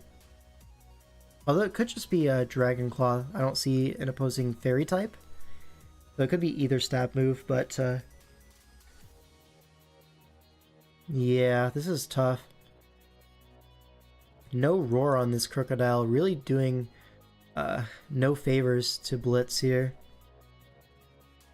Now, +2 speed, you are going to be able to outspeed this Beedrill no matter what. And so, Zazo does manage to win that one with the Zardex. Very fat Wisp DD set, which, by the way, has to be easily the best Zard set. Right? Wisp DD Roost. It's so easy to clean endgames with this thing. Very hard to stop. Really could be mono Dragonclaw with Misty Terrain. People overrate that sort of stuff. Like, if there's no fairy, it could totally just be Dragonclaw. And then that means you don't have to worry about Latios as much. You only have to worry about Celesteela. And is Steela your initial Zard switch in? No. And if it is, you can Wisp it. So, Dragonclaw makes sense. But he was Flare Blitz, so... whatever. Alright, now... that was game 1, right? Yeah, that was game 1. This is game 2. We have a Sword and Shield game. Alright. Let's see. There's a Weavile here, which does look really threatening. So maybe we're going to see, again, that Rocky Helmet Aftermath kind of stun tank, aiming at chipping down that Weavile. But, yeah, I'm looking at a lot of Pokemon that are, like, they don't like getting knocked off. And then, of course, the Dracovish. I mean, the Water Resist is Rotom Wash. I mean, these sort of teams are exactly what Dracovish preys on. You know, a somewhat on the frail side Water Resist. So you have to assume it's going to be stuff like Rocky Helmet Endure Garchomp, able to get multiple rounds of that recoil back on that Dracovish. What else though? Yeah, probably it's just going to be double Rocky Helmet between the Chomp and the Skunting. I think both make a lot of sense here. Really can contain that Dracovish, as well as they have usage outside of that as well. And then offensively for Blitz, what are the major threats, right? Blacephalon doesn't really have switch-ins, right? Shadow Ball, kind of unresisted aside from the Weavile, which will get blown up by Flamethrower. And likewise, Flamethrower doesn't have too many switch-ins. Like, the two water types, sure. But, I mean, Dracovish coming in on Flamethrower is pretty bad for Blitz. But I think Shadow Ball should be the main spammable move anyways. Yeah, we'll just have to see how it shakes up. Regardless, I think Zazo probably has the matchup here. Alright, Uxie leads off into the Bulu. And yeah, Bulu's just going to click a big button here. Woodhammers into the Reflect. So is this potentially the screens Chungus fill in for the bingo board? Let's find out. Dual screens up. We're going to see a U-turn here on the Uxie. Lando switches in. Okay. Now what Chomp comes in. Could potentially be Swords Dance if you're setting up dual screens like this. And it is Dual Dance, but Toxic Lander is going to put a stop to things. Now, it's not over yet, folks, but ooh, hard Aegislash on the Outrage. Why are we running Outrage in Gen 8? /DT Scale Shot, folks. Just run that. A critical hit Outrage, not even going to be enough to kill the Aegislash at this point. So, yeah. Now what? Citrus Berry? Sure, man. King Shield is coming. And now what? Stomping Tantrum? That actually makes contact, so you lose your attack. And now I have to assume an Outrage is coming. Oh, he reads that perfectly, goes Bulu. I mean, the read of the read, I guess. The Stomping Tantrum does come out, but what's the last move? Poison Jab? Switches Lando to scout it. Goes for Outrage, so Blitz makes the correct call on that turn. Catches the Lando, but the reward is only 50% chip. And now Blitz comes in, goes for a Shadow Ball, 31% to Blastoise. That is especially defensive. Can just go for a flip turn here. Yeah, regain momentum into this Rotom switch in, which is Rocky Helmet. So Rocky Helmet for the Dracovish makes sense. Now Bulu is going to come in. Uxie going to be the Sacrificial Lamb. And now what? Melmetal's going to come in, I assume? Or maybe the Blacephalon? No, Melmetal is going to come in. Now Dracovish going to be a nice switch in on this Melmetal. Shouldn't one-shot the Melmetal with Fishious Rend, but it's going to do some big chip. And Melmetal I don't think can kill back, so Rotom is going to be the switch in here. Is able to take 2 Fishious Rends, but oh, it's actually faster than the Dracovish. Goes for a Wisp on the rest turn. So a lot just happened that turn, but the next Wisp is going to be pretty free. Tapu Bulu is going to switch in on the next Will-O-Wisp, but it's Lumberry. He always has the tech for it. And now Melmetal is going to be forced to come in on a Swords Dance. Do we see a close combat here? We do. Doesn't quite KO the Melmetal, but the damage I think has been done. Your Weavile is thanking you for that. And now what? Dracovish comes in, forces a KO with the Fishious Rend. Oh, goes for the Rain Dance on the Protect. That's actually absurd.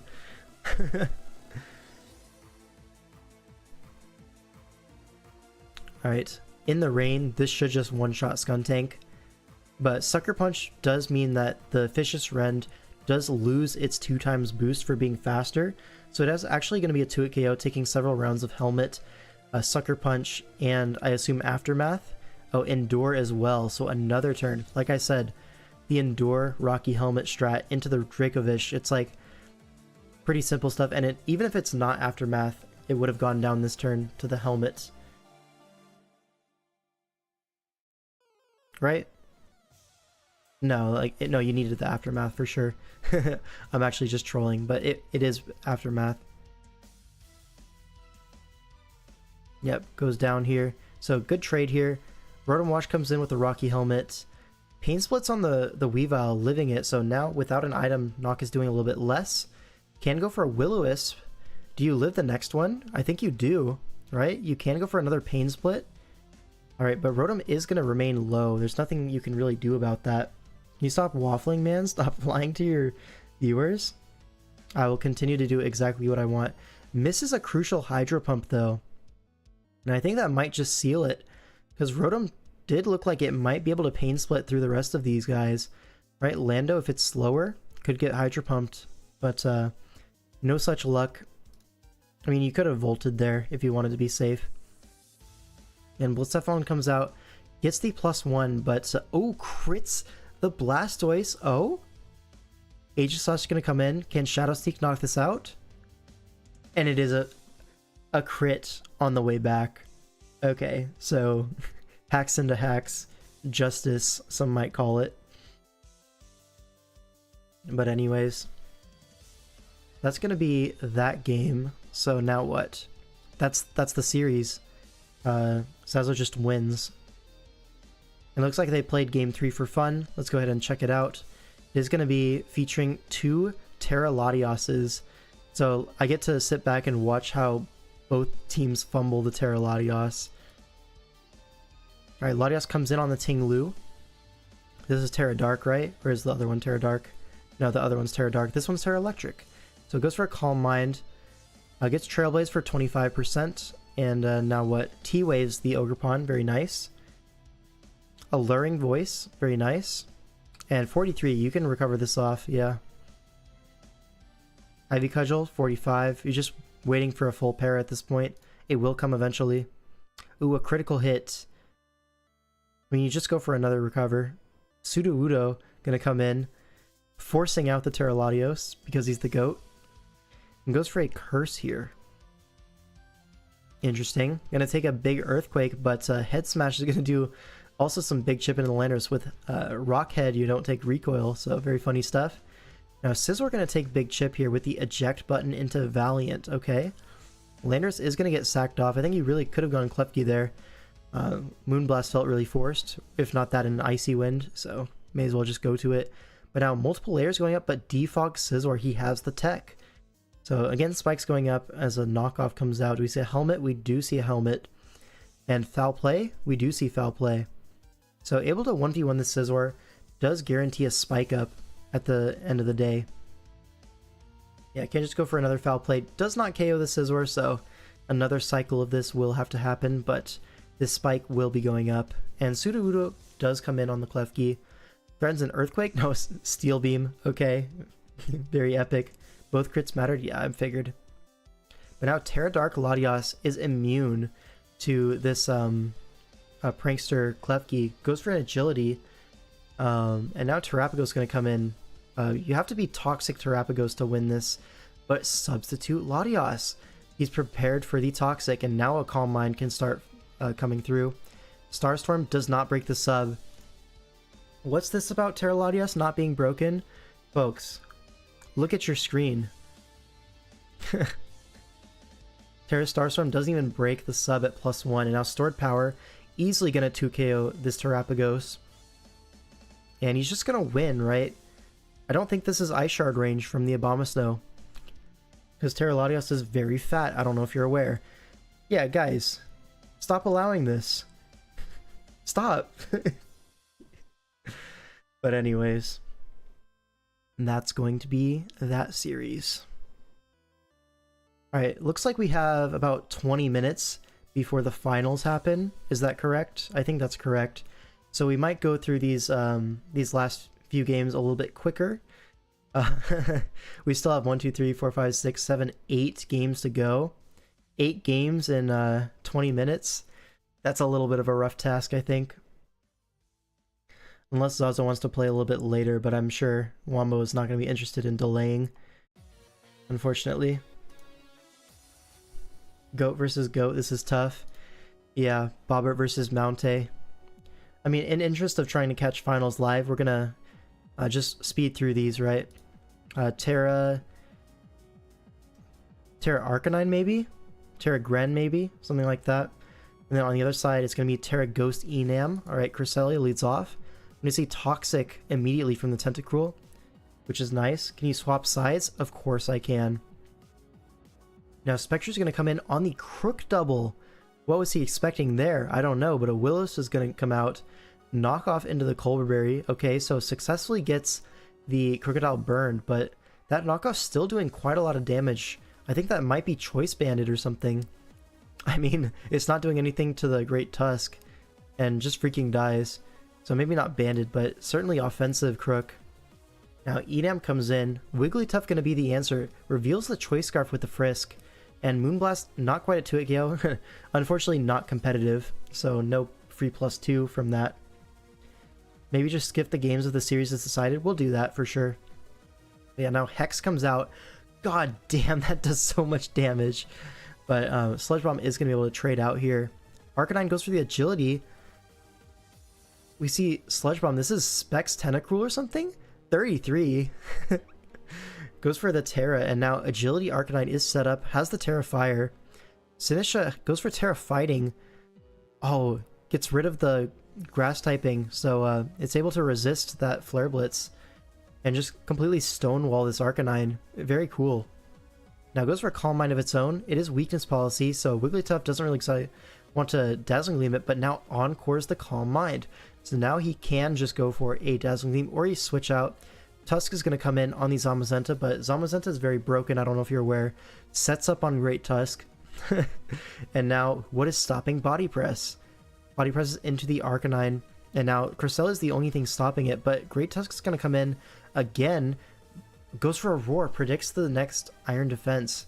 Gets out of that one alive, but now Cresselia has to come in on the Deoxys Speed. A knockoff, he predicts that. Speed through the games, I'll delay the game like 10 minutes. Appreciate that, man. So Crest's going to have some Morning Sun. Oh, it goes for a T-Wave into Sinistra. That's going to be a big deal. Potentially ruining the Calm Mind option here.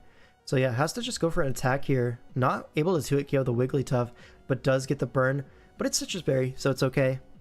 And now what? There's no resist to Dazzling Gleam, but Wigglytuff doesn't even go for it. Goes for a knockoff. Oh, it's only knockoff, so mono utility on this Wigglytuff does not actually do damage, unfortunately. So Sinistra does just stay in on it. Gets encored into Machagacha, but honestly I think he's fine with that. Nothing else really wants to stay in. Yeah. Headlong Rush, but this is going to get completely healed off by Machagacha. Yeah, and Greninja. 59, a full para? Okay. Could potentially come back in this game. But a missed Hydro Pump. Oh, but another para! The roller coaster continues.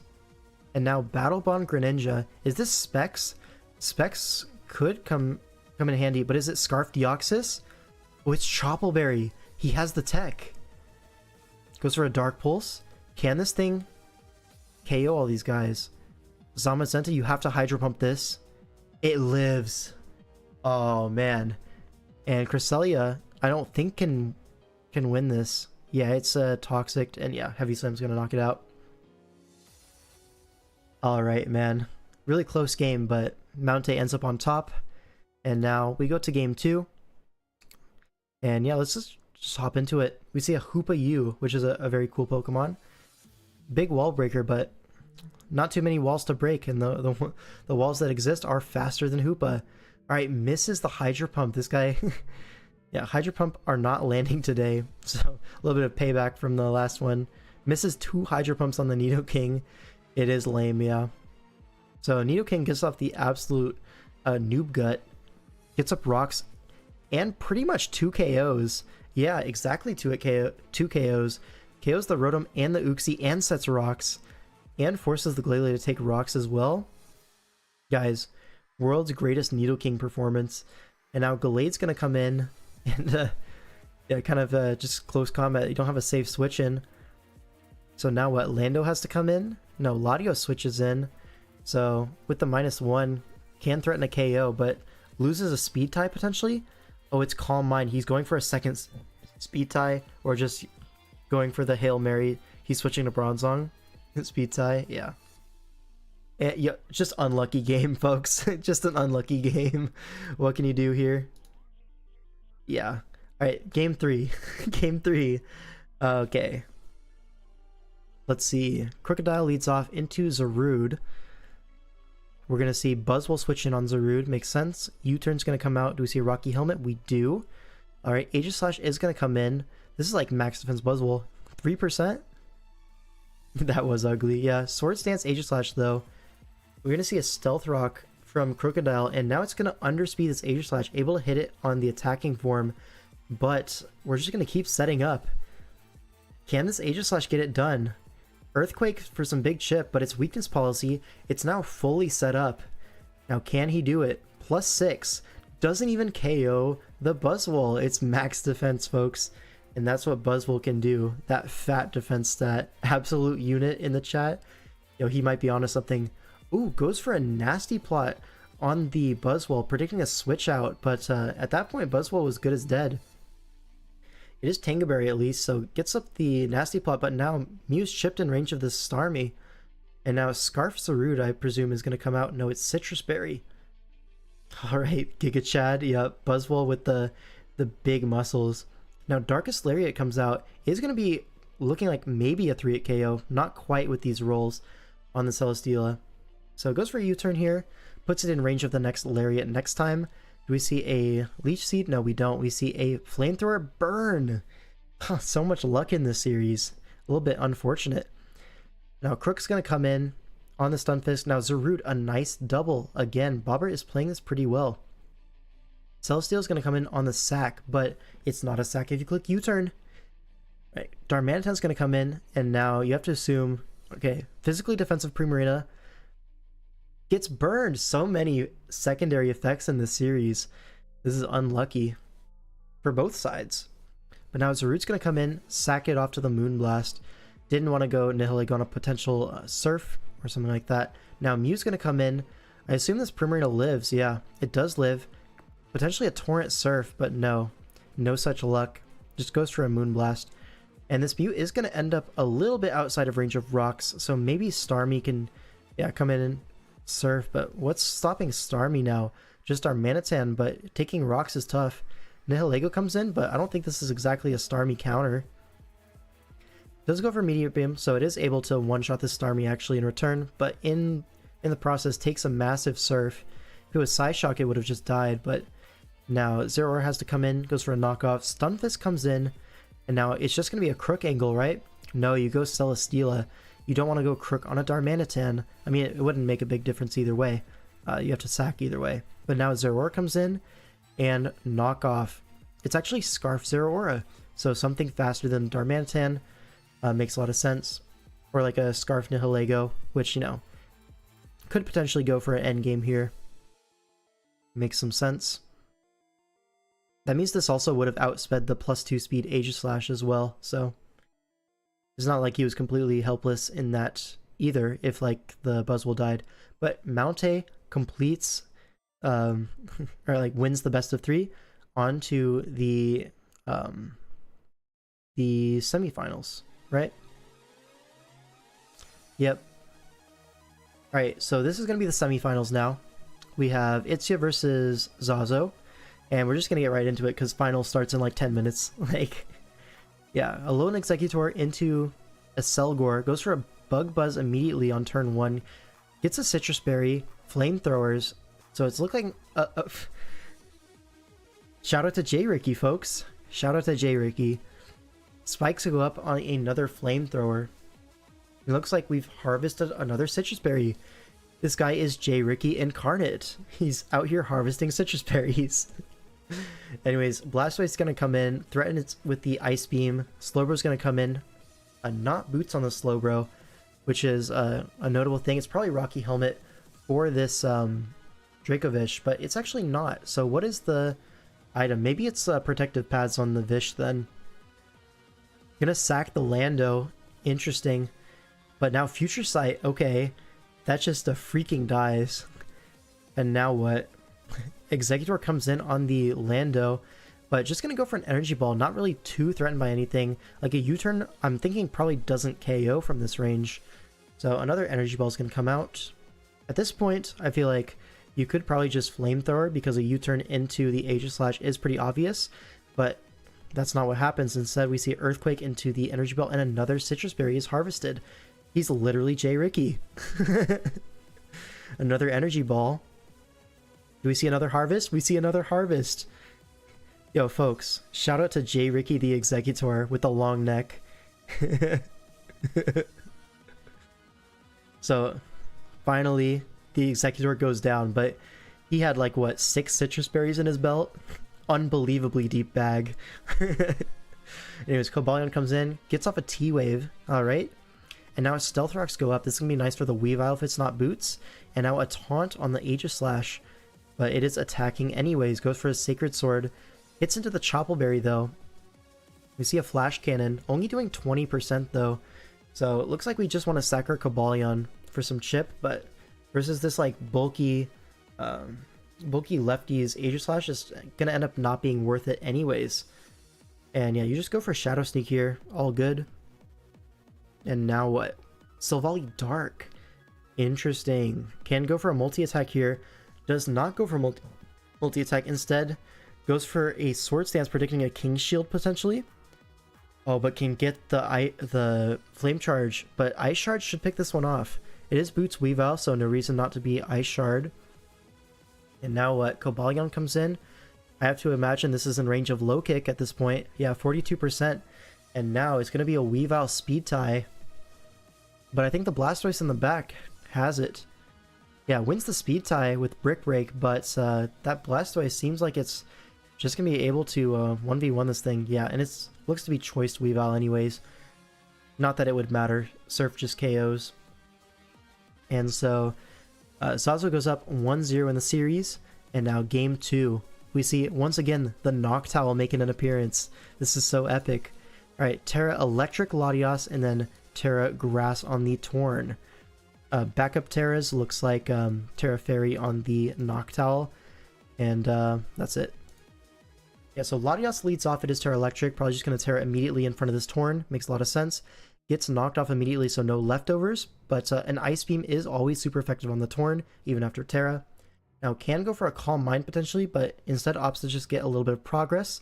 Goes for the Ice Beam into Mist Ball, which does not KO the Glimmora. And the Latias gets Toxic'd. This is not good for the Latias, folks. But is able to still get some decent progress, right? The Glimmora basically has to get sacked for that. And now T-Bolt going to KO that Noctowl. That crit did not matter. Now Zama's going to come in, but Bramblegast is a pretty hard check, right? When I say hard check, I mean, you know, it resists the CC. But now Spikes go up, and Glimmora's going to come in for the Rocks trade. Now Bullet Punches on the Glimmora sets up the T-Spikes, which is going to be pretty annoying. Gonna have to try to get off that spin with the Bramblegast at some point. Now Latias is going to get sacked after this Torn. Heat Wave plus Toxic should be, yeah, puts it in range of the next hit. Now here's a question. I was going to say, do you just go Bramblegast? Because it kind of walls Torn, like low-key. Heat Wave doesn't hit it. It's Terra Grass, so you don't have to worry about like Terra Blast flying. You know, Air Slash, it's immune. Hurricane, it's immune. Stuff like that. Bleak Wind, it's immune. So maybe that was your opportunity to get the spin off. But instead we go Valiant, just go for a Moonblast and dodge the Bleak Wind. Lucky players, what can I say? Goes for another Moonblast, picks it off. And now Primrate is going to come in. Also a nice check to the Valiant, but a Destiny Bond. Going to take that Prim with it, which is a pretty big deal. And now Ogerpon's going to come in on this Zamazenta.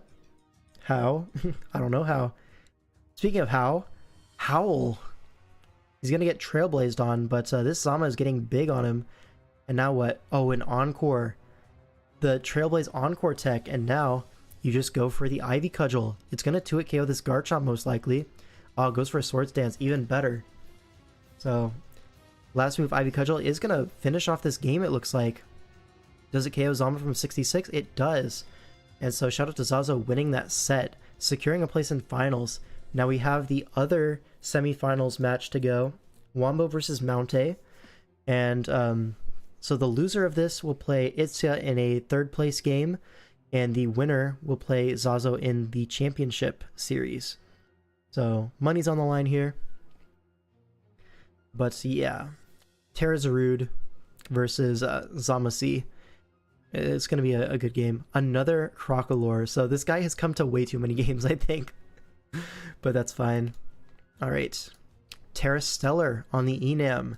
And then on the other side, it's going to be Terra Fire on the Zarude. And then Terra Bug on the Dusknoir. And then Terra Poison on the Sinistra. So all the Terra types are there. Sinistra's going to lead off into the Deoxys Speed. Probably just going to be hazard leads against this team because you can spin block the Tentacruel very comfortably. Alright, so both hazards do go up immediately. Heat Wave hits Bramble. Are you sure? Are you sure about that? Because I'm pretty sure it doesn't. And by pretty sure, I mean I'm like 95% sure. So maybe look that one up. It doesn't? Yeah, it doesn't hit it. Yeah, so you learn something new every day, Mr. Old Man. I get it, bro. They're new mechanics. But anyways, I missed a few turns here. So spikes go up. Dio dies. Knockoff on the Sinistra does a lot of damage. Gets rid of the eject button, but Strength Slap gonna bring it all the way back. So it's like nothing happened. Now the Zarude's at half HP, or half attack. That's what I meant. So it's just gonna U-turn here on the Enamorous switching in. Now Crocolore comes in, the GOAT. Goes for a Wisp on the Tentacruel, so starting to chip that thing down. And now 100% Dusknoir will come in here.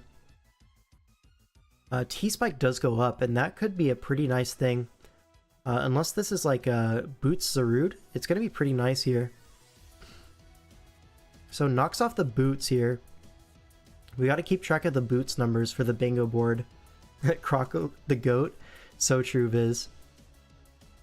Anyways, Crook comes in on a Poltergeist. pretty nice. And now Corviknight's going to come in as rocks go up. So maybe, just maybe, this Tentacruel will be able to spin.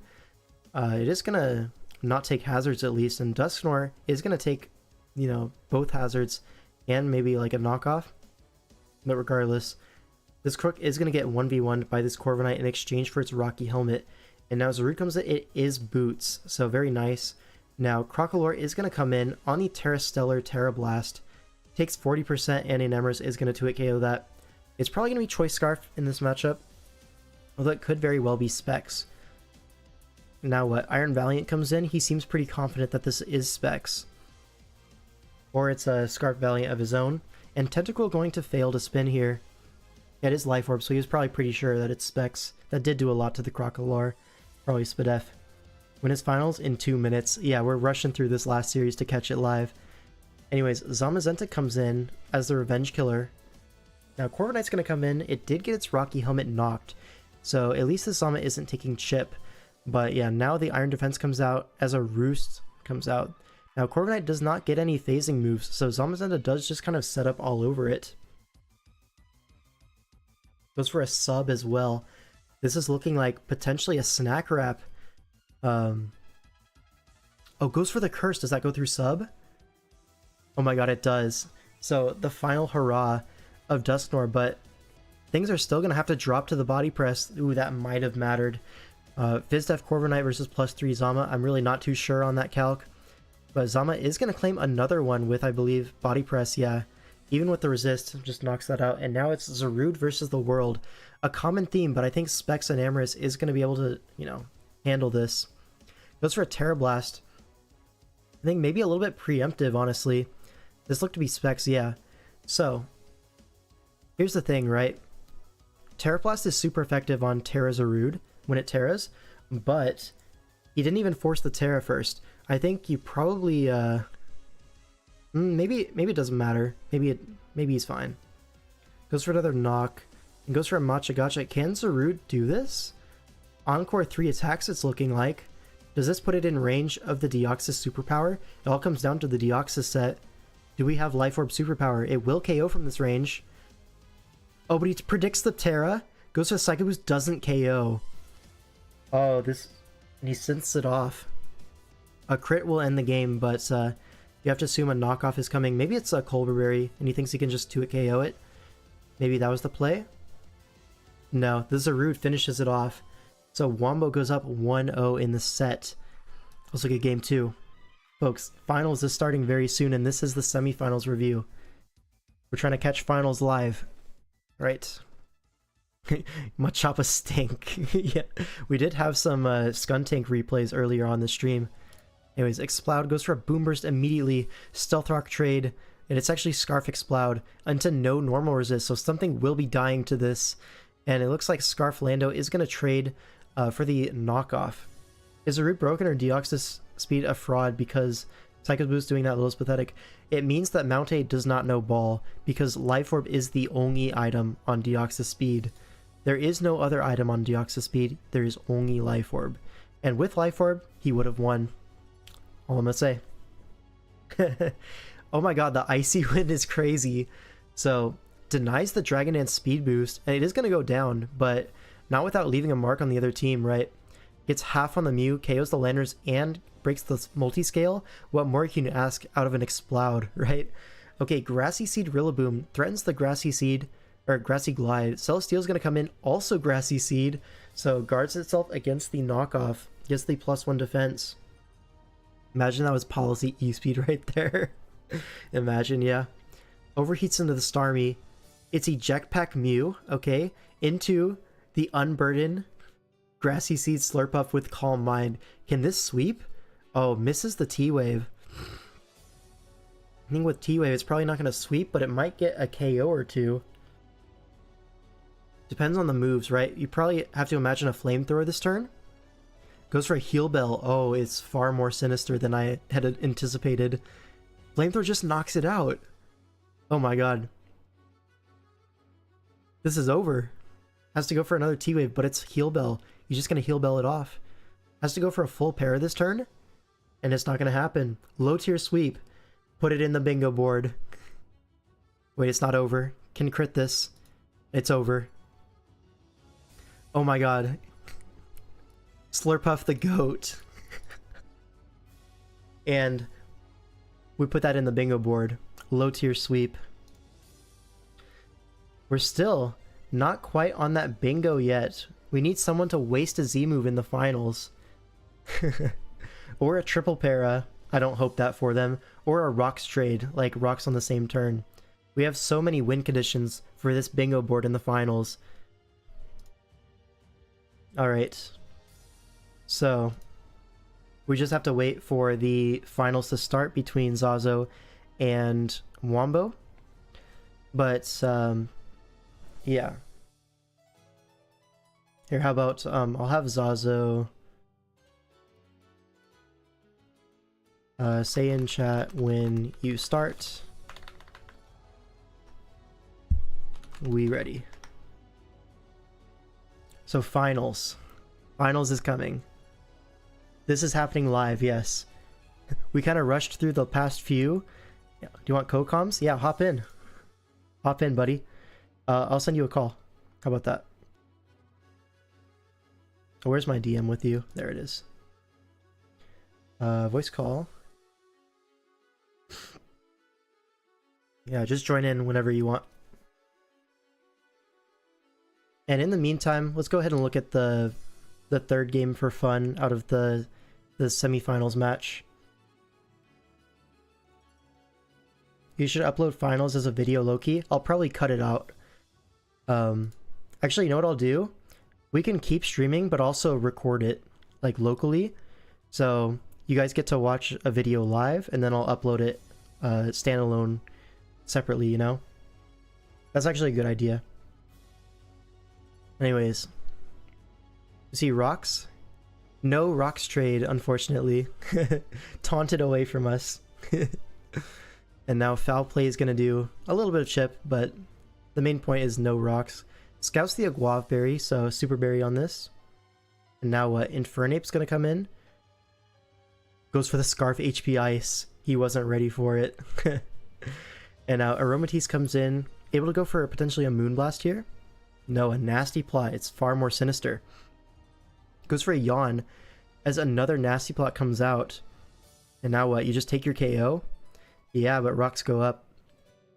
And now Aromatisse is asleep. Now Stack Attack gets a free switch in. Burns the sleep turn as Trick Room goes up. And now Celesteel's going to come in on the presumed Gyro Ball. Iron Head, though, going to come out instead. So, not willing to be Gyro Ball into the Aromatisse, I guess. Zazo and Wombo are drawing. Is it time? Brother, it is time. Alright. Anyways, this Stack Attack turns out to be completely walled by this Fizdef Celesteela. And now Rotom Wash is going to have to come in on this last turn of Trick Room. On the Protect turn. Alright. Another Protect comes out scouting what the Rotom wants to do. We see a Discharge. Alright. And Infernape is going to be the hard switch into Rotom. Usually, folks, it is the other way around, and that's for a reason. So, the Rotom does just Hydro Pump the Infernape switch in, and now Volt Switch. Aromatisse could wake up this turn. Does not. So, Latios comes in. Crook is going to come in on a presumed Psychic move. Calm Mind instead. So, could be Scarf, could be AV. We'll never know as Payback comes out to one-shot the Latios. Alright. And it's actually AV, we do find out. Takes that Hydro Pump, does no damage, but Knockoff also does no damage. Yo, avoiding the 2-hit KO is actually crazy. Misses the next Hydro Pump, and Payback is going to knock it out. 1v1 is crazy. Now, Infernape is going to come in, and Infernape looks like a massive threat in this endgame. Aromatisse has to come in, and goes for a Flamethrower, but Aya Papa Berry wakes up, goes for a Nasty Plot, and now it will be collecting a KO with Moonblast here. It's going to be the Stack Attacka. This is 2-hit KO for sure. Oh, but Draining Kiss. That could be the win. Hold on, let me join Burger's thing. Alright. Oh, they're starting very soon. Do we have a link? Is there a link for the finals? I'm just I gonna don't let this know, play is off. Live battles, did they post something? They didn't post anything yet, so... Alright. Alright, I'll have Zazo send me the link when they start. Infernape actually lived and had a eject button to get momentum. I think you're just making stuff up in my chat. I think we're really just making stuff up. Anyways, Landers misses a Stone Edge. Okay, buddy. And now Infernape. Can Infernape win this? The Mew's in range, potentially? Oh, lives on 1. Goes for the Z move. Yeah, and then completes the 3-0 sweep of mountaih in the semifinals. That's a little bit rough. Oh, mountaih. Would this count as a wasted Z move? Because he didn't need this to win. He won 100% no matter what. Is that like the criteria for wasted Z move? That I don't know. Because I mean, we could do it. What's up with your yeah, mic, I guess by because the way? Oh, is it bad? It's pretty bad, yeah. Okay, hold on, give me 1 second.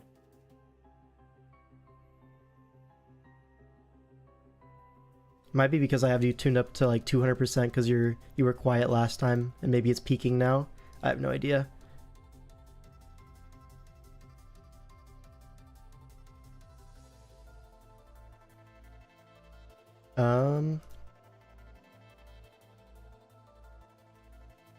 Are we switching mics or something? I don't know. That Z moves was for pure swag, doesn't count. No cheap cop-outs. Alright, alright. It doesn't count. According to itsnim XD. Your old mic broke? Oh no. This is so sad.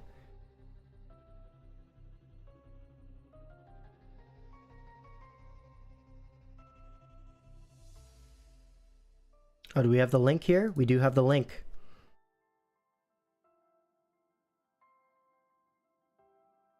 Oh, it's already started. Uh-oh.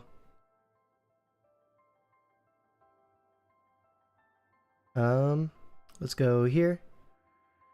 And we're gonna pause and go back to the first turn. Alright. Then here, I think I'm going to just,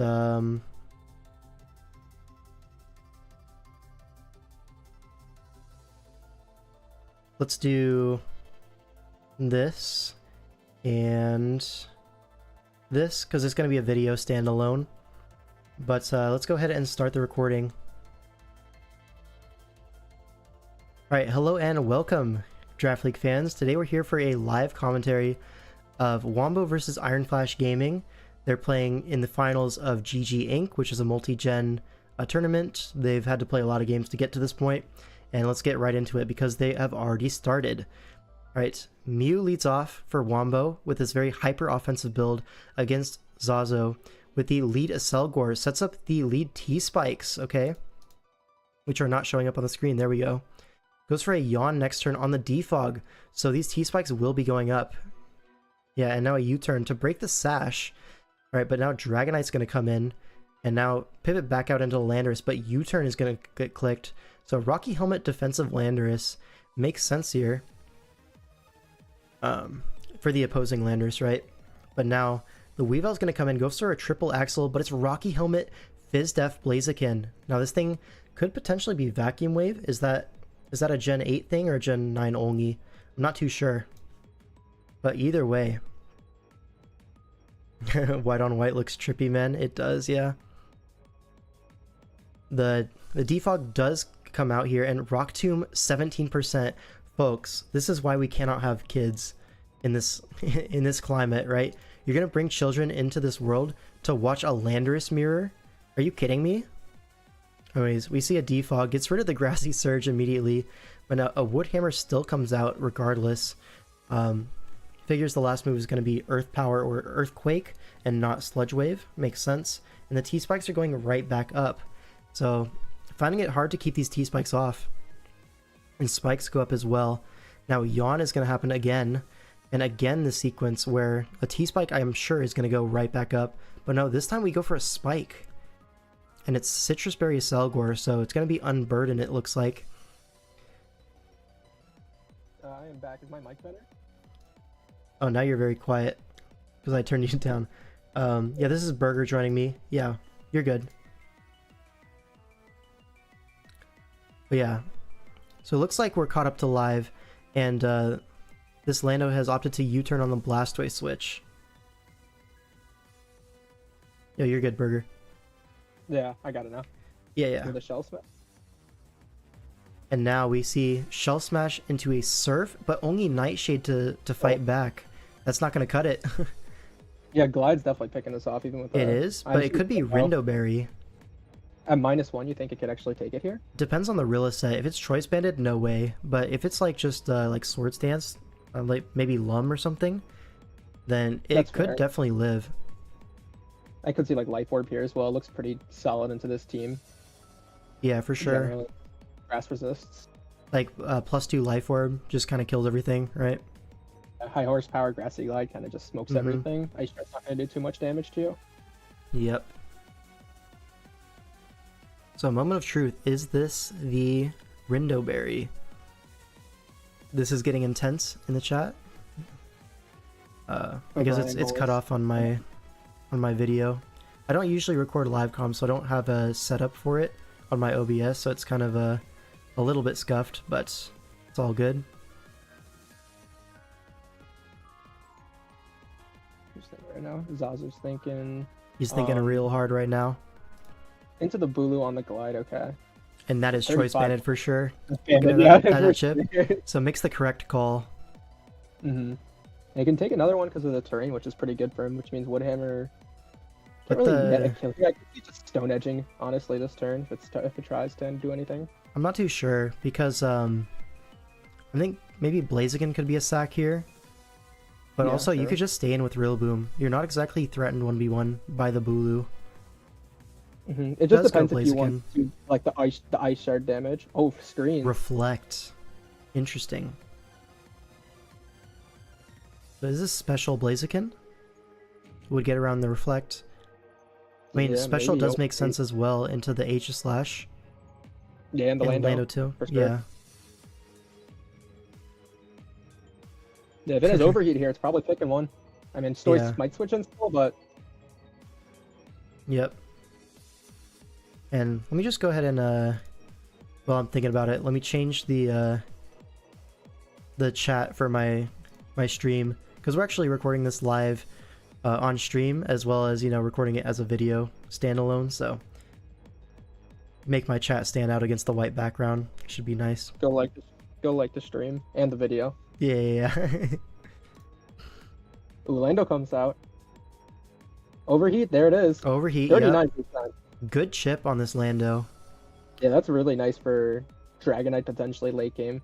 Yeah, U-turns on the Lando as well. Goes for your own Lando, gets more Rocky Helmet chip, and you're threatening a defog now. Kind of have to go Weavile to prevent that, but Blaziken with the Rocky Helmet is right there in the back still. Goes Blastoise instead, willing to give up the defog here if it means that you can get off another Shell Smash. But Rillaboom is always just going to check that thing, I think. Yeah, but it might be able to pick up just one here because the terrain will go down this next turn, so it's not like he can hard Rillaboom or anything this turn. Well, the idea is you're only threatening if you're Shell Smashed up. Like, without a Shell Smash, the Rillo might even just be faster raw.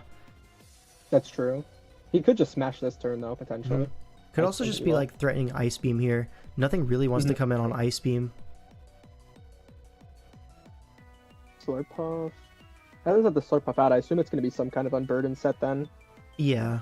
It would make sense to be Unburdened Grassy Seed here. We saw in Semifinals, he actually managed a Calm Mind sweep with Unburdened Grassy Seed Slurpuff.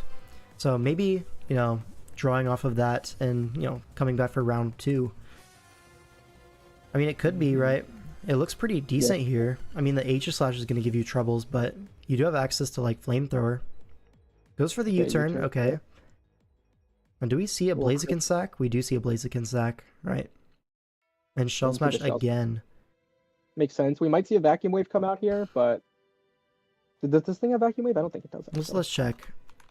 I think that might be a Gen 9 exclusive. So I think we can find out pretty simply by just watching the game. It does have Vacuum Wave.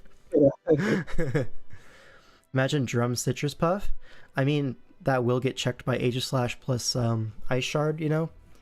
Yeah, So I for think sure. Calm Mind is by far the more likely set in this matchup. Or it could just be like a fat set to take on Weavile, but that's what the Blaziken's for, so I find it hard to believe you'd have 2 Mons dedicated to checking Weavile. Mm-hmm. Yeah. Dragonite also looks pretty scary in this end game. If you get a little bit of chip on Aegislash, it will plus Mhm. D1 DD. I mean, E-Speed's killing everything. Yep.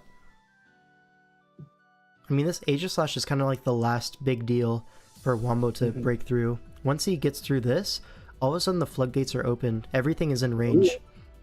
Goes hard Aegislash on the Grassy Glide. It was pretty much a forced glide, so I like that play a lot.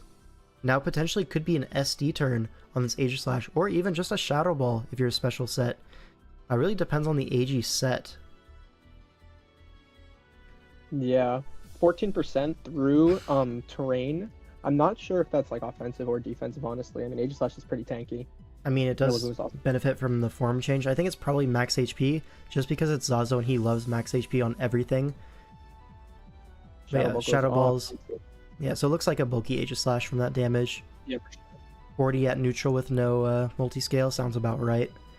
Versus like a DD Dragonite. Could have some special attack, but maybe not max. I'm not too sure. Depends on the D-Knight spread, of course. But yeah, now this what? D-Knight's looking tricky right now. I mean, maybe you go. Ooh, he's gonna King Shield. Is he gonna? Ooh, this could be a D-Knight DD turn. Ooh, or a free Roost. Okay, Roost. that's definitely good. Yeah, Roost makes sense as well. Mm-hmm. It's special, so pops the Akka Berry. Ooh, Toxic. If this is Heal Bell Dragonite, could be pretty useful. True, yeah. Roost Flame Heal Bell Roost could definitely be a set here. Yeah, I agree. Yeah, not too sure how big of a fan of the Akka Berry I am here. I guess for the Blaziken, but also like, you're playing around T-Spike, so I feel like with King Shield you would want leftovers here, and lefties would go a long way in this sort of situation. Yeah, that Toxic hit though, that would have been pretty. Oh, it would have for sure. Zazo.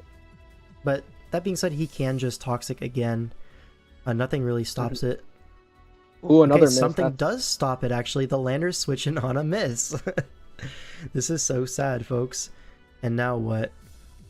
Nice just hacks in the chat. It's off screen. No.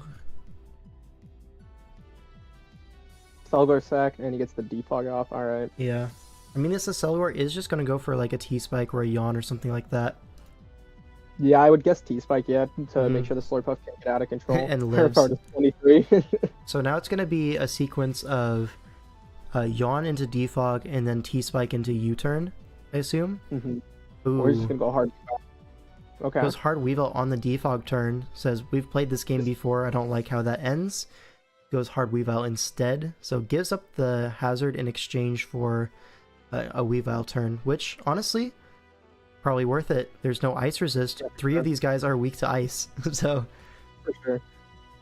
Yeah, he needs to get that terrain up, otherwise this Weavile, like, the only thing that's stopping Weavile right now is that is going to be Slurpuff, because Dragonite, even if it has E-Speed, which it might not on this set, considering it's special, not killing it at this range, so he's going to need to get that terrain up for Slurpuff. Yeah. And Rillaboom is actually going to be the sack. Oh, wow. Goes for an Ice Shard! No, no, no, you definitely triple axle that.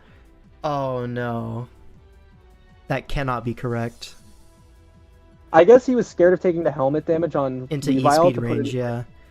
Like, yeah. I get it, but also it's like bulky Roost Dragonite doesn't have E-Speed. Oh, this is a good in turn the first for... place. And now his Slurpuff comes in and it's able to sub on this. It's mono U-turn. Oh, this is how it ends.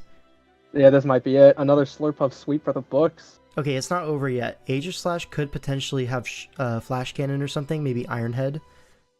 He thought Lando would be sacked. He did think Lando would be sacked, but also Lando is still useful, right? It's at 50%. It's max defense helmet versus Lando T versus Bulu versus like a Selgor, which it also walls and can. You really need the defog on the T-Spikes as well, because T-Spike go up, your game plan is over. So you really actually need to keep the Landorus.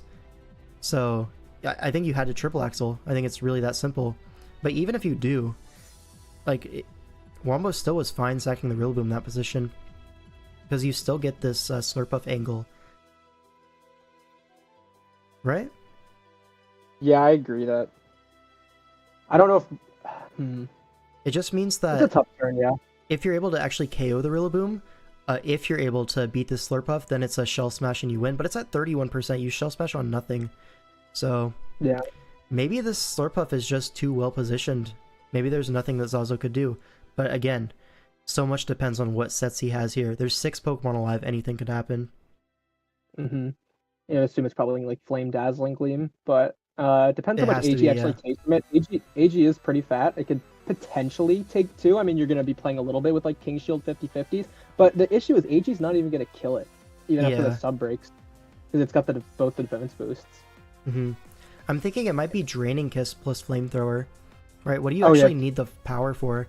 Like, that's true, yeah. Goes Bulu. Maybe it lives Flamethrower. Slurpuff isn't the strongest thing ever. Maybe, and you get the light screen up. That's, I guess, your only out, or you just try to break the sub.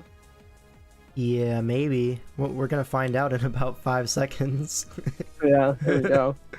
Maybe the Slurpuff is Shadow Ball instead of Flamethrower. There's no way. It has to be Flamethrower.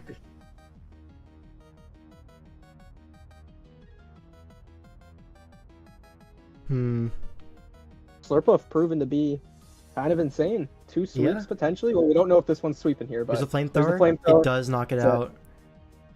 Oh, Slurpuff. He's doing it big. Are we starting to count in the chat? Hey, I'll join in. 1.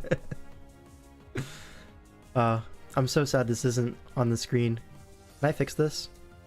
You could probably fix it live real quick, I'm sure.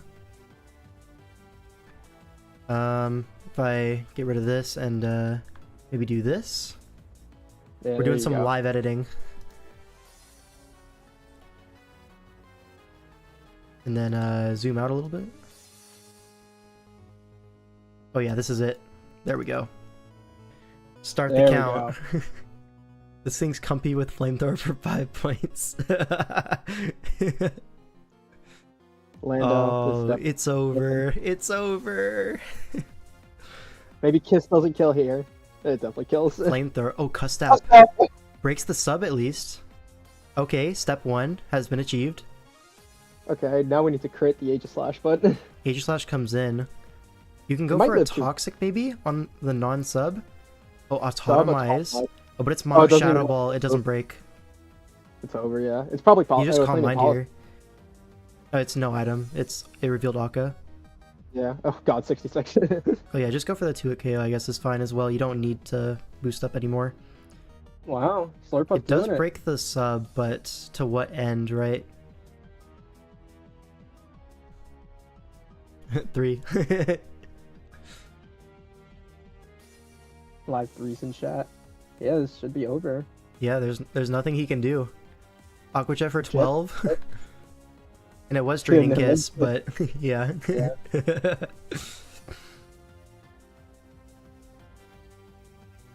I'm pre-typing my 5. And 6. Low tier sweep. Yep. Shout out to Slurpuff. This is a cool game. It felt like Zazo was on like the offense for most of this game, but the interaction with the Lando into the Acelgor allows it to always defog the T-spikes, at least like to some degree, which was nice. And then obviously the unburdened Calm Mind Slurpuff able to do it in the end. But that's not all, folks. This is a best of 3 across Gen 9, Gen 8, and Gen 7. So what's going to be the next game? So this is going to be up to Zazo to figure out what game he wants to pick next. But if Wombo wins this next one, he wins the tournament, as well as, you know, a nice $192 first place prize. Wow. Wow. Yep. Big payout. Looks like they're in Gen 7. And it looks like we have a 2 KOs turn 1. Oh my god. Let me watch this one. Oh shoot, it already came up. It did already come up. Yeah. Weavile lead into Beedrill. We see a U-turn into Sash Weavile. A counter is going to come, and Infernape goes down. But it's a Rocky Helmet Infernape designed to check the Weavile, which it was successful in doing. So, job well done, Infernape. Yeah. Now, Beedrill once again come back in. Zard X, though, takes the field. Zard is what's scary. Massive threat here. We've seen physically defensive Rocky Helmet Crook before for the Zard X. Probably going to see it again. Yeah, Crook does come in. Gets the Intim off as a Flame Charge goes off. Is it Rocky Helmet? It is Rocky Helmet. So the expected Crook set, but now a Will-O-Wisp into the Rock Tomb. Okay, so both are kind of like prepping for each other's prep, you know what I mean? Rock Tomb to cover the DD, and then Wisp to cover the, Fizdef Crook. Okay. Blairblitz is going to 2-hit KO here, but not without taking a lot of chip. And this Rock Tomb is going to mean that, the rest of the team is able to outspeed and, revenge it with a taunt. Yeah, that's a huge taunt. Oh my god, huge taunt. Massive. And you kind of have to, unless you could think you can defog later, you need this thing for the Steela still. And honestly, so. And you don't want to take a big Quake here. It's definitely going to do. He might not be Quake though on this set. He could be last move Knock. He could be last move Quake. Yeah, we're going to switch sides, of course, because continuity. Forgot to do that already, but yeah, this Zard is on the ropes now. Yeah, good Kirk set. Beat it 1v1. Yeah. So now what? You just go for a knockoff here? Yeah, you knock off. You could. The last move is knockoff, I think. Yeah, I'd say knockoff is probably a little bit more likely. What is Zazo got going for him for sweeping? I mean, he's got Necrozma. He could be agility and Polion here. Doesn't look terrible. Maybe, I don't know. It's just something that kind of caught my eye. I mean, there is no water resist, so for sure an offensive Empoleon could be the play, especially if you look at it. The Empoleon is in slot 1, which for some people doesn't mean anything, but for some people it totally does. Okay, so we take that. The Zard is still alive after rocks, which is useful.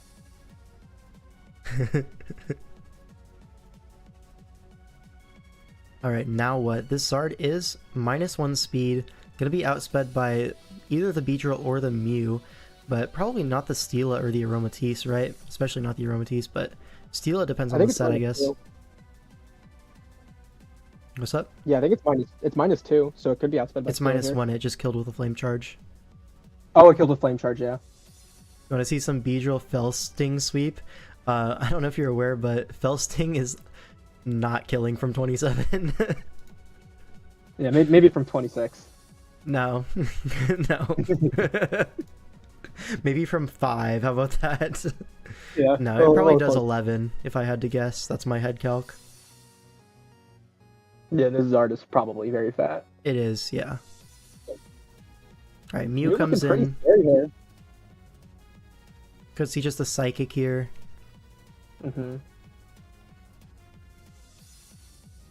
Necrozma gonna be the switch in. Alright. Gigavolt Havoc. I wonder if that would have killed Zard. It would, yeah.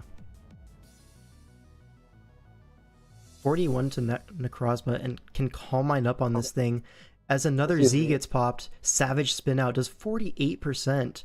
So Z Signal Beam. Yeah. Oh, but it's toxic. Yeah, so this is designed to counter pretty much any Mew set, right? Setup Mew, you have Toxic. Offensive Mew, you have Savage Spin Out. It covers everything.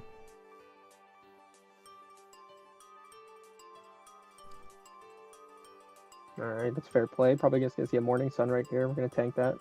Oh no, no more. Just the signal, gets the chip off and dies. Fahad says Fell Stinger's doing 17 to 20 to max HP Zard, but that Zard was more than max HP, I'm almost certain of it. Still though, a little bit more than I expected. Alright, what's the check to this +1 Mew? I don't think Crobat can kill it from this range, and the other 3 mons all have to take either a super effective T-Bolt, or they'd freaking die like Zardex.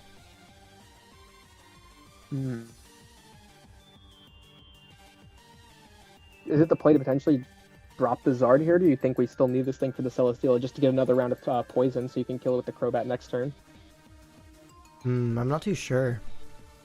Because there is a option of, Crobat U-turn into maybe even like a Scarfini. That would do it. Crobat? Yeah, that could work as well. You see a Crobat U-turn Scarfini. It'll take a little bit from Moonblast, from Thunderbolt, excuse me. Oh, he goes for Defog. Okay. Fair play, I guess. Crit. I I wonder if that. I don't think it matters, but if it was defensive, it might have. Mew's not. I assume it's not too. Yeah, it's hard to say without knowing the spreads. Regardless, though, the Crobat is dead. That's the fact of the matter. And now there's 3 Pokemon potentially slower than this Mew. Oh, man. Oh, no. Oh, no. But still, we do have these 2 potentially offensive waters into no water resist. There's still a little bit of shred of hope here. Although, this is instant death. If Iron Flash Gaming loses this, he's out of the tournament. And he still gets second place, but... yeah. I wonder if this has something to actually kill the Zard here, because he clicked Gigavolt Havoc on the Zard. Who Empoleon? Is this weakness policy agility? It is. Agility? Agility? Swords Dance. Okay. Oh, SD. Okay, so it's Jet. It is Jet, but crucially it's out of Torrent range. Oh, never mind. He said, I'll give you Torrent range. Maybe a crucial mistake. Is this Steela faster? Yeah, but look, if you go for Jet here, then Zard's going to Flame Charge on you. Oh, that does nothing. That is physically defensive Steela. Holy crap, Zard can't even get Flame Charge, kill it with Flame Charge. Wait, that's Spadef. Empoleon... Holy crap. Is it Defiant? It has to be Defiant for Crook, yeah. Yeah, that makes a lot of sense.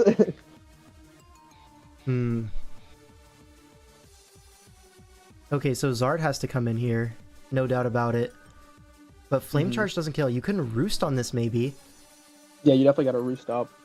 At 27, can you go for a Wisp? And Roost off? No, sets the Misty Terrain first so he can't get Toxic by a defensive Celesteela. I get it. You can still threaten the Wisp. Oh, a Trick. Ooh, okay, Scarf Trick. That's good here. Ooh. I assume we'll see probably like a double Leech Seed or something here trying to catch Zard. It's locked in. Oh yeah, it is locked in, so you just stay in here. He has to Leech here, but... oh, he switches to Beedrill on the Surf. Does 52. Oh, I think that's probably it. That's probably it, yeah. Poison Jab's gonna kill this, and Zard's in range. Yeah, I think you had to Roost. That was your opportunity. And that's gonna be the entire series. They want to play Game 3? I'm down to watch Game 3. No, Zazo is offline. Oh no. He is left. Absolutely got packed up, I'm not gonna lie. So unfortunate, right? But, well, unfortunate for him. For Wombo, this was a very dominant showing, of course. For sure.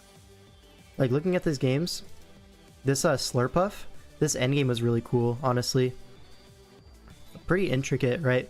But once you're able to get that Slurpuff in and set up, it was all over.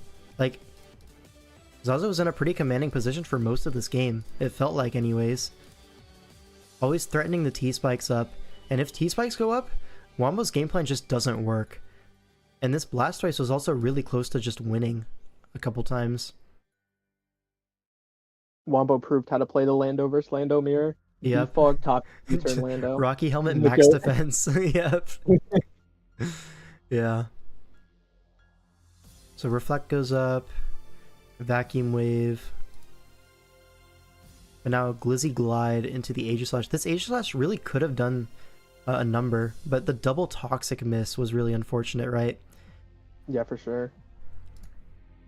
Because here we King Shield and then pop the Akka Berry and go for a Toxic, but misses, and then Lando comes in and you miss another Toxic. If this Toxic lands, I think low-key you might be able to get T-Spikes up, right? Because what prevents the T-Spikes going up at that point? Yeah, honestly, that could have been... yeah, that double Toxic miss really, like, shifted anything, because if you get the T-Spike up, I mean, that Slurpuff is never going to be able to break the end, I don't think, at least. It would still be a threat, right? With the Grassy Terrain recovery, especially. But the main problem with that is, you can King Shield, stall this out, potentially, and eventually it will be in range of, like, Ice Shard or something like that. I mean, maybe not, though. Maybe you just get too much recovery out of the Draining Kiss. But still, having that residual damage would have been huge. I mean, this is all just speculating that he would have been able to get up the T-Spike if the Toxic landed, which is also not necessarily 100% true, because Wombo would probably just Suicide Defog, ensure no T-Spike in this instance, and then you have to find another setup opportunity with your Selgor, which you can't do it in front of Grassy Glide, potential E-speed, so maybe there was just no hope. Maybe it didn't matter. I wonder if he clicked Yawn instead of switching to the Weavile to try to keep forcing T-Spikes. I wonder how the end game changes out. Yeah. I feel like that could have been the play, because even the Rillaboom sack, it doesn't... Even if he clicked Triple Axle there, I think the Slurpuff was still sweeping that end game. Yeah, I think you had to do that, actually. I don't think it was a choice. Because you T-Spike here, and then this turn, you Yawn on the defog turn, because he has to defog. There's no other click for him to make. Theo's right. If you U-turn, you die to Helmet, and then does it not defog? U-turn to prevent defog. He would have died to Helmet, right? Yeah, does that prevent the defog? Oh, he would have, yeah. You're right about that. But is Yawn better? If you Yawn, the thing is, would Wombo be fine with just sacking his Lando for a Yawn? It's not like there's too many setup threats left. I mean, it was just the Aegislash. We'll see, you sack your Cellgore, then Weavile comes in for free. And T-Spike is up, so this is the position. Yeah, this is the position you want for sure. You always triple axle this, I think. Yeah, actually, for sure. maybe you can just Ice Shard if the T-Spike's up, because Rillaboom, after the poison, will get to it KO'd. So even if you switch, Shard is fine. Yeah, and he's not going hard puff on the... Because the only reason Rillaboom lived is because there's no poison, the grassy terrain. Oh, yeah, so then you'd have a Weavile at 62, T-Spike up. He's cooked. Yeah, He's I think it is over. Cooked. I don't think that Slurpuff's ever gonna win that end game. No, you'd have to set up in front of Weavile. And I don't... Flamethrower might not even... I mean, Slurpuff isn't the strongest thing ever. Without, and I'm sure it's very defensive, so Flamethrower might not even kill there. I mean, we saw plus one Draining Kiss do like 30% to offensive Blastoise. Like, what did it do? Yeah, it did like... It did 28. less than 20. Yeah, like... Less than 30. There's a world where Weavile at 62 lives the Flamethrower. Could potential triple axle, but even then, you have the defense boost. It's not over, you know? But then the T-Spike's still up. And you got the so still. I think I'm on the train of game 1 might have been a robbery. Game 2, though. What happened here? Let's do a quick VOD review. So here, Weavile gets his 1-for-1 trade. This is like intended as the lead. Alright, so Infernape down. I think it really is just, So U-turns on this. Crocodile on the Flame Charge. Maybe it's just a little bit too greedy of a Flame Charge. Maybe you just Wisp first. Yeah, for sure. You Wisp first and come back later, I think. Yeah, because you could Wisp first. You could honestly just go hard into your Scarfini at that point.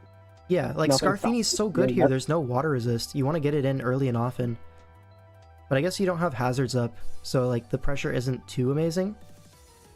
Yeah, but Aromatisse is just free, like Crobat, or I mean, I guess Aromatisse maybe would try to heal the Crook, but I mean, I feel like you could really capitalize on Aromatisse, because that's the only thing that you can chain some offense together, I think.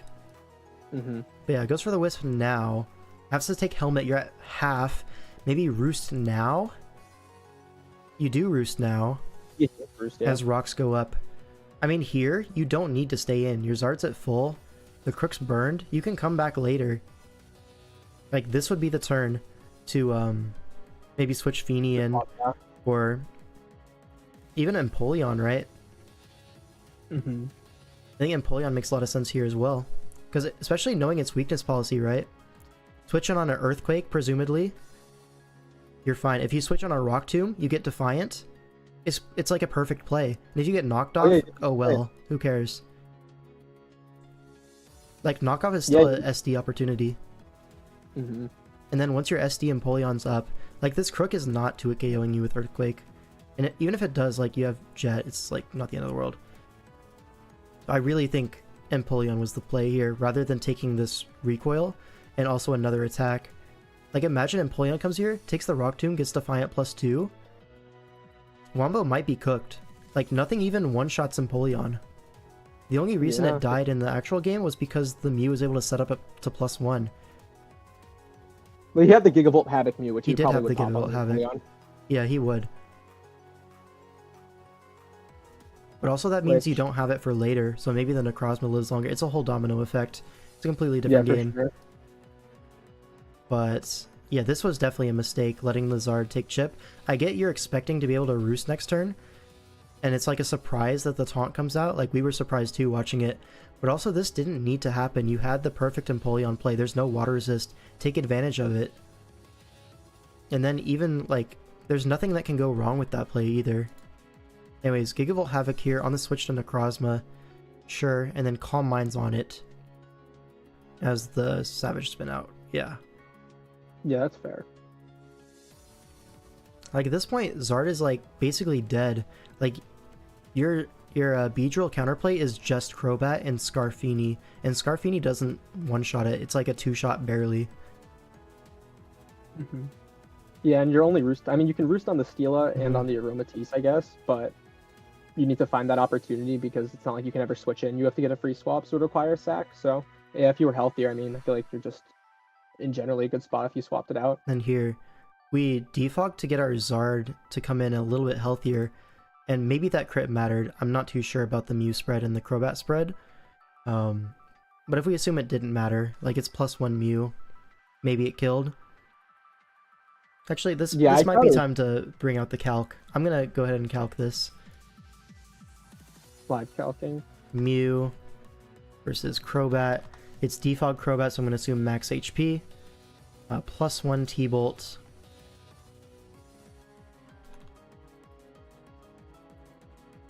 So if the Mew is 0 special attack, it mattered.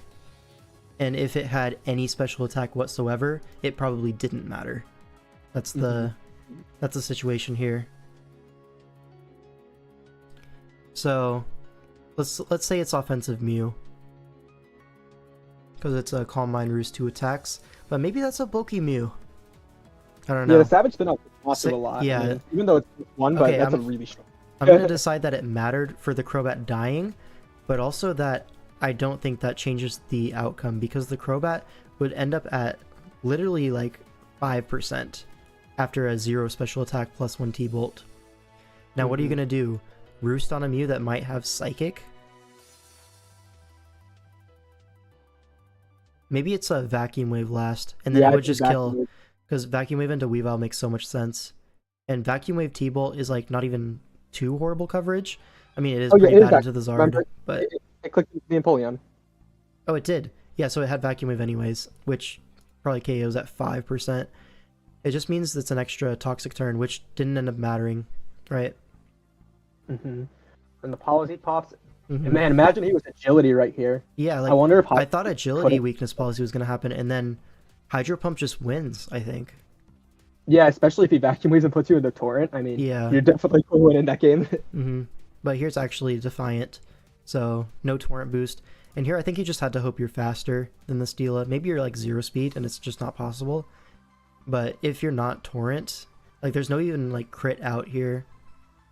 I think it's probably just Waterfall. Well, if he... Yeah, because it's never in range of Flame Charge, which is kind of what you needed the most. Because if it gets in range of Flame Charge, then you can probably win with Zard. I assume Zard wins the game if you get it. Yeah, this was also revealed to be specially defensive Celesteela, not even Fizz Def. So this is like literally your better option in terms of like Jet into Flame Charge. But yeah, I think Feeny here, I don't think you can get rid of the Scarf at the very least. But also I think this Steela, you just had to hope it wasn't going to Toxic your Zard. Because this Zard is very fat. At 27, do you live in Earthquake if it's burned? I think maybe Will-O-Wisp was the play. This Zard is fat. I feel like you probably do. Let's see, Celesteela, Earthquake versus Charizard, Mega X. It's like, let me calc the bro. Even the Crook damage. Even no defense Zard takes the Earthquake if it's burned. It does 26 max to no defense Zard. Oh my god, that guy's so fat. So yeah, I think if you go for a Wisp, what can Wombo do to prevent that? You can't go hard Beedrill on Wisp. That doesn't work. Because I assume Zard at 27 will live a Drill Run or like a Poison Jab, right? Yeah, definitely. At burn from You a can also tanky just card, roost versus Celesteela. It's like fine either way. The only way it goes wrong is Toxic, which is why I saw Feeny come in. I was like, it's probably just setting Misty Terrain so that you can go Zard and not fear Toxic versus Steela. Mm-hmm. But also that doesn't even work because you just Earthquake here. Like the threat of Earthquake means you can't double back, and like Leech Seed as well is tough. So tricking the thing, and now hard Beedrill wins 100%. Yeah, like guaranteed win right there. Yeah, it's like checkmate. And that's the game. So I think a few crucial mistakes and then a little bit of luck in the game 1, and that it got away from him. So congratulations to Wombo winning the GG Inc. What is it? The Winter Invitational is what it's called. The Winter Tournament Finals. That's what they call it. All right. So congratulations to Wombo. Get a nice bag out of it. $192 for this set. And yeah, Zazo doesn't walk away empty-handed. He still gets a little bit of a prize, but that's going to be it. Oh, they're doing game 3. All right. The video lives on. We love to see it. Yeah. All right, Ogerpon leads off, goes for Charm. Classic. Imagine that Classic. right there. Swords Dance is up. For continuity, let's switch sides. Yay, more content. Yep. We love increased watch time. Yep. U-turn does 14%. Shout out. And now what, Terra though? Grass, Root, and Terra Fairy on the Dust Noir. Oh, this is Terra Latios, isn't it? Oh, man. Hmm? What are you talking about? What? What are you... Terra types. Yeah? I was just checking him out, but he's Terra Grass on the Zarude and Terra Fairy on Dust Noir, which I thought was kind of interesting. Mm-hmm. And then the Latios is Terra Fire. Yeah. Oh my god, it freaking died. That's choice banded. Yeah, that's choice banded. You can't even Terra Fire the Latios now. He's choice banded, doing big damage. Okay, so Spirit Break would be a nice option into the Latios, so it makes a little bit of sense there why you're choice banded. Booster Not this one, it's Terra Fire, but in general. Alright, booster special attack, probably representing a Calm Mind Vacuum Wave set. We got big check Dust Noir in here. Oh, wow. Big Dusk Noir comes in. His Calm Mind and Pain Split. Well, a little bit of chip achieved, but not a whole lot. You are immune to Poltergeist, which is the main thing with booster energy. So Dust Noir doesn't really hurt you back. Can just Calm Mind for free on this thing. That being said, the Deoxys in the back is always going to revenge kill this. Nightshade, okay. Good chip, actually. There's a sneak, okay. Iron Valiant Mirror in finals, interesting. It's like the Mon is good or something. Iron Val Zarude versus Iron Val Terra Latios. Like, no surprises there, right? Oh, Psychic Noise Deoxys speed, so not an offensive Deoxys. Interesting. Anyways, Gliscor does kind of take advantage of Ting Lu all day, every day. Sets up spikes. What you could see potentially is like Boots spam, like Boots Deoxys, Boots Zarude, and then just intend on trading hazards versus the Ting Lu. Anyways, the Deoxys is going to come in on this Latios, Terra Fire, Ice Beam, and it's going to be Light Screen, but it's going to get full parried here. Or not full parried, but paralyzed by T-Wave. So potentially could just be Calm Mind Mono Ice T-Wave. Does look like it wins here. Like, yeah, high key looks like it wins. I mean, you're going to have to get lucky with a couple arrows versus the Val. Mm-hmm. Oh, it's 2 attacks. Okay. I mean, that's also a good set here. Now what Brambleghast comes in on the recover is Boots. We will be seeing a Poltergeist. Actually, Zarude could probably swap it on that. Spin, okay, makes sense. Mm-hmm. Gets the spin off. Takes Helmet, at least. Now Latios comes in for free. And now what? You have to go Deoxys again? Or what? Iron Valiant CC? Iron Valiant, but can you lock into a move? Maybe Liquidation here. But surely this doesn't kill. No, there's no way it kills. And you T-Wave this. Yeah, so next recover.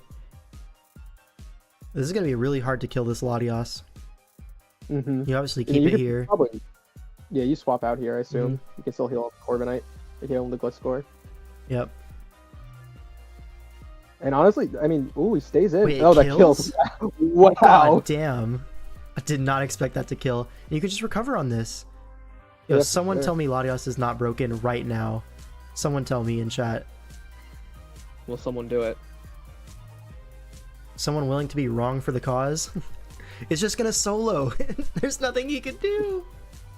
Okay, Teleport? with screen up, maybe Zarude can Terra and handle it. Yeah, It's if it's got super jungle balanced. healing as well. Mm-hmm. But what is this Terra type? It's Terra Grass, so it's weak to fire. You just have to stall at the screen. And you have Iron Valiant as well to come in, potentially. Yeah, maybe Encore on it as well. Mm-hmm. You could also go Scizor, right? Scizor U-turn. He can't Terra out of that weakness. Mm-hmm. Oh yeah, true. Resist the boosted grass moves. Doesn't mind taking a knock in this endgame. Yeah, and I don't think it's clicking knock here anyways. I think setup is pretty Mm-hmm. light this turn.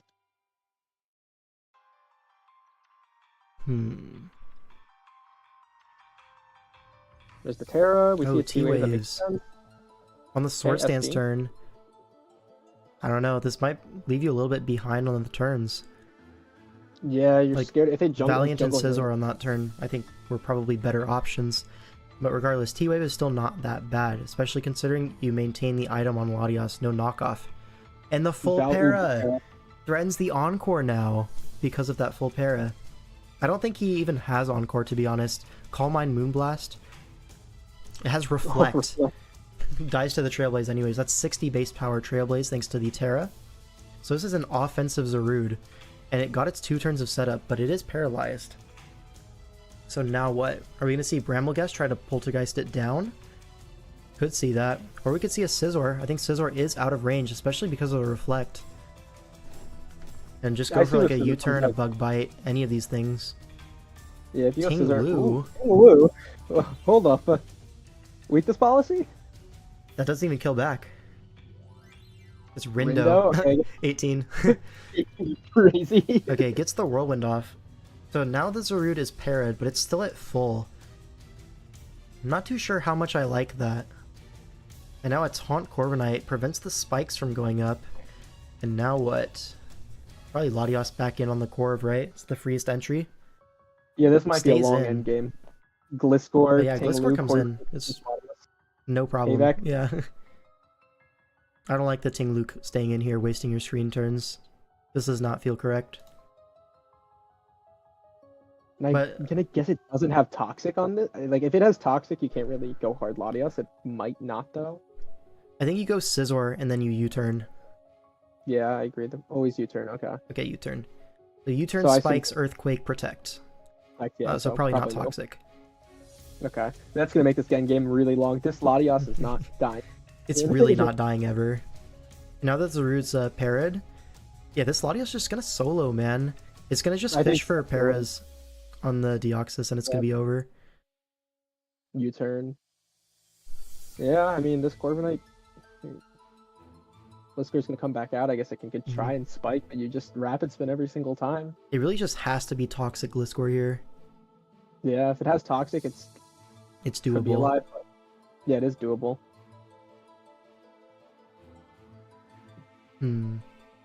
Poltergeist goes off. It's 26 by the way, so this is FizzDef Gliscor out the ass. This is so definite. Yeah, I mean, it's just gonna keep pivoting back and forth between the two. Yeah. But Brambleghast is not in any real danger. Wow, Braver did. Yeah, that doesn't do enough. Like, you can just strength set this back. I mean, you're risking crits, I guess, which is like, you probably should be going Latios into the Yeah, you can Corviknight. always go level up on this thing. Like, now we've let our Bramble get chipped for no reason. Curse. Why? Okay. So I guess he's probably gonna try to maybe Scizor this turn. No, he goes Latios. We're giving up Pokemon for free. I don't like this at all. Maybe he like doubles to Scizor and tries the Sword Stance this turn. I really don't Like, see it, man. I don't see it. Like I don't. I mean, I guess this thing might be in range of Terra Blast now. Oh, for sure it is, Okay. yeah. But did you Okay. need it to be in range? Like, No, I feel like you could have just like went back and forth. I mean, I feel like I guess it speeds up the process. I don't think. and there's the anything- para, and the game's over. Yeah, Yeah. game's up. If he was able Yeah, to get up a light screen there, he could have prolonged it, but I think eventually the para will happen. And yeah, Policy right 76, dude. All right, Terra Latios. Yeah, shout out to Maybe not bad. Terralatias. Maybe a little balanced. Maybe a little bit. So that's actually a little bit more salt in the wound, right? For this double toxic miss. Or not that one. Yeah, this one. The double toxic miss could have swayed the series, right? But oh well. What can you do? That's Crazy gonna to be see, it. like, not even like a T-Wave Terra Latios is this broken still. I mean, it's not even CM. It just sits on everything and 2-hit KOs the whole roster pretty much. Yeah. Shout out to Latios. There's a reason it's banned everywhere. Alright, that's gonna be it for me. Thanks for joining me, Burger. And No problem.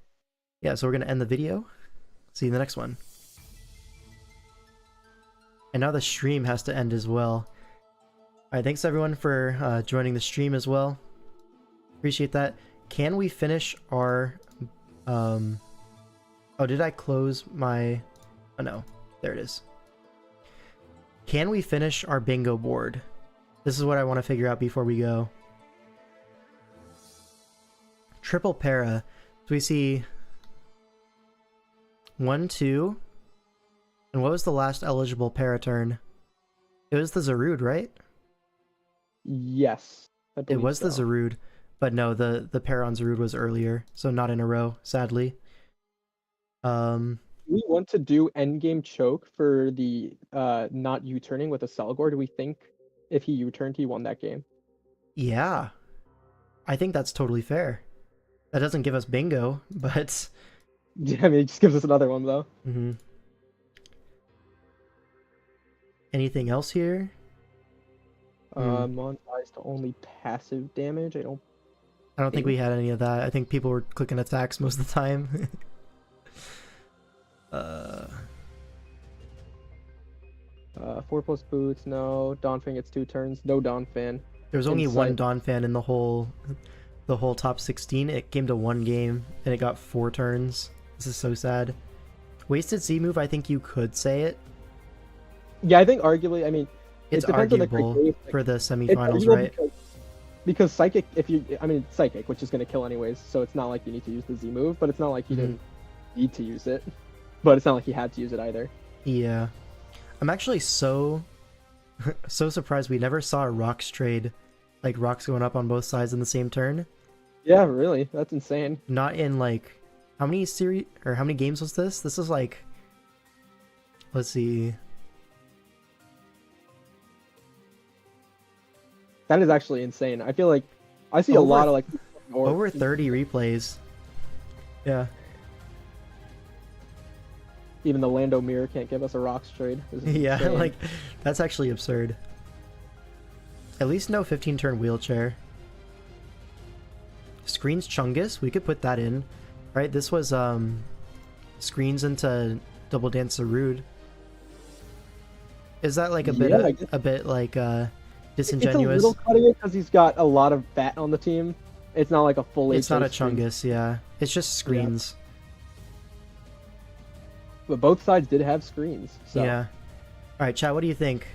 Are we gonna count that as a wasted Z move? It's up to you guys, chat. Do we want bingo or no? What's the reward for bingo? I have no idea. we just get bingo. We get bingo. Then you could add it to the title. We got bingo. Bingo in all caps.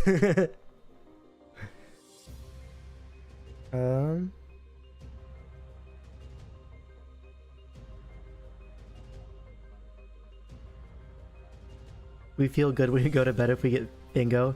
Do you want to feel good going to bed? The power's in your hands. For this slot, was it a waste? Think wisely here, Son of Wrath. It's all up to you. Yes? Double bingo. He's broken. Yippee! We just went from 0 to 2. Yeah. This is so swag. Alright, thanks everyone for watching, and see you in the next one. The next stream should be a World Cup watch party. That'll be on Tuesday. So keep an eye out for that. Should be a nice shorter stream, not quite 8 hours long because it's the play-ins. There's only 2 series, one of which went to tiebreak, so should only be like a 2.5 hour stream at most. And maybe we'll do something else at the end of that stream. I did see what is it, the Emerald Insurgents or whatever it's called. Is that what it's called? Oh, like Emerald Imperium or whatever? The new game? Yeah, Imperium, that's the one. Kind of interested in just doing a fun little playthrough of that. I thought about doing that with my BBR draft, like using Pokemon that are on my BBR draft, but the problem is I drafted too many legendaries that are only available post-game. But I did check about that. But I'd be interested in maybe doing that, maybe not, we'll see. Depends on how I'm feeling on Tuesday, but that's the plans for next stream.